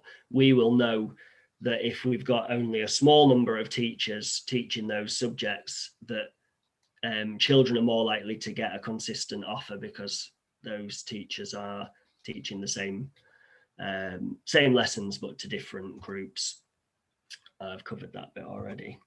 I think that's kind of everything in a nutshell that I was intending to cover today. There's lots of other things that are sort of flying around my mind about how we can improve transition, and we are, like I say, just at the start of our journey, and it's going to be really good. I haven't been able to see everything today, but to go back through the talks from other people who have been doing this for a bit longer, and for us to learn from you guys as well. So thanks for having me, and I hope you enjoy the rest of the day. Thank you ever so much, Aidan. I think the one takeaway for me, if nothing else, is actually anything that allows the Year 7 children to be seen as the mature people that they actually are, moving from 6 to 7, is a win for me, because they are, aren't they? At Year 6, they are that top of that tree, and we sometimes lose some of that maturity. I just want to bring you to a quick question. We've got somebody asking if your directors of learning were keen to engage, or were they reluctant in visiting parts of dilution? There was a mixed response.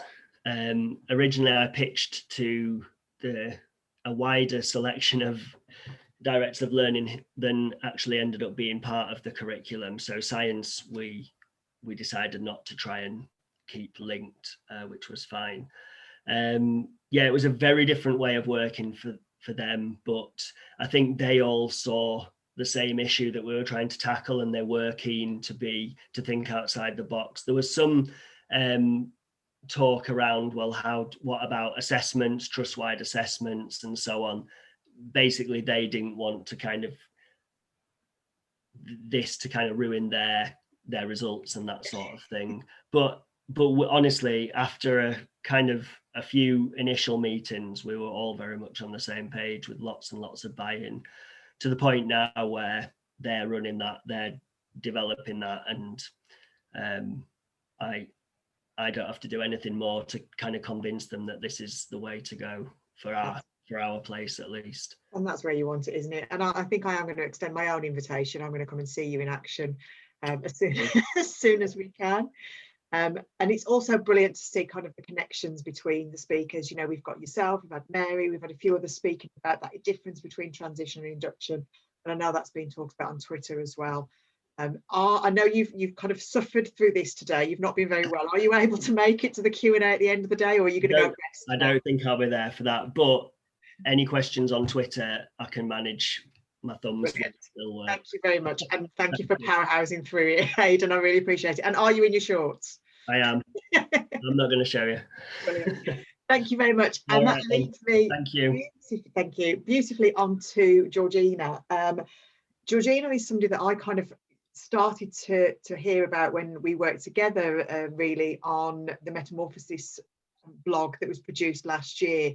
It was talked about in the podcast as well, and some of the things that she's gone through are absolutely fascinating. She's a former teacher herself, currently a governor in a secondary school. Pre-pandemic was also working in primary schools, and I know he's doing a lot of work on her master's and her dissertation linked to SEND and transition from a parent perspective. And Georgina, I've probably gone far too much into detail, and I may have stolen a bit of your thunder, so I'm going to hand over to you, and I'll see you on the other side of this if you're there. Right, hopefully is my screen sharing? It is, yes. Brilliant. Okay. Right. Well, good afternoon, everybody, and thank you for staying with us after lunch. I hope you're not feeling too sleepy on this lovely sunny afternoon. Yeah, so as Liz has said, I used to teach in secondary schools. It was quite a time ago, but since then I've been a governor locally in a secondary sector. I've done some TA work in a primary school on a voluntary basis while I was doing my master's, and I'm about to start post in next week. And I've just finished this week, handed in my dissertation on transition, which was looking at the transition of pupils with SEND transferring to secondary school from a parental and teacher perspective, because there's very little about how parents feel about it and their experiences. I'm not going to be talking too much about that, but I am going to be speaking about the COVID aspect, because that's probably a bit more relevant to all of you. I've also done parent support groups to help prepare your child for secondary school, for parents, particularly those when it's their first child going to secondary school, to help them what they can do to support their child. And I've also run nurture groups in primary school to help prepare perhaps some more vulnerable pupils for secondary. So that's me, and here we go today. So I'm going to be looking this afternoon at how the pandemic has impacted really upon children and parents in terms of transition. I'm going to be looking at why it's worthwhile addressing the concerns that potentially we have, and looking at possible solutions. So the current year 6. I think it's fair to say that year 6 this year have had a real lack of independent experience, and that's in both a structured and unstructured context. And by structured, I mean some pupils, yes, they have been on their residentials, on their school trips and things like that. Some haven't. Some have visited their secondary schools, some haven't. And some of those things that would normally happen just aren't happening. And by unstructured, I mean just because of lockdown, we've all had our freedoms curtailed, and so have our year 6. You know, the trips to the park, going out with friends, perhaps walking to school, they haven't had as much freedom. And I do think that impacts potentially on how independent they feel compared to previous year 6s, in non-COVID years, I should add. There is also anecdotally, and I think I am hearing a lot about a lack of social skills. And again, this is due to not mixing with peers. We know it's a key part of young people's development is, you know, spending time with their peers, and they've had massive gaps. And for some of them, that is causing potentially a little bit of a problem. I think something we need to be thinking about. Most may not have actually physically visited their school because of the way the pandemic was in September. And this is no criticism of any secondary school. I know the challenges that you have faced. They've only seen it virtually. So some of them potentially at the moment are going to a school that they've never actually set foot in. And I think that if you're feeling a little bit nervous, that may just add to that anxiety. You know, did you make the right choice? Did you really make a good comparison? Yes, the virtual thing was better than nothing, but no substitute, I think it has to be said. And all of these things together could perhaps come to a lack of confidence amongst some of the pupils, and possible increased anxiety or a sense of feeling that they're not really prepared because they haven't been able to do the things that they have seen perhaps older siblings and other year 6s at school do, and they might be feeling a little bit less confident about the whole thing. Last year, from my research, I think it was fair to say that some pupils felt very unprepared and not emotionally ready. Because again, some were in schools, some weren't. And those that did get to go to school, they didn't have those usual rituals. There wasn't the leavers assembly, there wasn't proms, and a lot of those things that support transition just weren't around. And, you know, as a researcher, we would never ever take away such things that would support children, because it would be entirely unethical. But in some ways it was good to see, well, not good to see, but it was interesting to see what happens when you don't have those kinds of things, and to look at the schools that did manage to go above and beyond. There was also a lack of informal chat around moving on. And again, I think that happened a little bit this year because we were in lockdown when the allocation of secondary school places came out. A lot of pupils didn't get that little chit chat with their friends, or what school you're going to, what you're doing, all of that, which I think adds to year 6. There's a lot of sense of year 6 that you are moving forward, you share about that, who you're going to sit, who's going to school, your school, who might be your friends at that school. And certainly last year, a lot of that informal, and actually that is just as important for some pupils to have those conversations.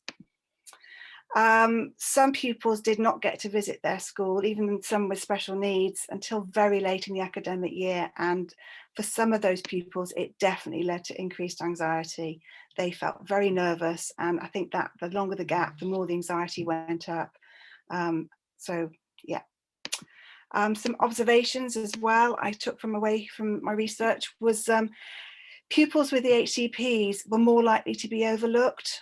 So when you've got an EHCP, you do have annual reviews. It's kind of a bit more structured, and it's very their needs and what support is needed is far better articulated.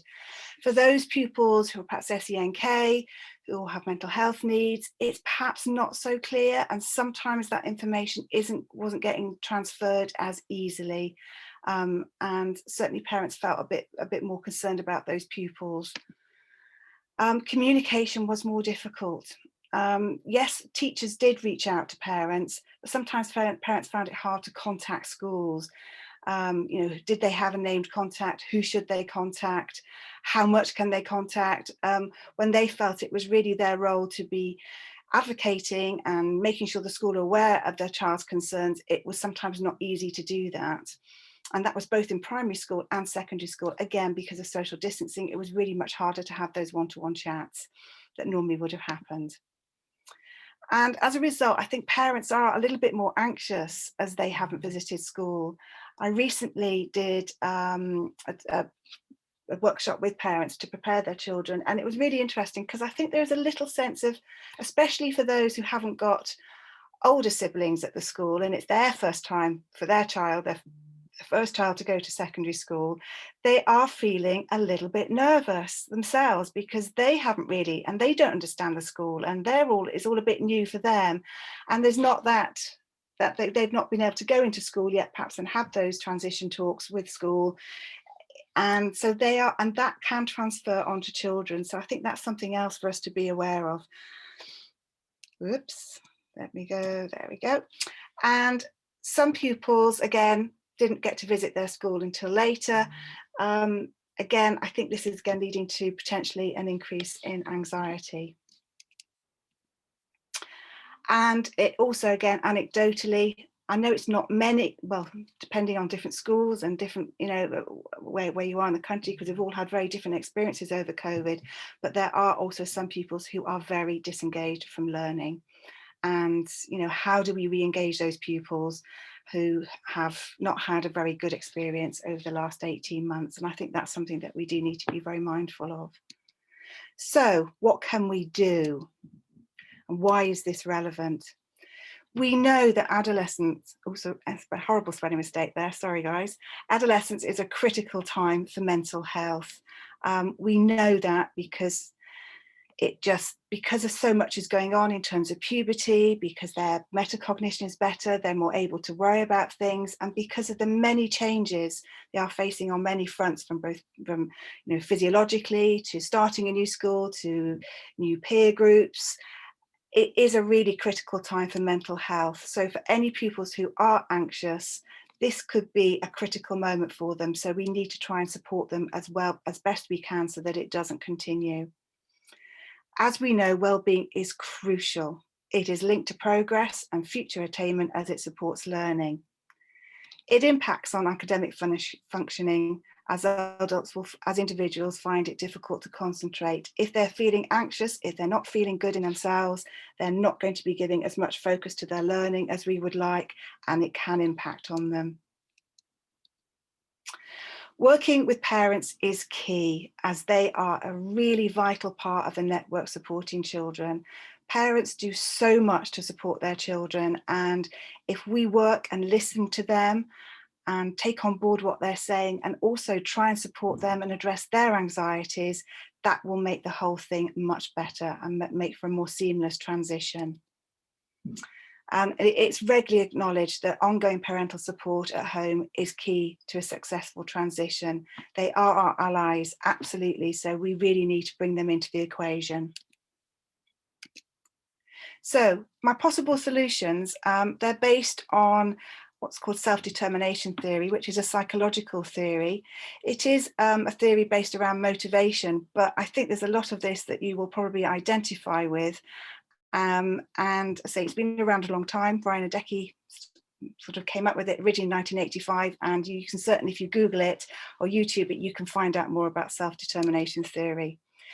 The three pillars around self-determination theory are autonomy, competence, and relatedness.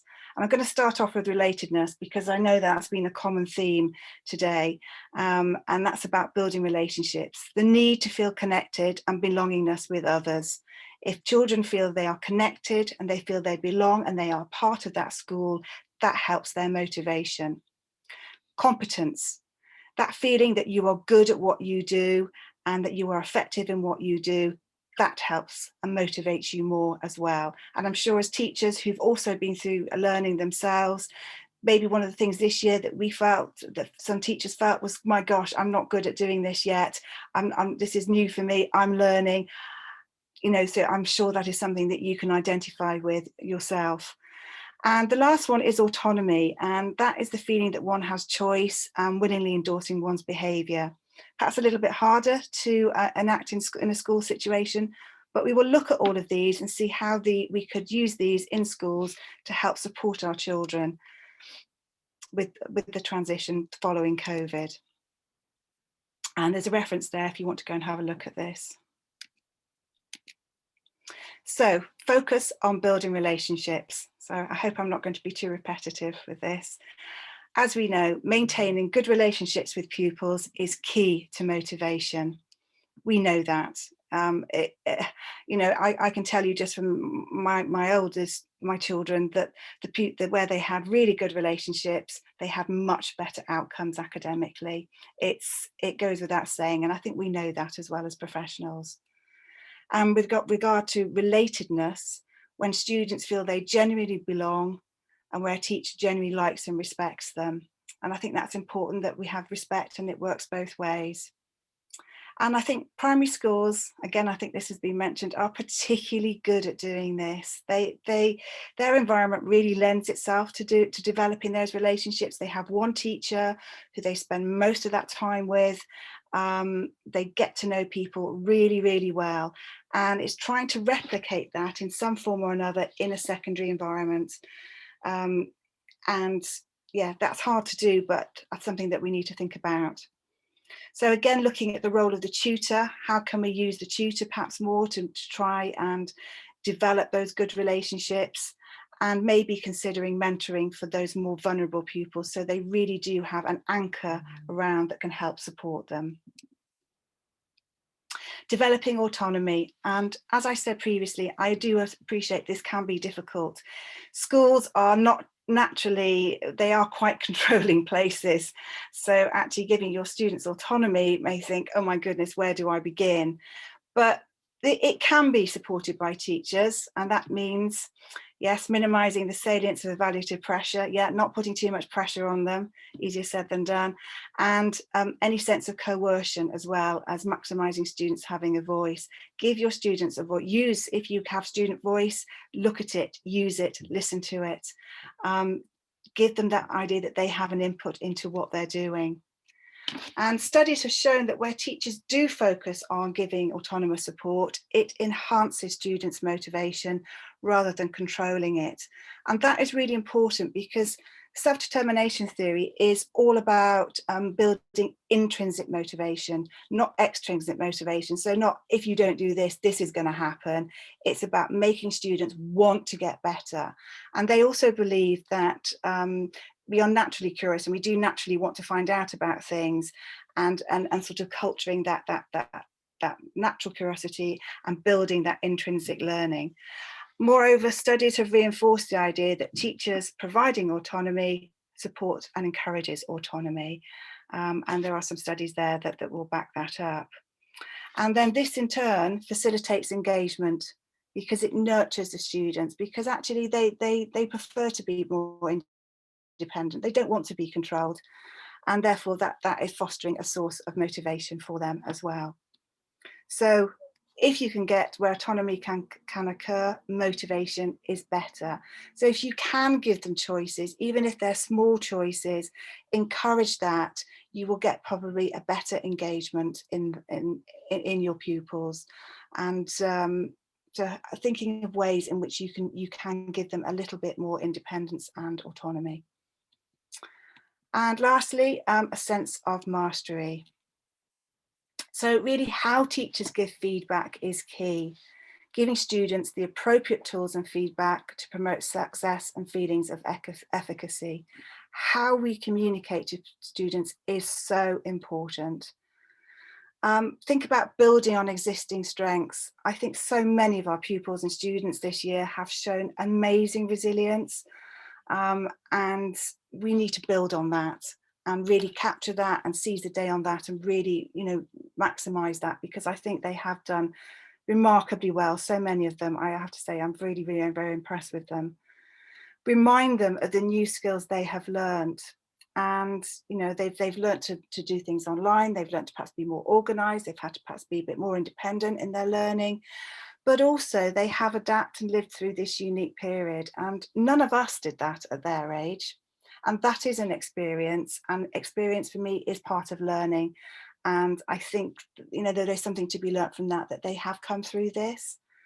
And again, that if there is any anxiety, I think it is a very normal response. I'm sure there's not a single, you know, very few people listening to this today who hasn't felt anxious at some stage over the last year or so. And just reminding them that it is a normal response after what has happened, but it doesn't necessarily shape them, and that they can use, you know, build on that and build on their resilience. So I talked about parents and about how important it is to work with parents. And with this, I see it more as what I call the collaboration triangle. So it's parents, school and child all working together, which for people with SEND, it very much aligns with the SEND code of practice, giving parents a voice and giving pupils a voice. So it's not just, you know, they're all equal together. And so here we have a sort of triangle. We've got the school, we've got parents and the child, but it's not really very well aligned. They're not really matching up, and things can sort of leak out and it's not really together. What we're really aiming for is something more like that, completely joined up, where the flow of information just goes all the way around. And that's what we're looking for to work with parents and the child, is that really tight collaboration, which is underpinned by really effective communication. So, a few things to consider. How we support pupils and parents. What are we doing to support pupils? What are we doing to support parents? Recognising and addressing any anxieties through good communication, and building future relationships with your greatest ally. As I've said before, parents are key. They really support their children, and if you can work with them and build those good relationships, not only with the parents, not just with the pupils, but with parents, it's a really good foundation to have moving forward. Thinking about how we communicate positively, both verbal and non-verbal. 86% of communication, they say, is non-verbal. So how we, you know, hold ourselves, that's important too, with children, that empowers them and builds motivation. So less coercion, more giving that autonomy and building motivation so we can really engage them.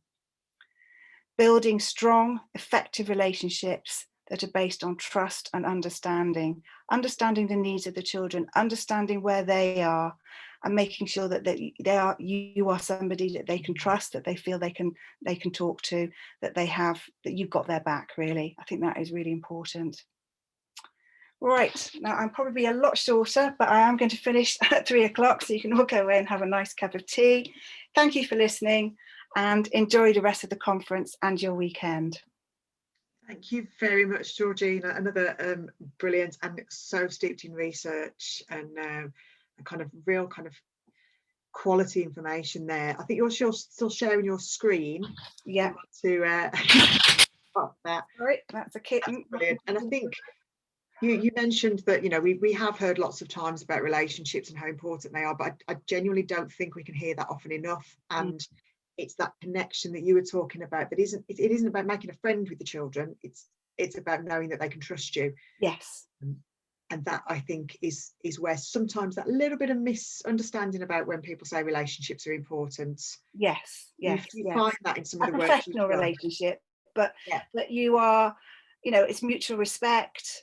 You expect certain things for them, but you will, and you know, and sometimes just remembering you had such and such. Is that okay? Just a safe person, a consistent person, a secure person, because some of them don't have that.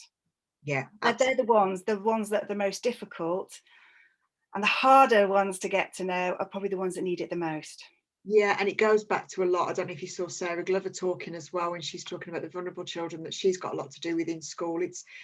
I'm loving how well everything is just aligning, and it would, because we've got like-minded people here who see that, but hopefully people on the call are seeing that there are so many connections between everything we do, whether it be curriculum or pastoral. They are intertwined, and absolutely, you can't separate them. No, you can't. You can't. Make school successful, really. Yeah. So that's good questions there. I don't know. I think there was a confidence. They were talking about how some confidence has been knocked, and lots of mental health issues in school, which is commonplace across all year groups, isn't it?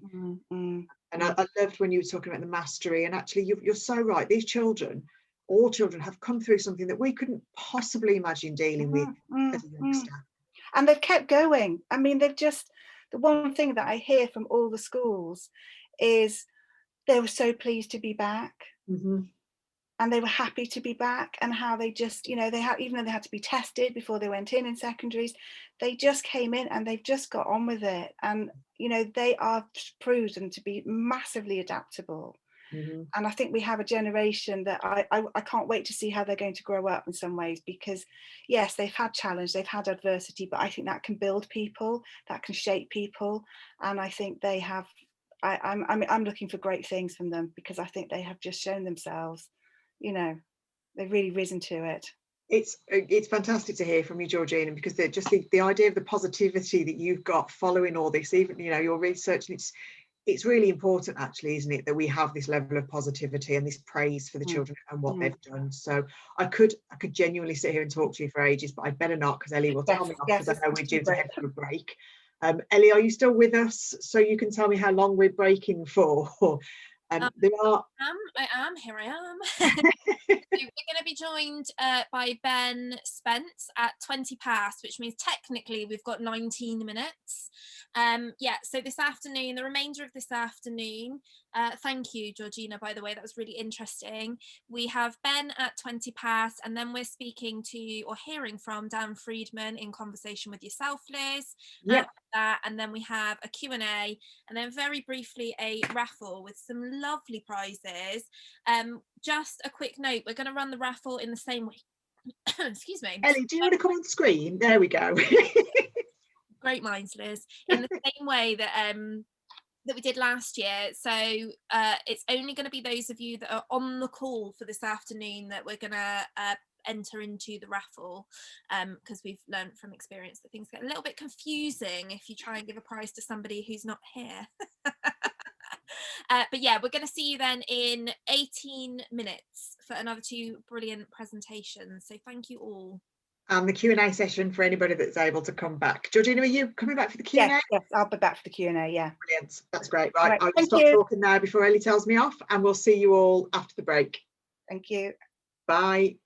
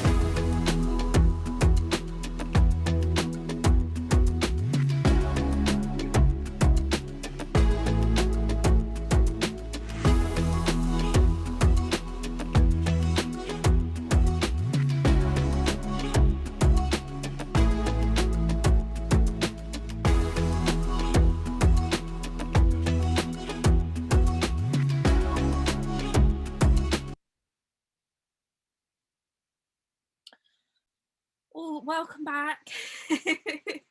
I can't believe I can't explain why that was our longest break. It was only yesterday evening that I looked at the schedule that we'd written up, and I messaged Liz and I was like, Liz, lunch. 1 second, Ellie, I can't hear you. Oh, hello, Ben. Oh, right. I'll give Ben a second to hopefully get tech sorted out. But in the meantime, so our next speaker is Ben Spence. Ben is based in Bristol, very local to me. I am very lucky that I do get to work with her by pure chance, actually. And so Ben is a secondary science teacher. That's what she trained in, and she was working up until a couple of years ago as a vice principal in a secondary school, and then 2 years ago, roughly 2 years ago, she'll have to confirm the times, she moved to become a primary principal in a 4-form, now 3-form entry school that feeds into her previous school and is in the same trust. So I asked Ben if she would come and speak for us today, because I just think it's fascinating that she's moved in leadership from secondary to primary, and I think that must just give her a really interesting insight into transition and those similarities and differences that we've got. I'm aware that Ben can't hear me. Yeah, she can't hear you. Ben, can you hear me? Is it? I'm going to suggest... You're muted though, Ben. I'm going to suggest that she... Yay! I can hear everybody. I'm back. Just a few technical hitches, you know. It can't all go smoothly, can it, guys? And what that means, Ben, is that you'll have no idea how I just introduced you. I could have said anything. But I didn't, I promise. It was straightforward, it was nice, it was professional. Yeah, but I'm going to hand over to you so that you can make the most of the time that you've got. I'm really looking forward to hearing you. Okay, right, so hopefully I can share my screen. But judging by my earlier performance, it might be hit and miss, you just never know. I'm sure it'll work. Okay. So hopefully you can all see that.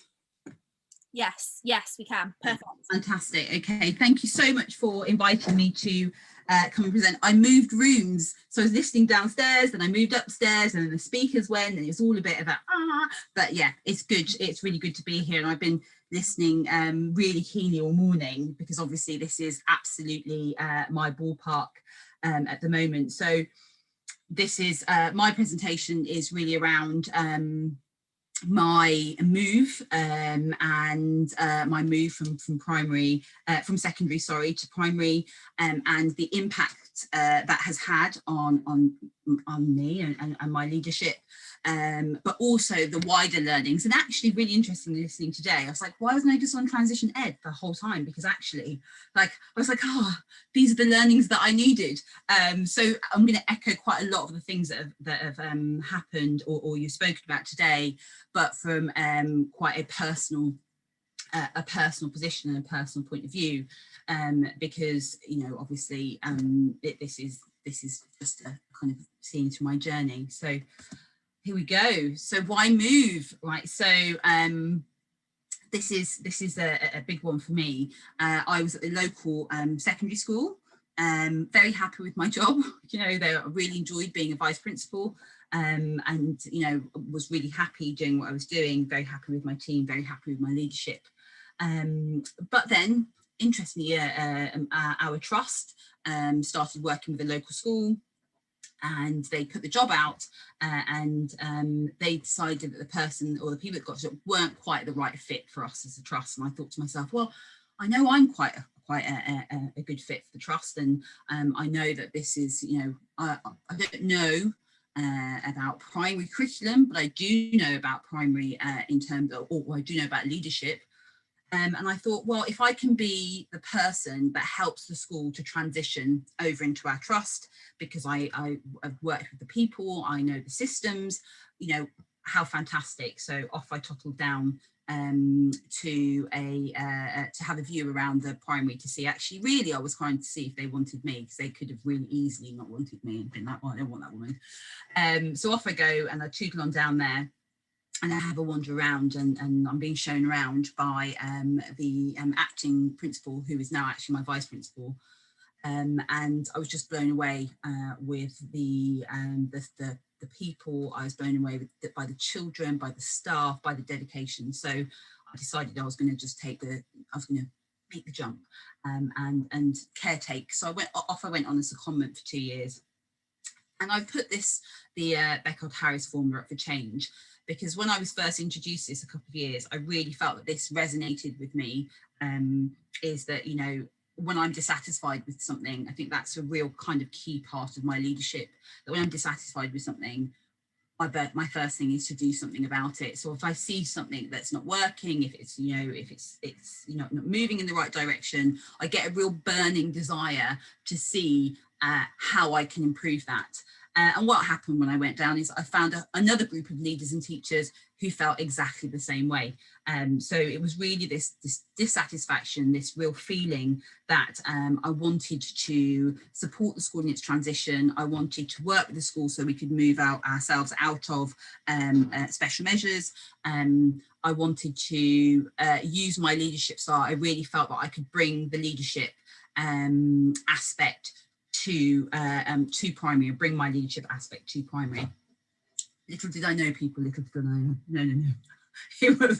I didn't know what I was getting. I really honestly don't think I knew what I was getting myself in for, but I did it anyway, which is very much a Ben Spence thing. So I really feel that this really drives me, and most of the leaders that I know and most of the teachers that I know, we see a problem, be it a tiny glimmer, be it a tiny thing, and our big thing is to work really hard. We're dissatisfied, then we get in a bonnet about how we want it to look, and then we start working on it. And you know, I have this up on my board in my office, because I feel that this is the same wherever you go. It's the same equation pretty much drives almost every teacher, every LSA that I know that wants to work with a child. And that I really felt has been the same in both places. I've seen, you know, there's been very, very little difference between the two. When I look at what the core things are that drive us, we just want to make a difference to the children that are in front of us, to our communities, to our families. And, you know, so I think that leadership is transferable. But before I got to that, when I get to that point, I get to this: same language, different dialects. Yeah, so yeah, first I had to get in touch with the language at primary, and that was really, really, it was really tricky for me. I love this word tricky. I've learned it since maybe it's my new primary word. You know, if something's a bit difficult, we just talk about it being tricky. I like that because it means that you can reason through it in your mind, and you can move through it in your mind and start thinking about how it's a problem that needs to be solved, as opposed to a barrier. So I use tricky quite a lot now. But same language, you know, but different dialects. Primary and secondary. I got there, I thought I was speaking a language that everybody could understand, and I realised that sometimes I just wasn't speaking the same language. And that can be as simple as I remember HMI. I don't know if you can see my notes there. You might be able to see my notes, but I can see my notes. I had an HMI inspector point out to me, quite condescendingly actually, that I referred to the children as students, and he was like, children EYFS, right, pupils, Key Stage 1, Key Stage 2, and students at secondary school. And I was like, okay, but is it a big deal? And that, you know, that is the beginning, I think, of issues around transition. It's getting us to the point where we all speak the same language, where we are all communicating in the same way, and we are all approaching issues in the same thing. You know, it can be as simple as opening up the inspection framework and getting to that bit at the back where you see the bit about early reading when you're at secondary. And I don't know how many of you have done that. When you've read the whole thing, you get to early reading, you go, now that's just not for me. So you just don't read it. You don't really have a good grasp on it. You don't have a good handle on it. at secondary, we talked about this earlier on. I heard people talking about this idea and not talking about the way that primaries do things and not understanding it. But even assessments, it's taken me 2 years to get my head around the different styles of assessments, and they are just as valid as what you do at secondary school.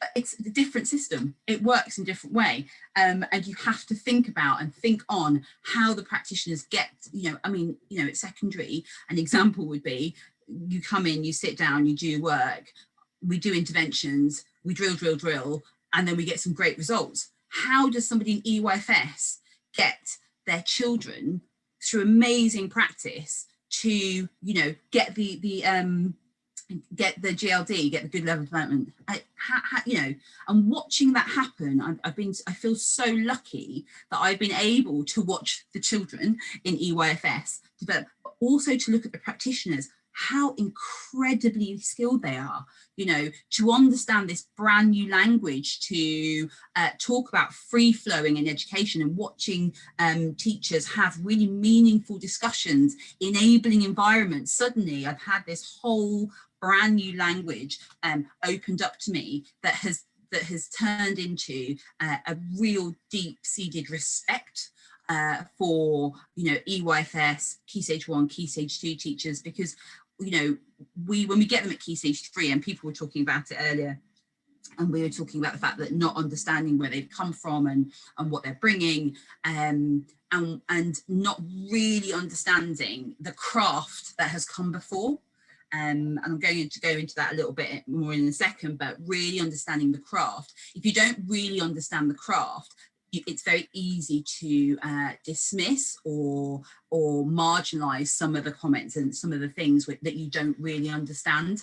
And when you're there, when you're sat in an EYFS classroom, when you're sat in reception, watching reception teachers go seamlessly from a session phonics, and phonics, by the way, absolutely blows my mind. Still now, I think it's like a magic that people work, that children go from just not really being able to read anything to be able to read something. It's just amazing. But when you watch that craft happen, the real deep and inner respect that you end up having for your colleagues is just unbelievable. But it comes right back down to this language thing. It's understanding that we're banded under the same inspection framework, or we get the same Ofsted bulletins, we get all of those things. But underneath that, I feel that sometimes the language is there to divide us, and the language is there to, I think it does put up barriers, and things like the assessments, the SATs, and not understanding how primary teachers get children up to the SATs, and all of those things is a barrier to the real respect that I feel that I have developed as a second teacher moving to primary. And it is a respect, because sometimes I go in, I'm like, the magic that they are working, I just couldn't do. So I think that getting my head around the language has been a real important part of my transition, and also scaffolding that for my secondary colleagues, which leads me to this, which is I've come across a PCK recently, and I'm only going to do the PK and the CK and not the other CK, but I think that this really underpins quite a lot of not only the barriers that we face, but barriers to transition as well, because the focus is slightly different when you are at primary to when you are at secondary. There is a slightly different focus. When you're at primary, there very much is a focus on the pedagogical knowledge.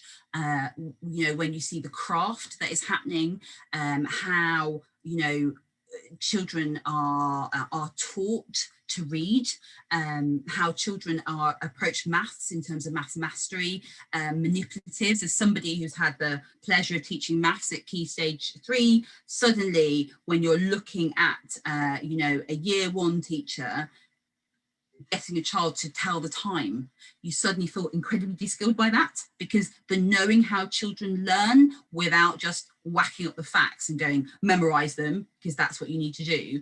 The knowing how children learn is very, very, very much a strong point at primary. The really deep, how do they go from nothing to something? It's just, as I've said, it's a wonder. is still a wonder for me now, but that pedagogical knowledge, getting children to learn, is so strong. So I feel that primary, that circle is larger. The content knowledge, however, at secondary, is we are content driven beings. You know, we are very much, I mean, the whole Austin inspection framework, and now I understand when you read that as a secondary teacher and you just go, well, it's knowledge, knowledge, knowledge. It's always been knowledge. There's a slight difference when you're at primary. You know, the content knowledge is not the bigger circle, whereas actually at secondary, it really is the bigger circle. It's the biggest one. You know, we get our specs, we work out our schemes of work, we work out how we're going to teach that. We were really happy when we got given a bit of freedom at Key Stage 3 and we could start crafting ones that we thought that we, you know, were really key for our children. But ultimately, in every single lesson, we're driving home content. We are content beings. We tend to have a pure degree in our areas, and then we've done PGCE or SKIT, or, you know, I was a GTP, graduate teacher. But we have this real, I love my subject, this is what I'm going to do. Coming to primary, that was a real one of my barriers, and it's only I'm getting to the edge of that now. Getting to the edge and getting to a place of acceptance and working out how to move forward in my dissatisfaction. But the content knowledge bit of it was a bit when I moved and I came to primary, I really struggled with the understanding of where the knowledge was and why it wasn't, in some cases, not in all, as robust, you know, as what I would be used to at secondary. That very much we come in, we sit down, we work out all the different things that we need to teach, all the knowledge that we need to put in, we drill it in, get it done, and then we do a test and we know it's stuck, and then we move on to, well, sometimes we think it has, we're not quite sure, but we're pretty much certain it's stuck and we move on to the next thing. That concept for me, moving down and understanding that I'm working with really skilled teachers, but they will, of course, they won't have the same scientific knowledge that I have. I've got a science degree, you know, and going in and having that block and having to think about how you navigate that block with that move to set primary, without going in that with that being a kind of like condescending barrier. About, right, okay, yeah, but yeah, you might not know how to, you know, map out the variables in that way, or what I would teach, or what part of that scheme of work on forces I would really drill home because you need it at Key Stage 3. You might not know that.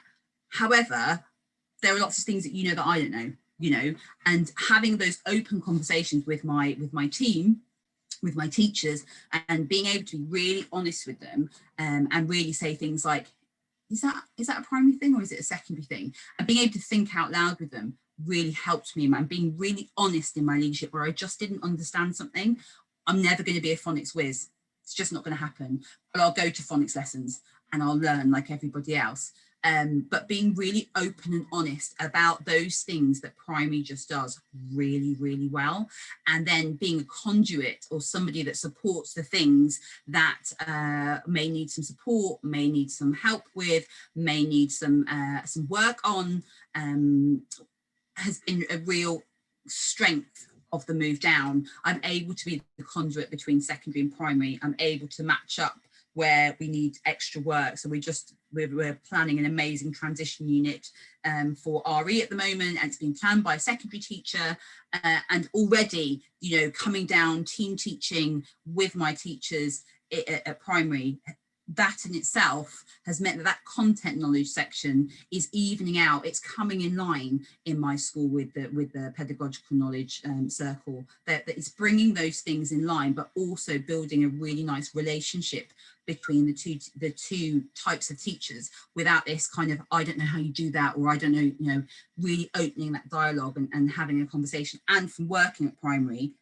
all the primary teachers I know are really up for it, you know, in exactly the same way that all the secondary teachers I know are really up for it. I think we've got this kind of mystical wall that we sometimes have built between the two of us that really needs to come down, because the learning, those two circles might be different sizes, but actually when they come together, you get a really strong bit of teaching, and it can only go from strength to strength. So I do echo what Mary Myatt said at the start of the day when she kicked us off, and she talked about the fact that the focus is on transition, is very much on emotional transition sometimes, and not on this idea that transition goes beyond knowing your school when you go up. And, you know, transition can be this really beautiful working relationship between primary and secondary teachers, so that transition is threaded all the way through. And I don't want to say,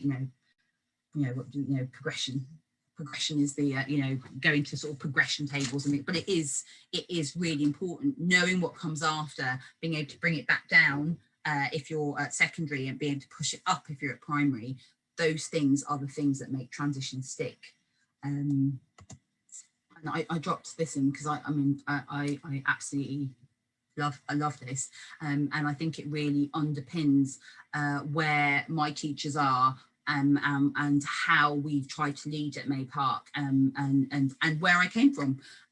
So I came from the local secondary, Fairfield High School, and this is really a part of what we did at Fairfield. It's the understanding that we're great teachers, and it's just not enough to know all the content. We do have to engage, inspire, and enthuse. And it's that idea of creative education for our children. And when we work together, we get really amazing outcomes, because we get the knowledge that the curriculum specialists would have at secondary, but we get the really amazing ways of teaching that primary has. So, for me, I feel only enriched by working across the two. I feel incredibly lucky and feel massively enriched by being able to span these two places. Though, moving on to leadership, leadership's very different too. Leadership is a fantastical, wonderful, amazing thing, but it's so different in the two places. At secondary, leadership, once again, whether you're coming it through pastoral, you're coming it through academic ways of leading, your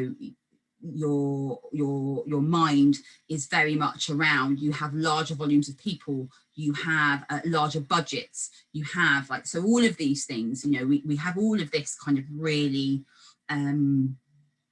factual, fact-based leadership. Moving down to primary, I really found that and I will still say now, my team are so skilled at making teachers better teachers. They are so incredibly skilled at that. In the kind of cutthroat way that secondaries can sometimes just miss the boat on classroom routines. How do you set your classroom up? Just having a conversation with your Senko about making a communication friendly classroom. Those are the things that I think we miss in our transition. Those are the things that are missing. How do we sit down and ensure that our environment, is set up in a way underpinned by research and evidence, is set up in a way that our children can use that space freely, can promote the independence in our children freely. That kind of leadership connection, we're quite lucky at the secondary Senko and the primary Senko at my school and the school I came from, have developed a really nice relationship, a nice working relationship where they can work together and pass these things between the two of them. And that is only strengthening practice at the same time. We talked earlier about kind of subject specialisms and teaching and funding and dedicated spaces.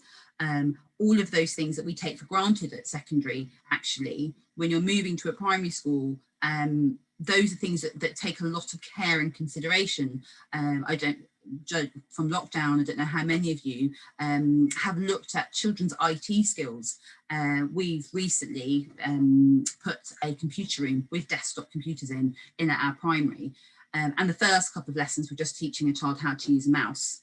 Okay, and that is a very, very small transition point that you would say, but on day one, when you go to secondary, you will go to a computer room, you'll probably have to do a CATS test online or a PASS test online. There'll be some kind of online assessment, but we've not checked that children can use the mouse to log in, because if they've got an iPad at home or a tablet, or they've been using a phone during lockdown, the action of actually using a mouse is a really new thing, to log in, that is a transition. Those are the skills that it will need to make a seamless transition, being able to log into a computer, to get on board, to access online work. And those are also the things that at secondary that we would just take for granted. I had a really interesting conversation with Ellie, and we were talking about things that you just take for granted. Children come in at secondary, they sit down, you put the work up on the board, they start a learning objective, get it out, get it done, get it, and then we put up an independent learning task and we go, complete the task. And then we're going, well, I don't understand why they're not completing the task. Like, what's going on? Why not? Because actually independence at primary is just it's the same, as we said earlier, it's the same language, but it has two slightly different meanings. At primary, if we were doing a big piece of writing, we would have modelled that together. I would have shown you what it looked like, modelled it. I'd have talked you through a few examples. We'd have done a couple together, and then I'd have set the work, and then you would have produced an absolutely amazing piece of work for me because I'd scaffolded that for you really well. And we do that. We do an I do, you do, we do, I do, we do, you do at my school. But at secondary, the expectation will be you sit down, you just get the work done, and why can't you write a passage and pee in the paragraph at the same time? And the child would be going, because I'd expect you to kind of model that for me. So I think that the way we integrate our teaching and learning, the way that we talk about teaching and learning, the way that we lead that section, there's lots and lots of open possibilities for us to learn from our counterparts. And the transition needs to be us as well. We are the transition. Teachers are the transition. We've talked a lot today about children and facilitating children's transition, but ultimately the work starts with us as leaders and as teachers, because when we change and our mind changes and our mind can grasp the enormity of the transition, we're able to facilitate that for children. It goes right the way back to that dissatisfaction. It goes right the way back to when we see what the problem is, when we can see how we can take the first steps, because it's what we do all the time, and we can facilitate that for the children that we are working with. So today we've done lots of wonderful transition work on things that people are doing and projects, and my thing that I would this is blatant plagiarism technically, as my husband pointed out to me, because I just copied out words and then changed them and put them in red, but the change starts with us. We are the ones that need to go back and find those opportunities to get in, to make those links across our Twitterverse, to find a teacher that will allow us to come in, or we'll spend a Zoom call to talk to us about to go and have a look at teaching on both sides. My year 6 teachers can't wait for lockdown to be a little bit more eased so they can get up into the local secondary school, just to have a look at what the different demand is in teaching when children go up. What are the expectations? How does it change? They are really eager and waiting and ready to make that. So I suppose my parting bit for transition is, the transition is also our transition as leaders and as teachers. It is the understanding that we are really fantastic practitioners with really different set of skills that only get stronger when we put our skills together, and that leadership is leadership wherever you lead, and you just do what I've done and you learn. And isn't it great to be a learner? Isn't it great to go back to that drawing board and learn and take on new information, because it's what we expect our children to do every day. So I'm going to stop there because I'm at 25 minutes, and I want you to be able to ask any questions of me, because that's what it's supposed to be about, really. I've rabbited on. I did tell Ellie that I'm a bit of a rabbiter, and I'll just go on to talk about it forever. But yeah, so shoot. Thank you, Ben. Oh, I knew it was going to be really interesting. It was really interesting. Thank you so much. Ironically, most of the conversation around what you've been saying has been taking place on Twitter. So there will be lots of opportunities, I know, for you to engage in some conversations there. I feel like I should point out there's been a few comments on there talking about how inspirational you are in that move that you've made. Even I know a few messages that I've been sent just privately echoing the same thing, and it does seem, I think, for a lot of people, like either an impossible, but if not impossible, quite a scary leap to make, because so often primary and secondary, and I know this is at the root of issues of transition as well, but they are just seen as these entirely separate beasts, aren't they? Yeah, absolutely. And they really, I think that when you, so I think, so I just saw something pop up in the chat about the enabled environment. I'm so into the enabled environment. Like, it is just, what do you mean?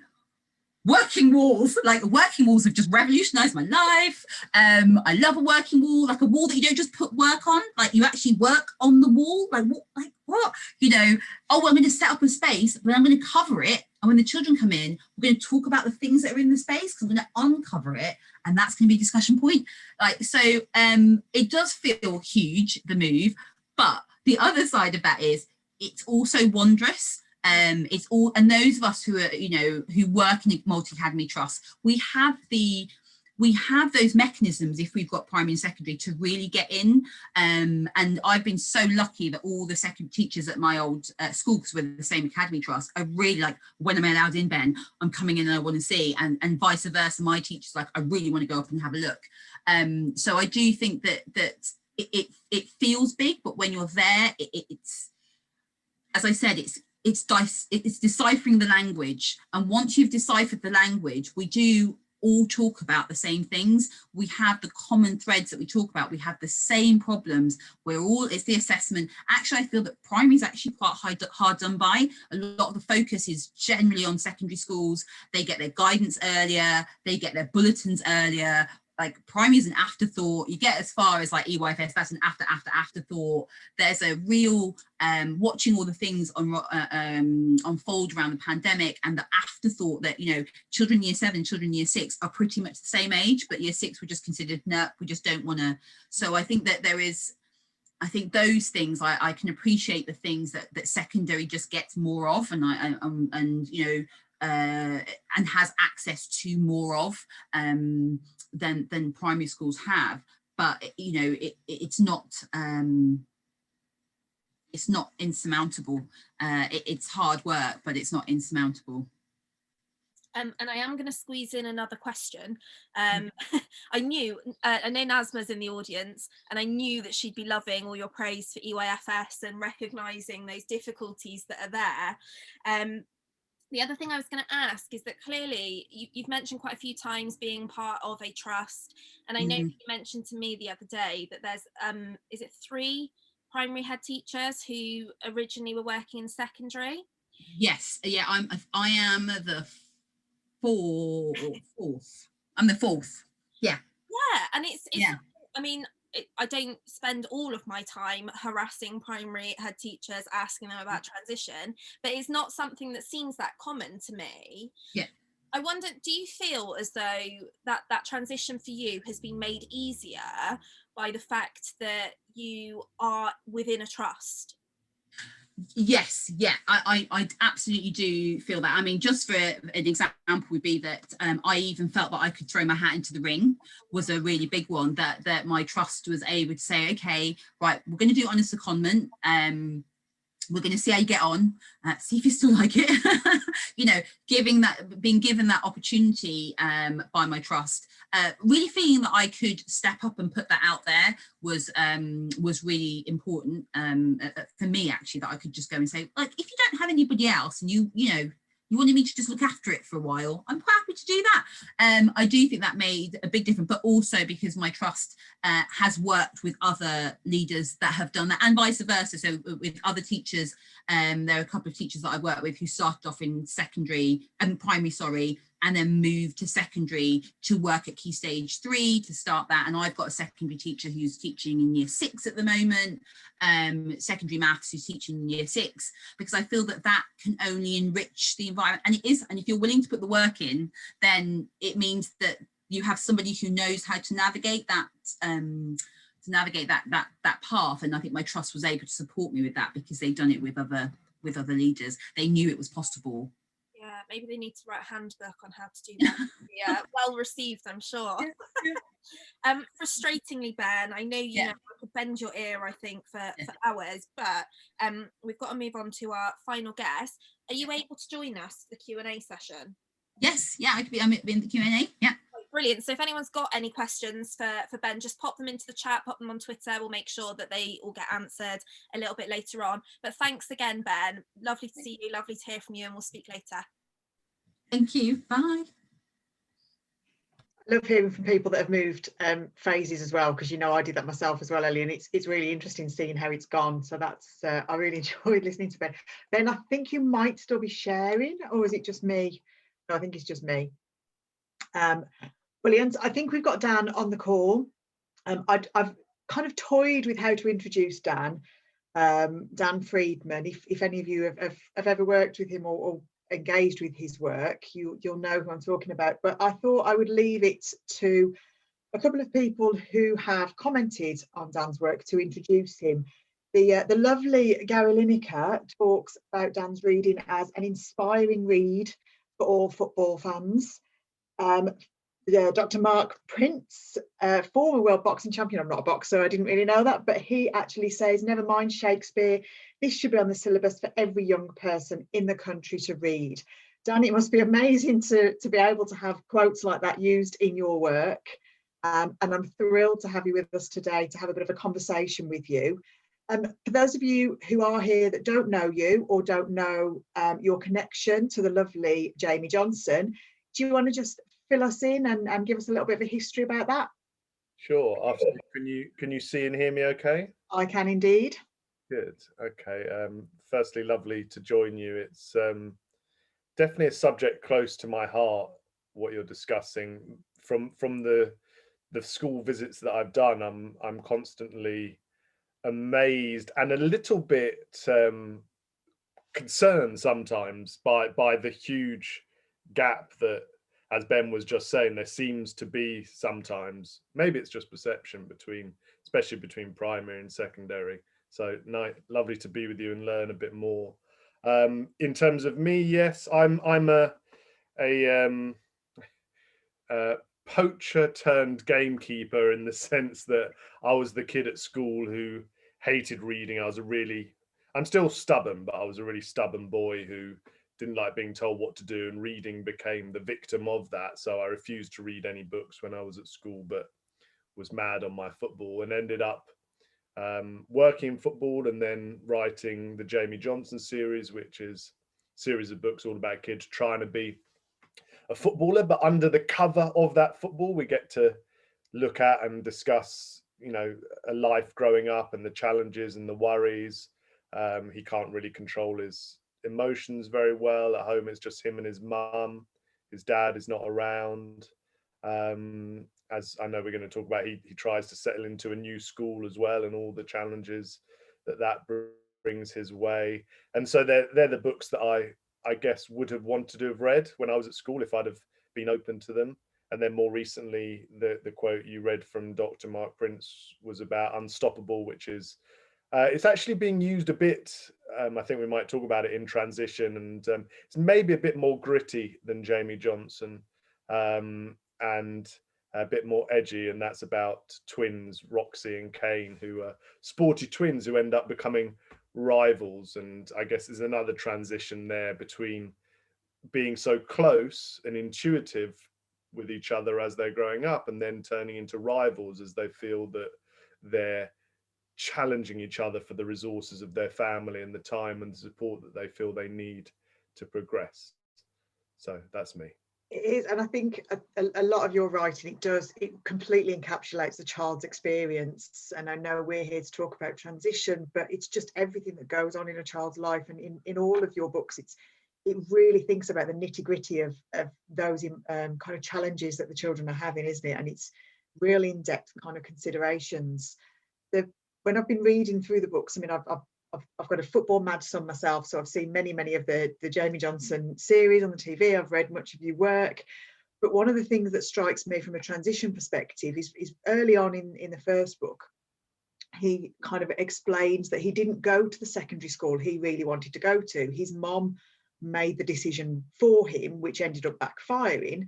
And it's quite commonplace, I think, with parents, and when looking at what secondary school to send your children to.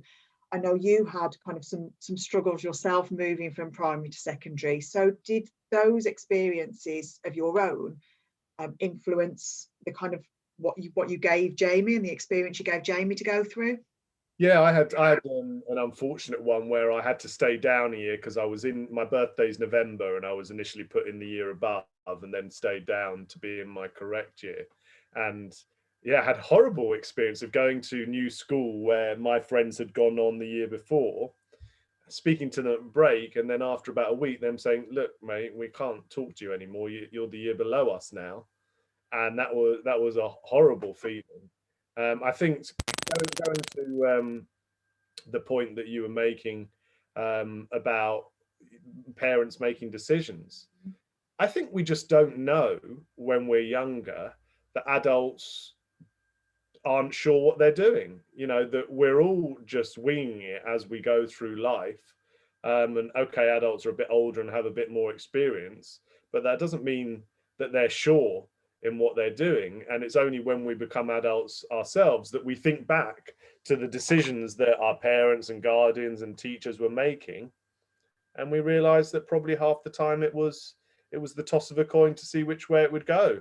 So yeah, for me and for Jamie, I think it's the case of, well, this is what you're told you'll do, and you trust in that decision and hope that it's right. And I'm working on something else at the moment. It's definitely a theme, I think, maybe in what I do, about going to new environments and new schools and how challenging that is, and transition as well. I always had to transition between my mum's and my dad's.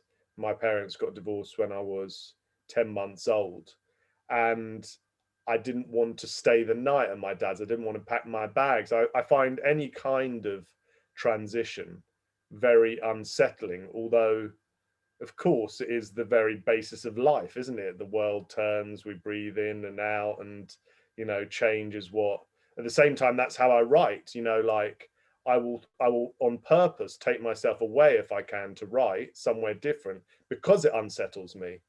And it's a bit like that, you know, if there's a lake, it's really the stuff at the bottom of the lake where you've got the interesting minerals, and I need to get at that if I want to try and write, to dredge up the stuff in my core that maybe I don't want to look at, but where the most important things are. So yeah, Jamie trusts, and it wasn't right for him, and I had my challenges, and I can completely empathize when it is a challenge for pupils going to students or changing schools or changing homes.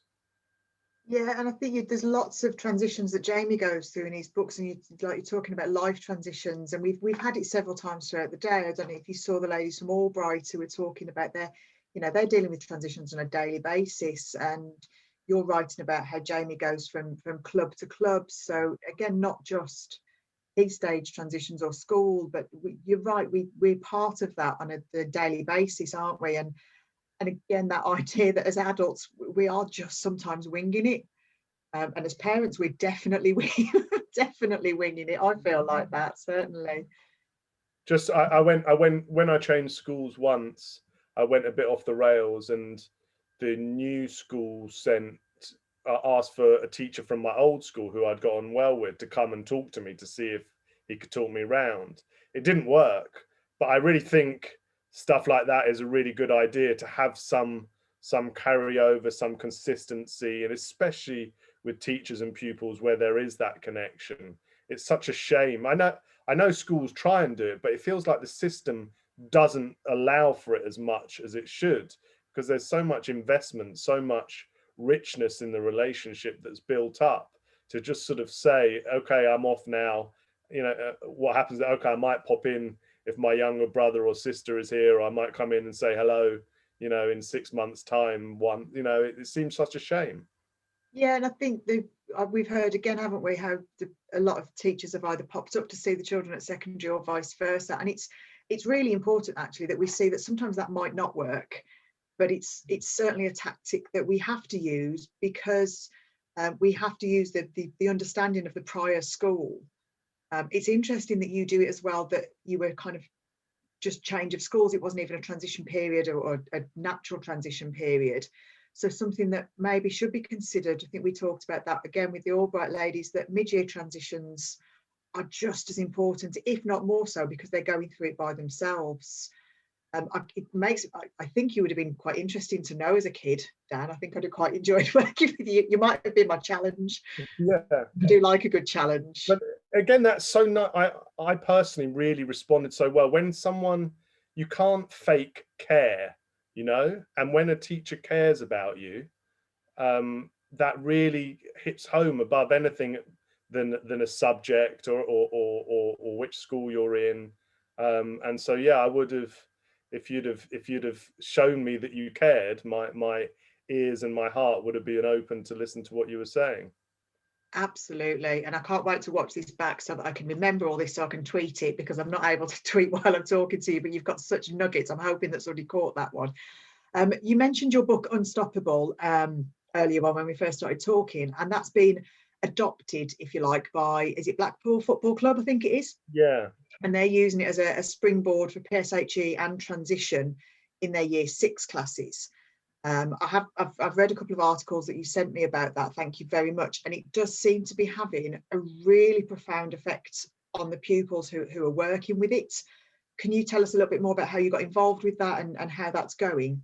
Sure. Firstly, it was a book that I spent about 4 years trying to get right. I wasn't sure what I was going to do after Jamie Johnson. I wanted there to be some sport, but I wanted to explore other themes. And there'd been so many conversations visiting schools in the last decade that I wanted to draw upon in the story.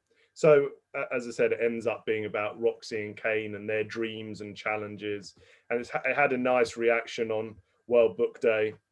Marcus Rashford did this unbelievable post of him reading. He said, if you're between 11 and 14, you should check out this book, Unstoppable, which was incredible.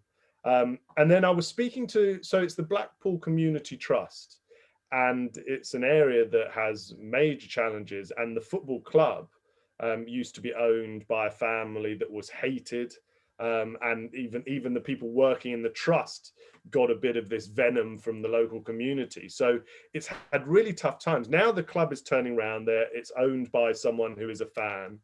And the work that the guys in the trust do is incredible. As you know, it has a huge impact if you go into a school with a club tracksuit on. But the dedication of the team that work for the Blackpool Community Trust are incredible. And I was speaking to them about it. With Unstoppable, there are so many sensitive subjects.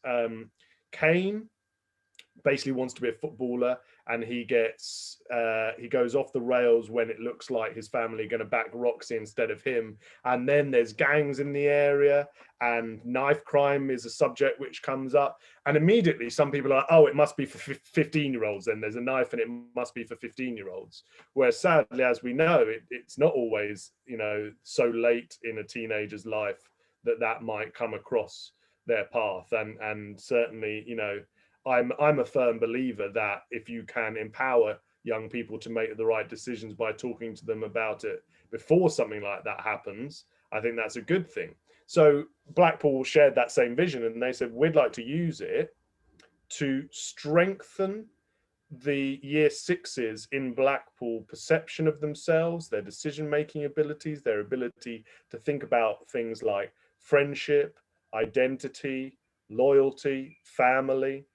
And they developed a 6-week course, which they called Unstoppable, where they give each year 6 kid in Blackpool gets a copy of the book. They read to a certain point. Then the person from the trust comes in. So that sort of, sometimes it's nice, isn't it, that when it's someone out with of the school who's saying the same messages, but isn't, you know, is slightly separated. And they talk about the issues that have come up. And they've had remarkable feedback and conversations. Like, for example, they were talking about the character who tries to recruit Kane, and one of the boys in the class said, oh, that's like the man on our estate with the van. And he would not normally have expressed this, but when you're talking about a character and linking it into your own life, you feel a bit more comfortable. and it had been built up over 6 weeks or so, this element of trust, and then it got passed up into the school, into the police, into the safeguarding area, and this was something, you know, that could potentially have saved lives. So it's amazing, and it's all testament to the work of the trust, but also I believe that, and again, it would have worked with me if you'd have come into me when I was 10, 11, 12, 13 and said, let's talk about knife crime, let's talk about parental separation, or let's talk about, I would have closed down. But if you can together talk about a character and a story and what someone's going through and what you would say to them or what you would do in their position, or if you were their friend or brother or sister, I think it opens up those pathways of conversation. And so I'll be honest, yeah, I'm massively proud that has happened with Unstoppable. And you mentioned Dr. Mark Prince. He's an incredibly inspirational guy who lost his son. His son got stabbed to death in the school playground while trying to break up a fight. Wow. And so you can imagine how nervous I was saying to him, would you have a read of this book and tell me what you think? It's not, you know, a huge element of Unstoppable, but it's just something that comes into Kane's life when he's an angry young man. And Dr. Prince made that quote, and so obviously that profoundly grateful that he thinks it's an appropriate way to try and have those conversations, which are the most difficult ones, but the most important ones. It's the power of words, isn't it? And it's like you say, the connection to the characters. It's interesting you talked about how it works in Blackpool as well, that they will read some in school and then there'll be an agreement that they come to a certain point and then it's carried on. And that's exactly, I don't know if you saw Mary Myatt this morning, that's one of the things that she was saying is really useful for transition. And you start a book in primary school and then it gets finished at secondary school. So those connections, and if you're trying to develop this love of reading and reading for pleasure, which, as you say, you struggled with at school and then have come full circle, those are really good life lessons as well. But, you know, it's okay to change your mind. It's okay that things and your love of things evolves. So that's really key. And I just love, so do all of the schools in Blackpool kind of use this? Does it work across into year 7 or is it just stuck in year 6 for now? At the moment, it's for the transition in year 6, in like the last term of the year, to get them ready. But I think they're gonna try and extend it as well, and maybe use it in some schools which have students with different requirements and things like that. So yeah, but at the moment, all of the primary schools in Blackpool. It's definitely worth something that, you know, to consider then bringing in, and just we talked about the consistency for children, haven't we, and having that, and especially if they've already got a copy of it, then you know that all your children coming in are going to have that. So that's something that could be really interesting. So all the secondary schools in Blackpool, if any of you are on the line, get hold of what they're doing and carry it on. It would be really great. Bringing it back to you now, Dan, I know your career itself has been quite varied, and you've done your full turn on reading and writing anyway, but you started, I believe, back in journalism, interviewing footballers from all across the world. I've seen some of the people that you've kind of chatted to and had interviews with. When you decided to make that transition yourself into fiction writing, what made you write for children? Where did that decision come from to write for children as opposed to adults? Yeah, so the background was, I guess, pick up the story of me being the stubborn kid who loved football. I was like, well, if I could get a job which involves football, then I kind of don't have to be stubborn because I'm doing what I want to be doing. So I started doing work experience from the age of like 15, 16, anywhere that would have me just making the teas and coffees, and ended up, I went into the Football Association, got a job there after uni, and answered the teas and made the teas and coffees, answered the phones, answered the letters, and worked my way up to be the editor of the website and of match programs. And so that meant that I got to live and work with the England football team. So this was the era, young Steven Gerrard when he was one of the best players in the world, Jermaine Genius, Joe Cole, David James. There's me smiling like an idiot because I was just so happy to, you know, all I wanted to do was get close to football. And here I am in my England suit going to World Cups. Then what happened was, sometimes a conversation can change the course of your life. My boss tried to buy a birthday present for her godson, who was madly into football, and went to the bookshop to get him a football novel. And she told me she couldn't find any in there. And this was just at the time that Harry Potter was getting massive.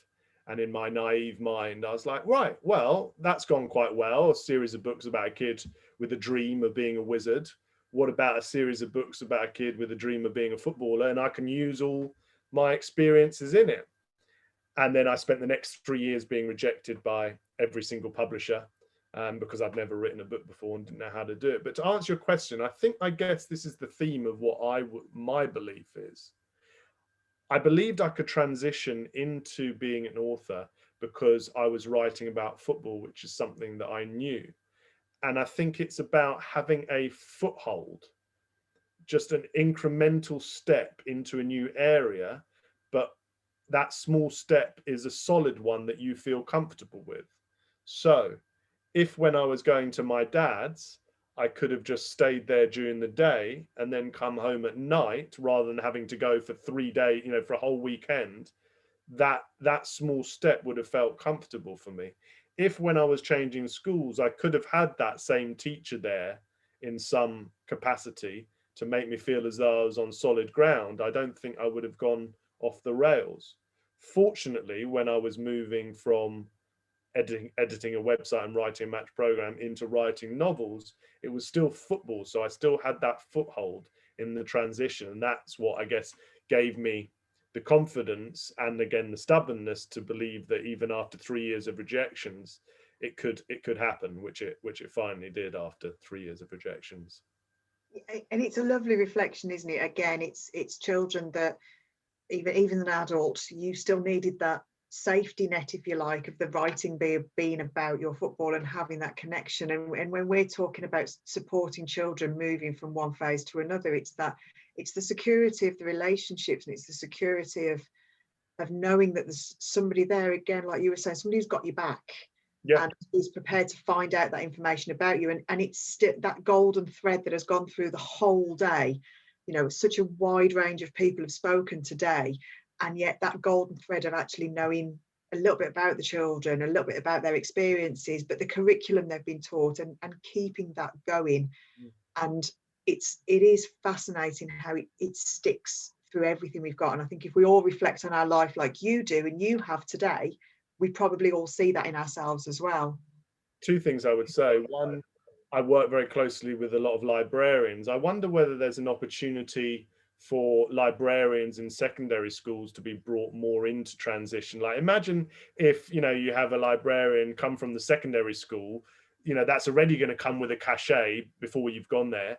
And they sort of come into the class and say, what's your name? Tell us a bit about it. Okay, I'm going to come back next week with a book I'd like you to read. And this, that might be a lovely way to have that thread. I hope someone tweeted that. And the other thing to say as well is, even when I was at school and I didn't read as much as I should have done, I had one English teacher who didn't make me feel like I was a terrible person, didn't send me out or anything like that. He kept me involved. He kept me in the room for the discussions about the book, even if I haven't read it. And I'm still in touch with that English teacher because I still, when I'm doing the drafts of my book, I'm still the kid who hasn't got that much confidence. And I send him my drafts and he says, yeah, well done, Dan, you're on the right lines. So he's still, even transitioning, 30 years on, he's still my teacher. He's still the one that gives me a bit of confidence. I love that. That's brilliant. And the idea of, having librarians being part of the transition process. If you're lucky enough to have a librarian at the moment in secondary school, absolutely utilise them and get that link. I mean, every teacher really wants to have that love of learning, don't we? The love of reading. So, I mean, there's been a comment already, how many have fully functioning library with a full-time librarian? If you are lucky enough to have that, what a fantastic way of using them. And if you haven't, maybe we could look at, there's book clubs in schools, there's all sorts of things that can be adapted, and just that idea of the connection between reading and transition and supporting that, I think it's a cracking idea. I'm really glad I've had the chance to speak to you today. That's really good.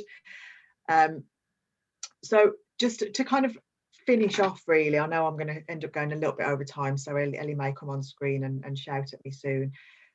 Have you got any plans to extend, or do you know of anybody else that's interested in using Unstoppable, or in talks with any other areas to do that? I know you go into schools anyway with the Jamie Johnson series, and you've come to some of the schools that I work with, and they go really, really well. I think I've seen lots of videos where children are just lapping up all your work and really enjoying it.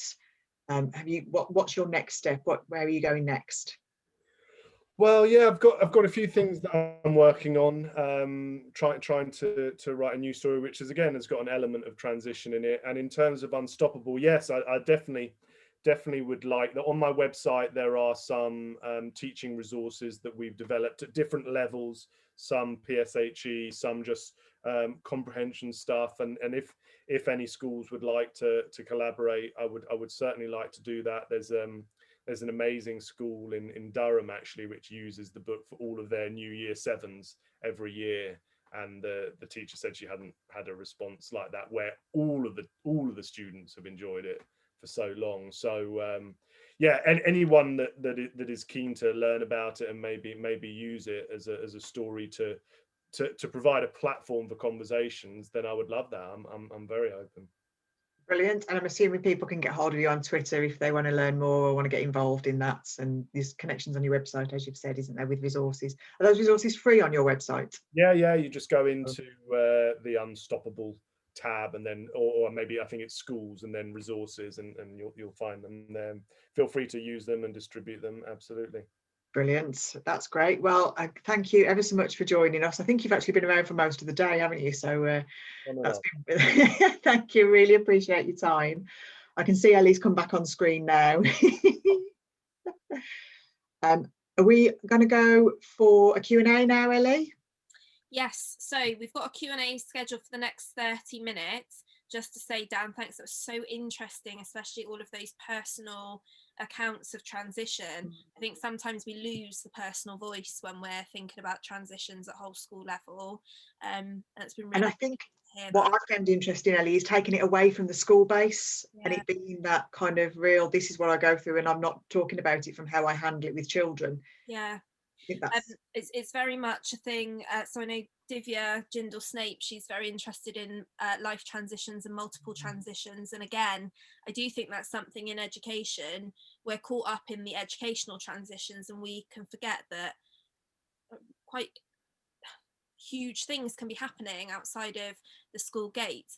I should note, actually, I only saw a trailer yesterday after somebody had mentioned on Twitter for Joey Essex's programme Grief and Me, and he talks about how his mum took her own life, and that happened towards the end of him being at primary school, and he actually makes a point of talking about how that move to secondary school was so difficult because he didn't know the teachers, he didn't really know the students, and so that actually it was such a major life event that coincided with it. Sorry, that really goes back to what Sarah was talking about as well, isn't it? And about those kind of extra things that are so important, that it's not enough to just know it's happened. And when she was talking about kind of, you know, you might not pass on that children have been adopted or that they've gone through that experience. Yeah. Because as a primary school, they're absolutely brilliant at managing these issues for the children, but it's really important that secondaries are aware that things have happened. Yeah, absolutely. So sorry for my detour. Oh, go on. I'll turn the mic off, but I just want to say hats off to you both for organising today. Absolutely brilliant and so valuable. And yeah, you will be changing people's lives by putting on today. Oh, thank you. That's got me emotional now, Ellie. Right, well, I'll throw you into the Q&A then, Liz. A bit more responsibility for you. So as the day's gone on, I've sort of been summarising the key threads, the key trends that have come out of all of our presentations. So I will jump in with that at some point, but I know we've got a few questions to start off with. So for those of our presenters who are joining us for the Q&A, do you mind just popping your cameras on? If you stay on mute for the time being, just because we're online and the sort of internet delays can be a bit tricky, if your camera's on, we'll likely see you at the top. Yeah. But yeah, I think Liz is going to sort of go ahead, read through the questions, and we'll go from there. Yeah, I think that one that hit me, I'm just literally having to scroll through the chat because I saw one, Ben, it came up directly for you. And I'm going to read it verbatim so I don't get anything wrong or misrepresent anything. But how did you manage the lack of subject knowledge of primary and being a credible leader? Emma's put this question. She's making the transition herself, and it's something that concerns her. Hi. The main thing is to just not cover what you don't know. So be really honest about, and I would say things in meetings like, yeah, I don't know anything about that. I did a lot of reading. I did some cracking reading in the first couple of weeks. I had my team were absolutely fantastic. And I think because I went in from a kind of really open point of view, is that I can read a budget really well, but I really don't think I'm going to be able to get to down and dirty on that part of the curriculum. I think because I approached it with that attitude, my team and the teachers knew that I wasn't ever going to bluff what I didn't know, but I would find out. So my view was, I might not know that now, but I will find out about that soon. And the other thing that I did with my trust were, kindly said to me, I worked really closely with my leaders on rewriting and remapping the core subjects. And that was really, really good fun to do. It absolutely means that I know what's coming before and what's coming after, because I've crafted that with my team, but working on bits of work like that with team members. So I'm a science specialist, so working with my subject lead in science on how we're going to map the curriculum, and just working with people on those things has meant that, I was able to navigate it. And also, I think presenting on things that are common, like when we're doing a session around feedback or a session on questioning or knowledge organisers, or something that I know that I have used extensively. So it's not really shying away from it, but being really honest where there is just a skills or knowledge gap. It's that honesty is the best policy, isn't it? And we get the children to do that all the time, don't we? And so it's modelling, and that's really key, I think, as well. Brilliant, thank you ever so much, Ben. I'm not sure whether we've got Nimish and Rebecca here. I can't see their pictures, but I could see their names. There were a couple of questions about how Wren work with their main their main partner schools. If they're not here, I'm going to move swiftly on. I'm going to go with they're not here. I can see Rebecca's still here, but I thought Nimish was as well. We circle back to those questions and I will just investigate, see if I can catch them. Yeah, absolutely. I wanted to kind of bring back to lots of you, really. There's lots of you that kind of touched on and mentioned research that you've done and research that you'd engaged in to be able to support transition. I think I'm probably going to need you to literally pop your hands up virtually to bring this in, because it is an open question. But how do you encourage, so you're very clearly research read and research driven, how do you make sure and encourage that happens in your schools or in schools with staff? So it is open. Georgina, are you, I think that is a hand going up. I'm going to pull you in. Well, I was really fortunate that being a governor in the school, I spoke to my chair of governors, who is really good, and my dissertation supervisor recommended that I try and work with the MAT. So I approached one of the exec principals, and because I knew that they were looking at rethinking their transition procedures and practice and what have you, and said, look, I'm interested in doing this. Can I work with you?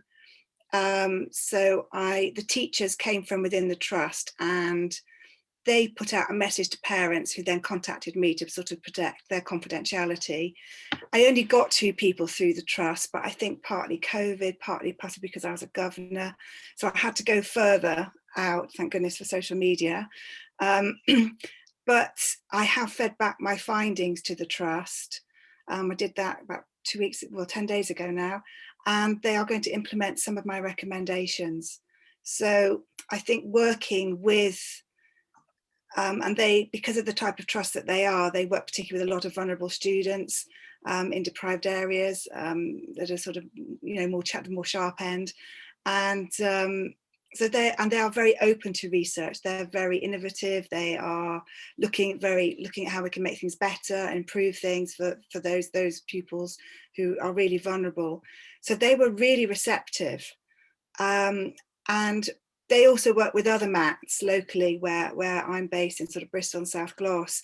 So I'm hoping that their practice, that it might knock on. What I really would have liked to have done though is spoken to our local authority, because they've got a big part to play as well.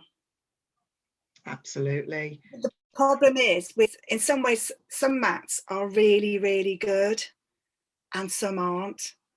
And the practice is so different. And it's like the ones that are good, they're receptive, they listen, whereas the others, I just don't feel that they engage or they try, or maybe not intentionally, but yeah. So that's what I did. I was very lucky that I was able to be able to do that. Thank you. And kind of the other people in the room, like I say, lots of you mentioned and quoted research that's out there, including, Charlotte and Georgina doing your own. Have you got any additions, really, how you've brought that into schools and your staff?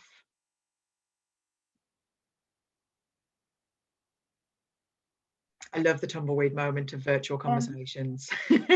Charlotte, you've come off mute. I suppose I don't really directly obviously work in schools. I suppose I can talk from the perspective of being able to recruit schools to take part in research, but I don't really know if that's fully answering that would be really interesting, actually, because I think a lot of people don't necessarily know how to engage in the research, not just following the research and reading what's being discovered, but taking part in it, which is really key. And you had kind of national involvement, didn't you, in that? So being able to explain how you can get involved in that as a school would be really useful, if that's okay. Yeah, that's fine. I suppose it's in terms of taking part in research, I think it's all down to connections, really. The more connections you build, and I suppose I built quite a few with my PhD, so I sort of send, in terms of the UK survey, I sent the link out to all the schools that were in my network, and then I asked them, to forward the link on as well. I think, obviously creating a website, that really helped, because, it helps, your research to get out there, and also a contact information, sort of an email address, so schools can contact you, because I'm very open, to working with schools. I'm really keen to work with schools. I don't really think research should sort of sit in a box or sit in a cupboard and be locked away. I want it to be used. I want it to be used in society to make a difference. So I suppose just having a look out, really, attending sort of conferences like this helps in terms of sort of getting involved with research. And I suppose what I do when I'm trying to do a project within a school is I always pitch it, so I'm giving something back to the school. So I'll do a talk on transition for the children, or I'll talk about going to university. Monsters in university is a fantastic way to get into schools. I suppose that's what researchers sometimes have, like they understand, schools are really busy places and you can't facilitate every single project, but trying to make it so it fits into the school day. So when I designed my intervention, the sessions were 50 minutes long, so it would fit into a lesson. So I think there's challenges on both sides, really. I think that's key as well, isn't it? Just the idea that as a researcher and an academic researcher, you understand the constraints of school, because I think in reality sometimes that's kind of misunderstood, and some people think, oh, it's people who are doing the research don't understand what school is like, but you very clearly do and have done that. Sarah, if I can talk to you, if that's okay, just about your involvement with both RADI and so Challenging Education and the poverty proofing. So you've kind of had a lot of organisations come in, and I know that you were part of RADI. I think possibly one of the first schools to be involved. First lot with RADI. Yeah, and so what difference has that made for your children when they hit year 7? How are you seeing that difference, and what can other schools learn from that if they're not involved in it themselves? I think essentially the thing about RADI, if you put it in a nutshell, is that you get to know your students. And if you get to know your disadvantaged students, you also get to know your non-disadvantaged students, because you can't just talk to your disadvantaged and not the others.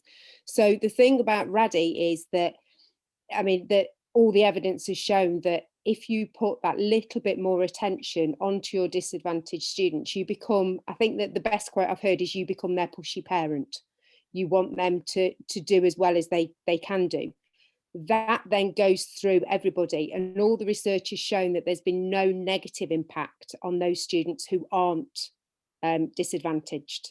If anything, it's had no effect, or it's had an increased effect. So when our students come in, I mean, I'm not the main transition team. What I do is stick my nose in, and because our school's very open to doing extra things, you know, I went and presented at leadership and said, can I do this extra day? Can I do this extra work? Yeah, of course you can. If it doesn't work, you won't do it again. But we ran it twice before lockdown. And it's just giving the staff as much information as you can. A lot of them feel that they know the kids before they meet them. And that's really important.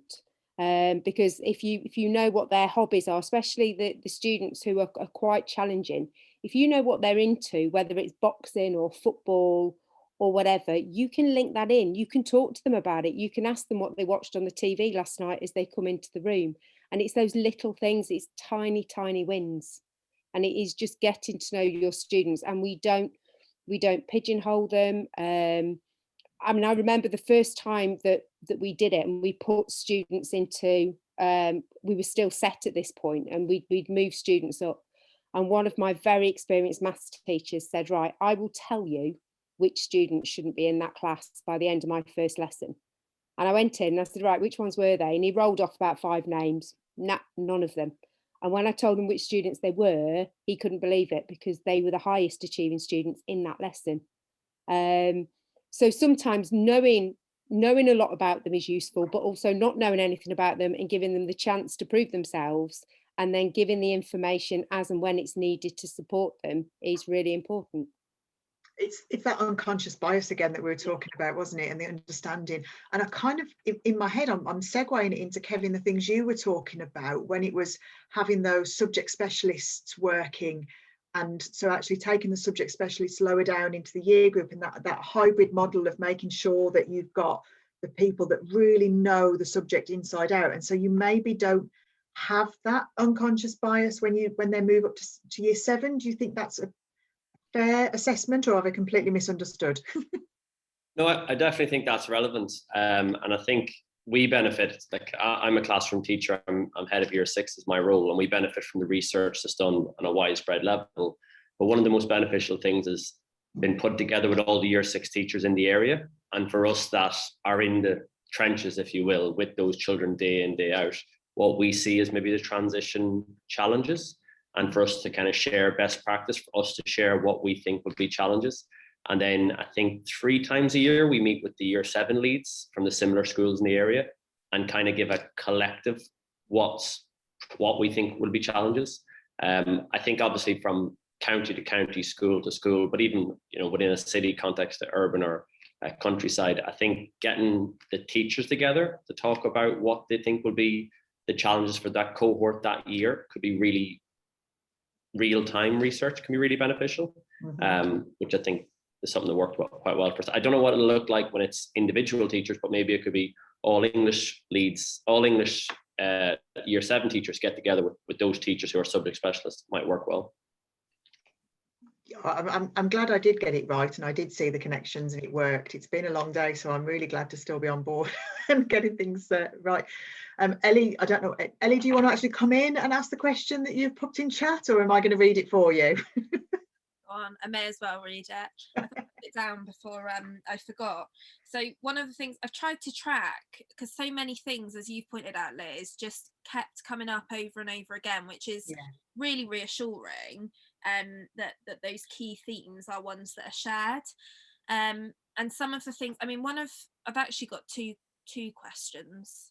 I'll go for the first one, because one of the kind of issues I think that constantly crops up, and quite a few people have mentioned in the chat today, is that concern that if you've got either lots of I can't say feeder schools now. Partner schools. I use the phrase partner schools. If you've got lots of partner schools, partner primary schools, and lots of destination schools, that's a question I think it would be good to see what people think. How do you actually tackle that? What's the best way to deal with having a large number of schools? I can't speak now that Mary said that about feeder. I just can't say anything. But hopefully, you know what I mean. How do you tackle having so many schools feeding into one, or few feeding into many? It's that tumbleweed again, isn't it? Sarah, I think you're the only one that's maybe still secondary based, with lots of schools that come into you. Yeah, I mean, with a lot of our schools are the bigger schools. So we get up to 23 because we pick up the odd one student from here and the odd one from there, and they're few and far between. So when we do the extra transition day, we work with the biggest schools there, because we're arranging transport for them as well. So it's a case of being able to pick them up or them walk into us. But even on that day, we still probably easily do 12 schools. Some walk, and then we have buses that pick up en route to 2 or 3 schools. When it's come this year to the summer school that we're running, sort of because we can't do these transition days, we've contacted every school and asked them who they thought would take up the opportunity and whether they could push it for us, which is why we've ended up with letters in Urdu and everything else. We make sure we reach all the parents. And some of the primaries were speaking, especially where they've only got like one student coming to us, they were holding those verbal conversations with the parents and saying how important it would be and how useful it would be in terms of making friends and meeting staff. To the point that they've even been sending the parental emails with their consent to us. So we make sure that information gets directly to them, because we don't want them to miss it, because especially this year, whether they're classed as disadvantaged in the normal way, they will be disadvantaged in the fact that they won't know anybody in September because the other transitions aren't happening as they would normally. So we're trying to get as many of those to us in the summer. Yeah, and those kind of 1 and 2s, if you've listened to the podcast, the one that's been released at the minute, you've got Lucy Flower, who talks about actually she starts with those connections with the smaller people and the smaller number of children coming from schools, because that's really important. Well, certainly the transition team will go into every school who is coming to us and have those conversations there. But obviously in my role as part of that, it was just the one day, and this year I've been involved in the summer school, so we have prioritized those that are coming in 1s and 2s, because if we can get them to us for 5 days, the people that they will meet, and we're doing it at the start of the summer holiday, so again it reduces that anxiety. So they come in at the beginning, then they can relax during the summer before they come to us in September, because they'll know faces, they'll have made friends, they'll have met key staff. Yeah, and I can see in the chat that kind of, Charlotte, you've added about the importance of supporting children's emotional well-being over transition, and that's really key, regardless of the number of children you've got coming in, isn't it? It's about those individuals. And when you mention as well that the earlier the better for preparing, those of you in secondary or even primary sending children up, I can imagine that if that is started earlier on, then maybe you've got more opportunity. Sarah, I guess you know roughly which schools you're going to get children from, so that earlier preparation can start. Yeah, and I've got good links with them, with a lot of our bigger primaries. I've got good links with them anyway through RADI and Challenging Education, and just from what I've built up over the years. But even though we haven't got the traditional transition days this year, every single child will be coming in to visit us at some point in a small group. So we are making sure that everybody gets into the building before September. That's really good. Ben, I'm just thinking about your perspective. You're in the trust. So your primary children, how many schools are you kind of sending children to? How many secondaries are you engaging with? Because we hear a lot about how many primary schools the secondary schools are needing to engage with. But what's your perspective from the primary level? We have, I would say, a top five secondary feeder schools, and they do fantastic. They do days, they check in once they've got their lists. We do step up days, but I think that I'm in the kind of unique situation is that we're really placed in close proximity to our secondary trust school. So we've had the dance teacher comes in and teaches dance with us, the French teacher comes in, teaches French to year 6. So they've already started to build, to have a taste of what those lessons would look like, that formal type of, expectation in dance, experiencing dance lessons that are very similar to secondary school, experiencing French lessons that are very similar to a secondary school. So they started to do that kind of academic transition already. But as everybody has said, one of the biggest issues for primary is the number, and if it's going to be meaningful work, we're quite lucky our parents do kind of give us an idea of where they're all going once they put their requests in. They give us an idea. But in Bristol, where competition's quite high for the schools that are surrounding my school, the secondaries are oversubscribed, all of them pretty much. So competition for those places is high. So working with them over time, you never quite know what the numbers are going to look like. But as I said, I think actually teaming up with one school, even if it's the one that isn't maybe the one that you've got the most children going to, is really beneficial if you can build much more solid links over time, because you get the kind of overarching, they don't get the kind of pastoral transition, because I do think that's really important as well. But what they get is the academic transition, which is they experience the shift in the cognitive demand of lessons, that the fact it's much more high paced, with in this amount of time that teacher is hell-bent on shoehorning that information in 50 minutes, and there will be a start of main and plenary, and there'll be lots of activities, so you get all of that going on as well. So I do think that for those people out there, we've really benefited from building a much stronger link to our trust secondary, even though they don't get all of the children from the year group, because I think it's more the routines, the expectations that they get, which will mean that moving forward they'll be a little bit more prepared for the move. But I mean, I don't know if anybody else does it. Our local secondaries, all of them actually invite us up for plays, sports days, so they are inviting children up to come and experience the space and look at the surroundings as well. So I do think we do get quite a lot of that, but I think the strong link between the schools doesn't really matter if it's the one where all your children go to. And that's something that kind of we're working on at the minute, isn't it, Charlotte? They're kind of working on trying to prepare these year 5 children, that there is an element of what actual school it is irrelevant. It's the skills are still going to be the same, and the things they're going to need to learn, the nitty-gritty of day-to-days, it will be different in each school, but they're still going to be learning the same curriculum. They're still going to have change that's going to come, which I think is really key. Just again, I think maybe Kevin and Ben, you might be able to answer this. What feedback have you had from the children when they've done getting ready and they've gone up to the secondaries, or they've had the secondaries come in? Because we talk to a lot of teachers about what they do, but how often do we actually hear the child's voice of whether it's been any use? Have any of you got any feedback from children on that? Yeah, we've been lucky enough, a bit like Aidan with an all-through school, we have been able to do a transition days for those children who are going from the primary to the secondary.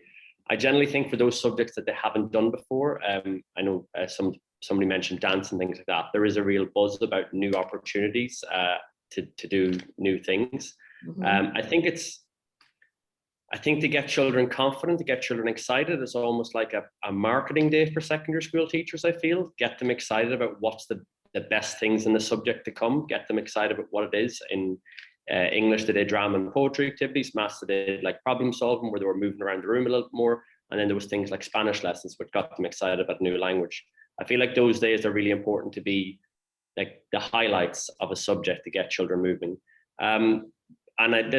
I always feel when I speak between primary and secondary, I'm going to offend someone, but the children generally just came back and says, we sat down a lot more, we didn't move as much.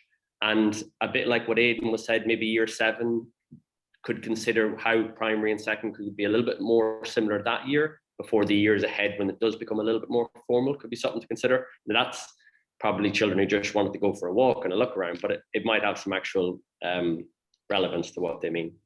I think it